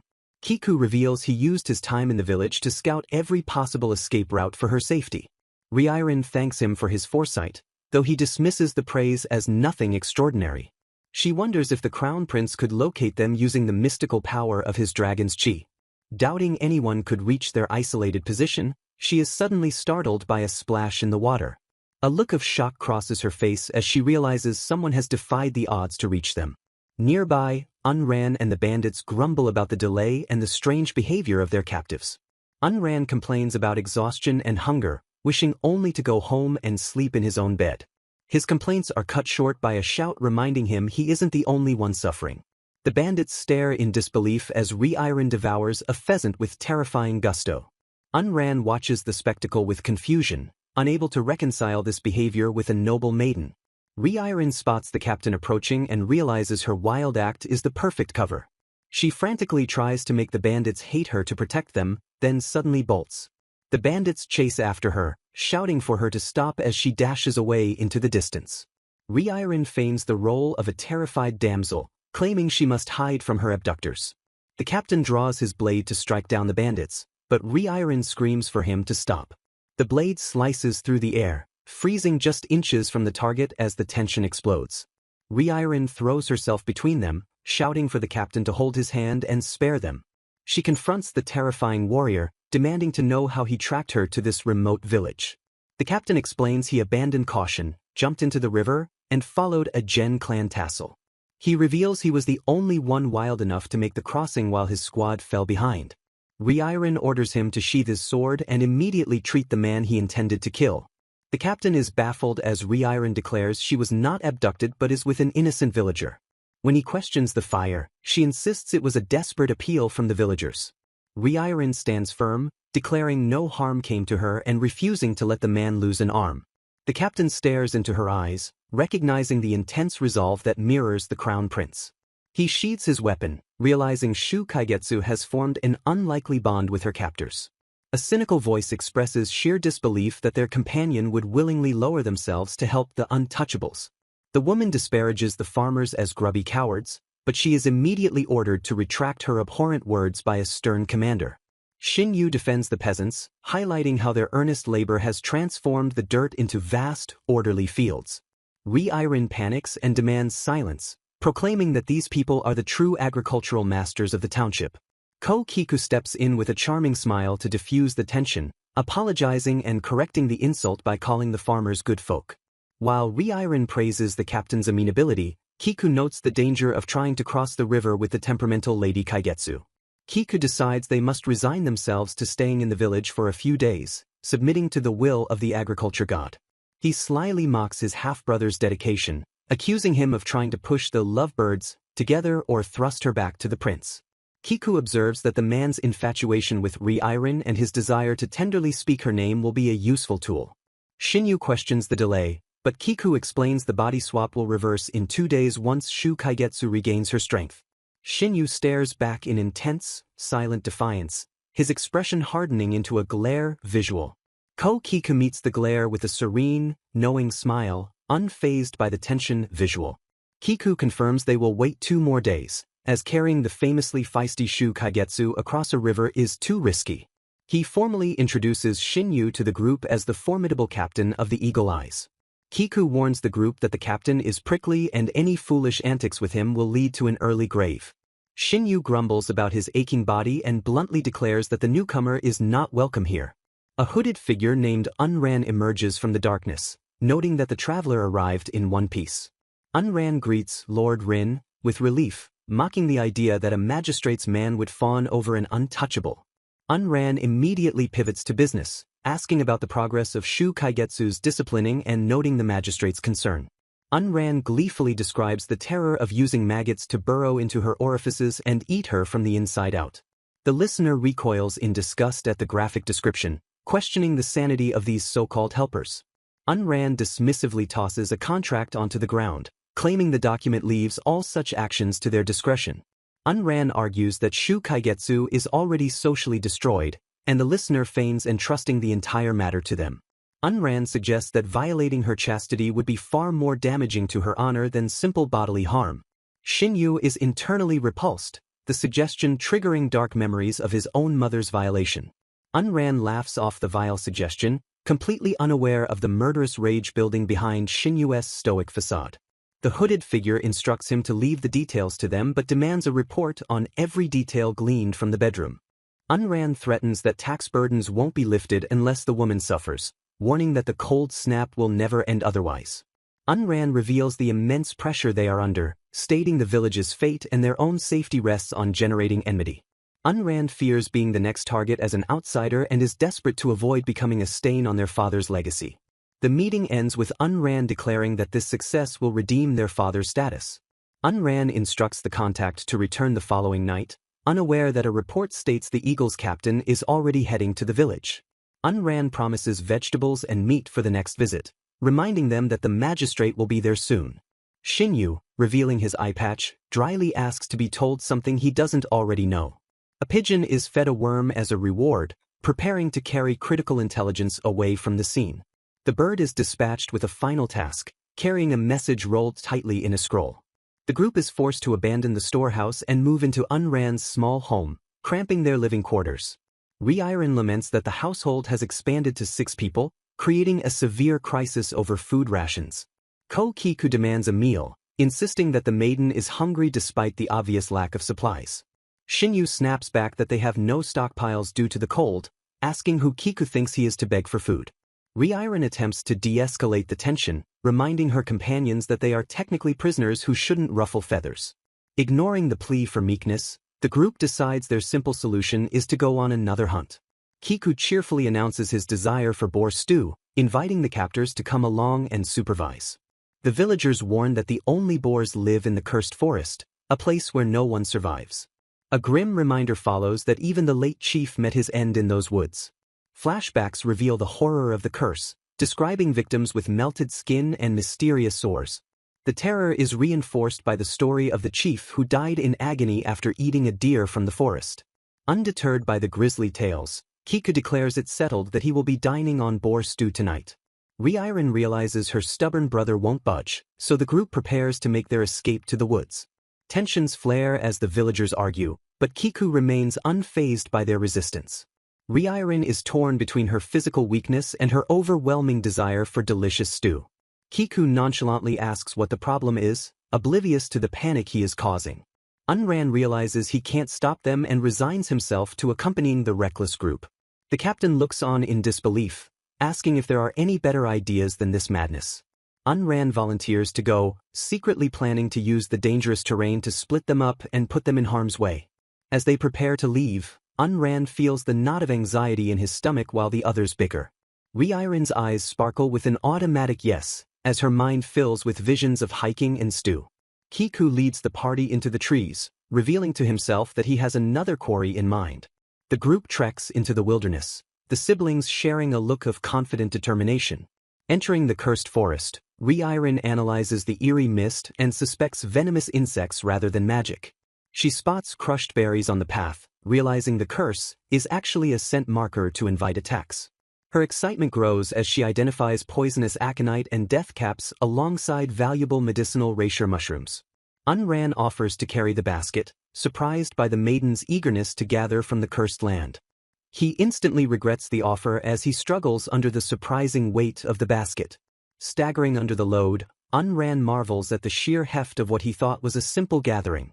Kiku narrows his eyes as he observes the villager getting too close to his sister. Maintaining her cover, Reincarnated switches to her vile persona and haughtily orders the lowly lout to carry her things. Internally, she rejoices that they can finally act like normal siblings without Kiku being overprotective. She realizes Kiku's true goal is to win Unran over during this hike, admiring his co-quality. Kiku spots boar tracks and suggests they move closer to the animal's lair. He commands the captain to accompany him, leaving the captain shocked at the idea of abandoning the maiden. Ignoring the captain's protests about leaving a maiden with a brigand, Kiku drags him away. Left alone with Unran, Reincarnated apologizes for her companion's abrupt departure. She assures him that they left because they trust he wouldn't do anything heinous. Unran's expression darkens into a sinister smile as he asks if she is truly positive about that. The atmosphere shifts instantly as he brandishes a knife and orders her to take off her clothes. He threatens to kill her if she screams, forcing her to the ground while she registers her shock. Kiku assures the panicked captain that Reincarnated can handle herself, noting they are covered in kiwi berry to attract the boars. He declares no more games, stating their duty is to leave loved ones behind to pursue the target. He defines their role as soldiers to hunt down the loathsome beast capable only of insolent folly. Kiku and the crown prince arrive at a secluded overgrown spot, noticing a path likely worn down by occasional visitors. The prince discovers a hidden cave and deduces that Magistrate co-orchestrated the entire abduction charade. He reasons that while the villagers blame Kaigetsu for the harvest, they haven't killed her because she is merely a scapegoat. The prince uncovers a hidden crate, realizing this haphazard scheme is just a clumsy disguise for something deeper. He concludes that Lord Ko is trying to divert eyes from another serious issue, likely involving corruption. Opening the crate reveals a stash of items, pointing directly to a clever mastermind concealing their tracks. The prince notes the lacquerware is ordinary, but the cloths inside bear a distinctive dye and motif. He reveals he recognizes these exact fabrics from Kiku's own residence, confirming his suspicions. The prince confronts Kiku, acknowledging him not just as an oddity but as the empress's nephew. In the forest, Unran demands Reincarnated strip naked immediately, creating an unforeseen crisis for the maiden. Reincarnated assumes he intends to make her a plaything, but Unran disgusted snaps that no one is lusting after her. He claims he is offering a painless death by shame rather than using more brutal methods. Unran shoves her down, demanding she stay quiet while he threatens her with violence. He vividly describes how ordinary women are beaten and broken until they can no longer scream. He sneers that since she is a maiden, simply looking upon her exposed body will be punishment enough. He draws a knife, furious that she won't cower, snivel, or beg for mercy as he expects. Unran is repulsed by her lack of fear, frustrated that she isn't terrified without her guard dogs. He shouts that she doesn't understand desperation and that his village will lose everything if she isn't ruined. Reincarnated calmly counters that she knows he won't harm her, asking what he is most scared to lose. She observes his heart isn't in it, leaving Unran confused and hesitant in his assault. In a blur of motion, Reincarnated produces a sharp object and orders him not to move. She presses the blade against him, warning him of the weapon now threatening to cut him from within his mouth. Reincarnated smiles chillingly, noting that one doesn't waste time with speeches when truly wishing to hurt someone. She reveals how she procured the weapon, shocking Unran with her resourcefulness and speed. Reincarnated explains she used the heat of a previous fire to shatter the rocks into delightfully sharp blades. With the tables turned, she declares that their positions have now completely reversed. To Unran's shock, she tosses the weapon aside and asks if he is now willing to listen to her. She asks him to consider who else from the village would visit this spring besides someone starting a fire. Reincarnated deduces that someone saved her life long ago by heating the rock at this very spot. She suggests it was his father's way of telling him not to kill her. Holding the shard, she expresses a hope to speak more about his father's true intentions. Reincarnated apologizes for her vigorous behavior, explaining she is determined to live a happy life come what may. Unran opens up, revealing his mother died giving birth to him and he fears clinging to grief prevents her peace. Reincarnated empathizes, noting that he too grapples with the pain of feeling like a stain on his father's legacy. She asks if he truly believes protecting the village through this crime will atone for everything. Unran denies being honorable, claiming he carved his father's headstone himself despite being an uneducated farmer. Flashback reveals his father ran a schoolroom in a storehouse, teaching children despite their low status. Young Unran refuses to join the lessons, shouting at his father to go away and leave him alone. He hides outside, unable to bear the thought of making people hate the chief because of him. His father gently explains the meaning of names, telling Unran his name signifies something immense and proud. Reincarnated confronts Unran with a piercing observation, acknowledging the deep and obvious adoration he held for his late father. She points out that this love is precisely why he hesitates, prompting a desperate retort from Unran about what other choice he has. Unran screams his loyalty, declaring with intense emotion that he owes absolutely everything to the chief. Consumed by grief, he vows to become a villain to protect the village, furious that the chief was shunned and left unburied despite moving heaven and earth for them. He points bitterly to the grave, lamenting that the chief left him nothing, not even the dignity of a dragon in his name. Reincarnated gently touches the stone engraving, asking him to simply read the name Unran aloud for her. She analyzes the characters, explaining that the top radical for rain was added later to the original character for cloud. Reincarnated traces the strokes, interpreting the drifting cloud above and the winding lines below as symbols conveying a soaring dragon. A majestic dragon manifests in the imagery, embodying the hidden power and noble destiny concealed within his name. She explains that the well-learned avoid using the literal dragon character to escape the heavy burden of the divine mandate. Reincarnated affirms his worth, praising his fearlessness in the storm and his willingness to bear the dirty work to protect his people. She declares with absolute certainty that he is already leading this village as its true dragon. A tender memory surfaces of the chief's large hand resting affectionately on Unran's head, a silent testament to their bond. Tears stream down Unran's face as the emotional walls he built begin to crumble under the weight of the truth.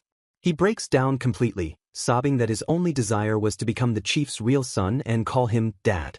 Reincarnated embraces him, urging him to join her and protect the village honorably without resorting to vile tactics. She pulls him close, swearing to protect him while demanding he stand as a king against the cowards in the township. Unran is bewildered by her kindness, calling her insane for fraternizing with the very man who attacked her. Reincarnated flashes a dangerous smile and a knife, warning him that he chose a particularly vicious woman to menace.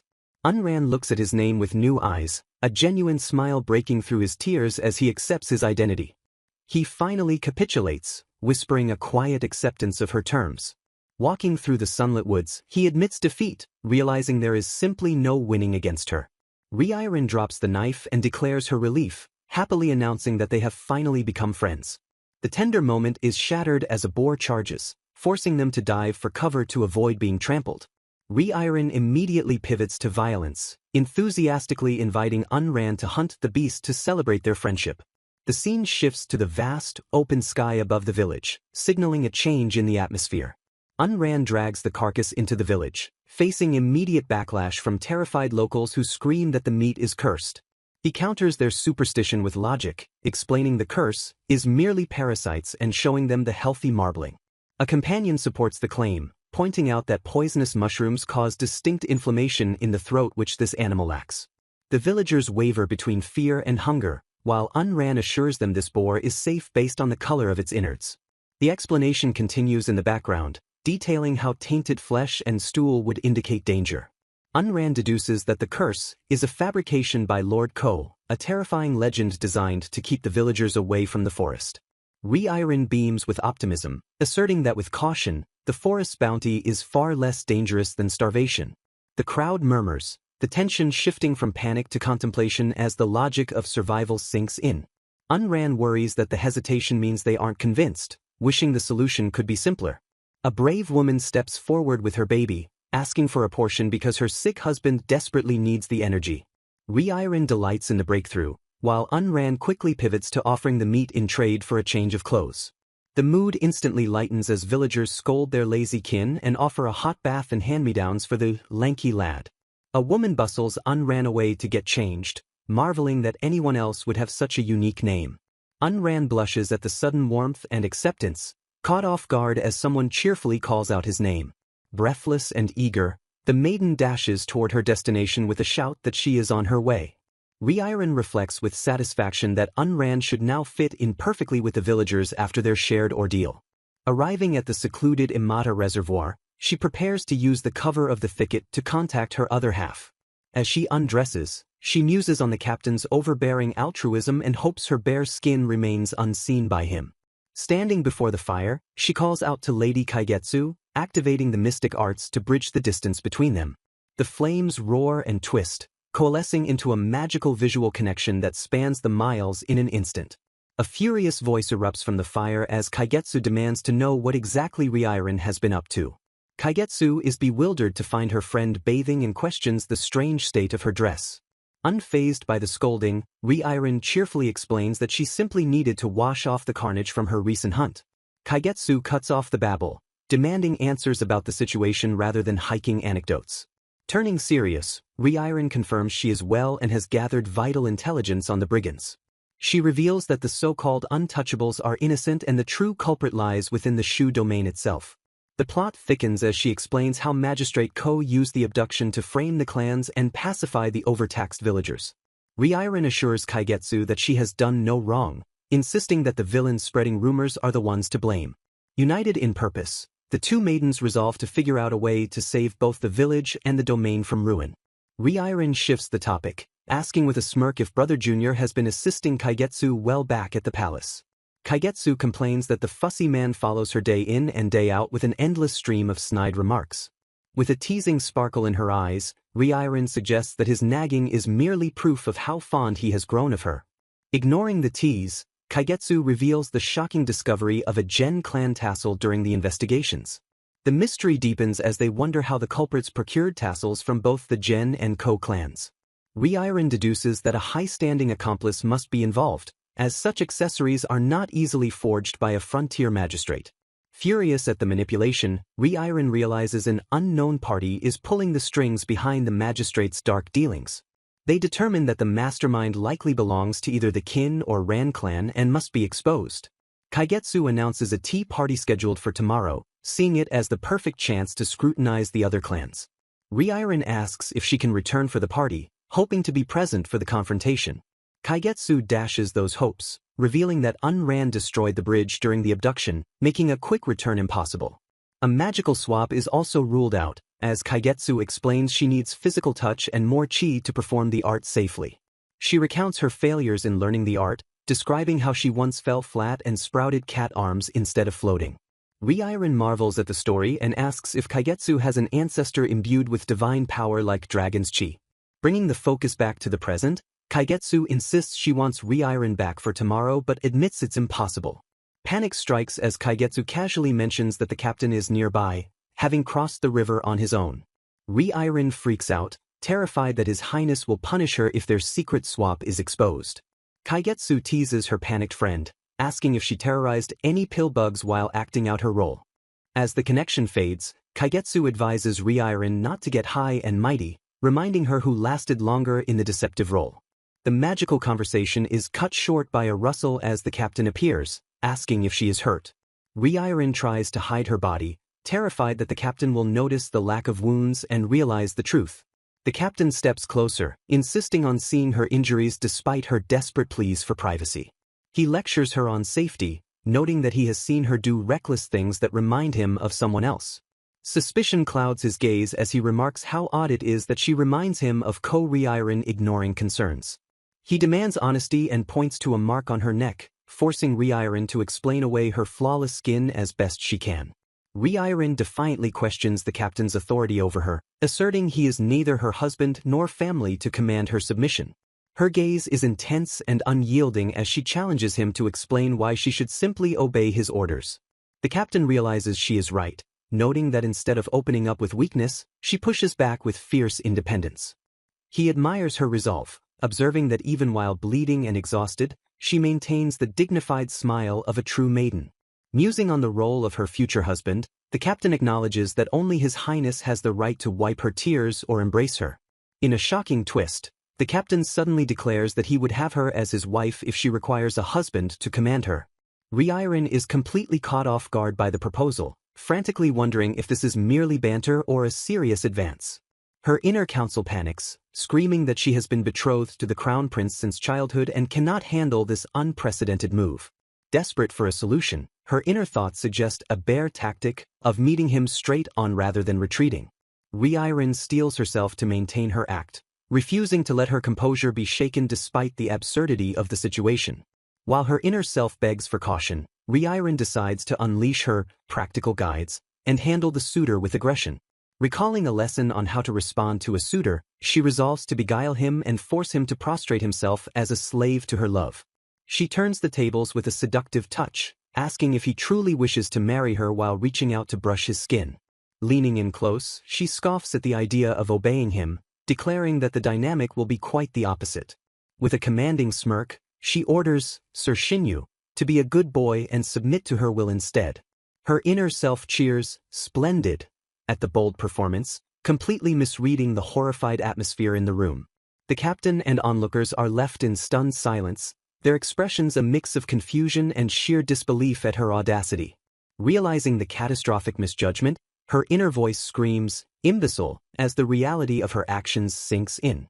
The captain recovers and accepts the challenge, demanding she show the spine to back up such grand and domineering words. A hidden observer finds the display fascinating, noting the usefulness of her art while questioning if the captain can handle it. The crown prince reveals himself, stepping into the light with an imposing presence that freezes the room. He calmly asks if this seductive charade is what Ryirin and the others are occupying themselves with, terrifying the group.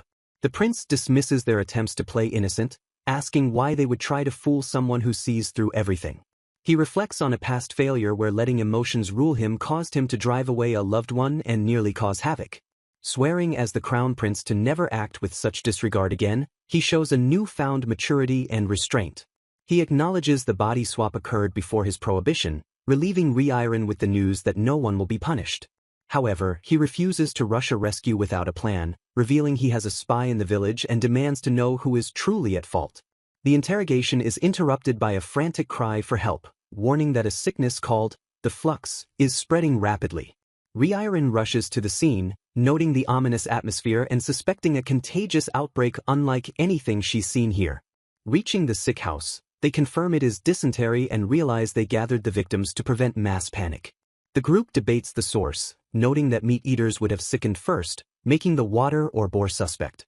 Ryirin realizes with dread that the number of victims will rise, as key figures like Old Q and Guryo have already fallen ill.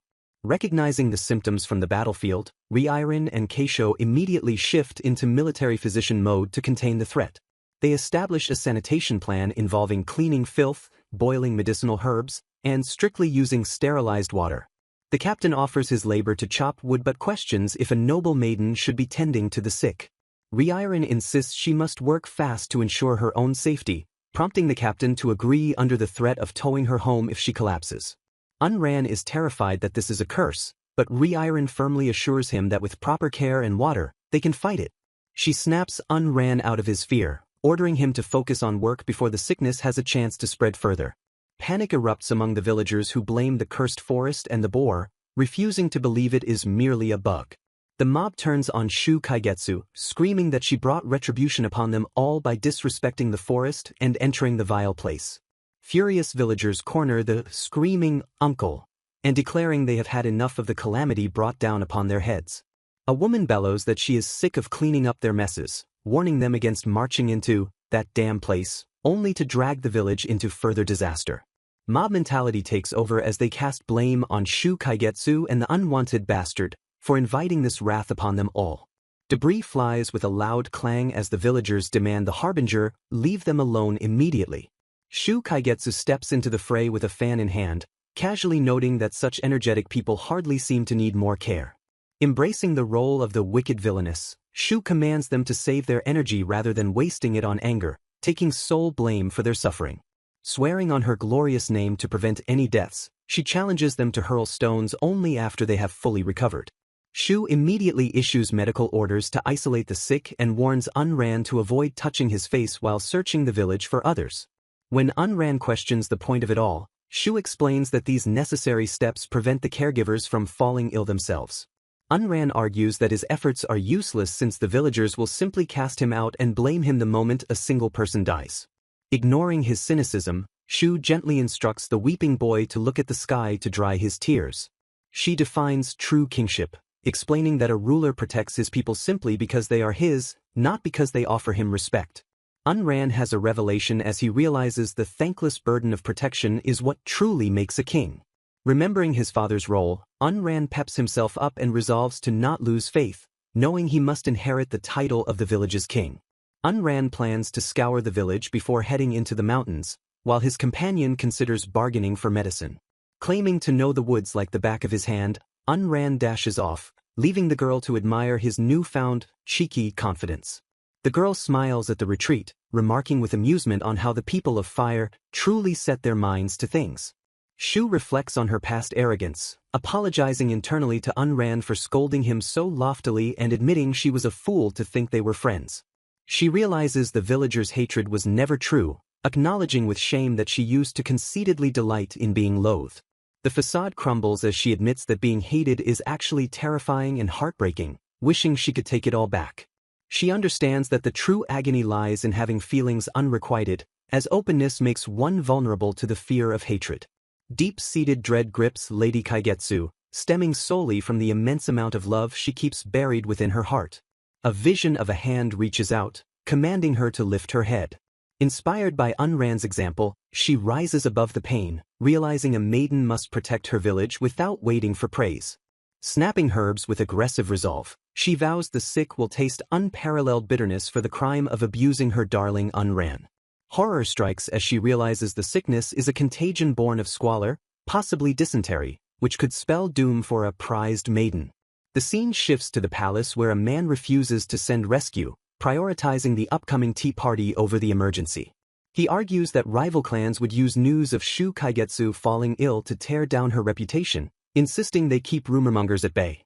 The dark-haired girl is left in shock, terrified that the burden of intelligence and the party has fallen entirely on her shoulders. Panic sets in as she dreads facing the prince, convinced he will mock her as a bumbling fool. The prince reveals he never suspected the act because he already knew about the swap, leaving the girl mortified that her performance was pointless. Realizing she put Ko-Reirin in danger, the girl is distraught but finds herself compelled to proceed with the cursed party regardless. An attendant notes that while the prince may overlook the swap, the girl is still implicated in infidelity, though Reirin might escape the sickness. The girl tries to back out by calling herself a talentless sewer rat, but her companion refuses to accept this, expressing faith in her success. It is observed that despite all her riotous protesting and shrieking, the girl never actually gives up. The companion compares her to Reirin, who, gallantly, chose abduction as a method to escape her own problems. The girl admits she was cornered, but the companion points out that she has learned much since the night she fled her body. The prince apologizes for the sewer rat insult, acknowledging that while her accomplishments are lacking, she possesses an indomitable backbone. He defines fortitude as the strength to take the first step, causing the girl to sarcastically radiate the very quality he praises. Patting her head, he tells her to be proud and focus on the party while he extracts information from His Highness. She scoffs at the realization that Lord Keisho shows affection through jibes, only respecting those strong enough to withstand his attacks. Blushing, she concludes that the Ko clan is simply bizarre. Determined, she agrees to prepare for the party, loudly insisting she is doing it for herself and not because Keisho rallied behind her.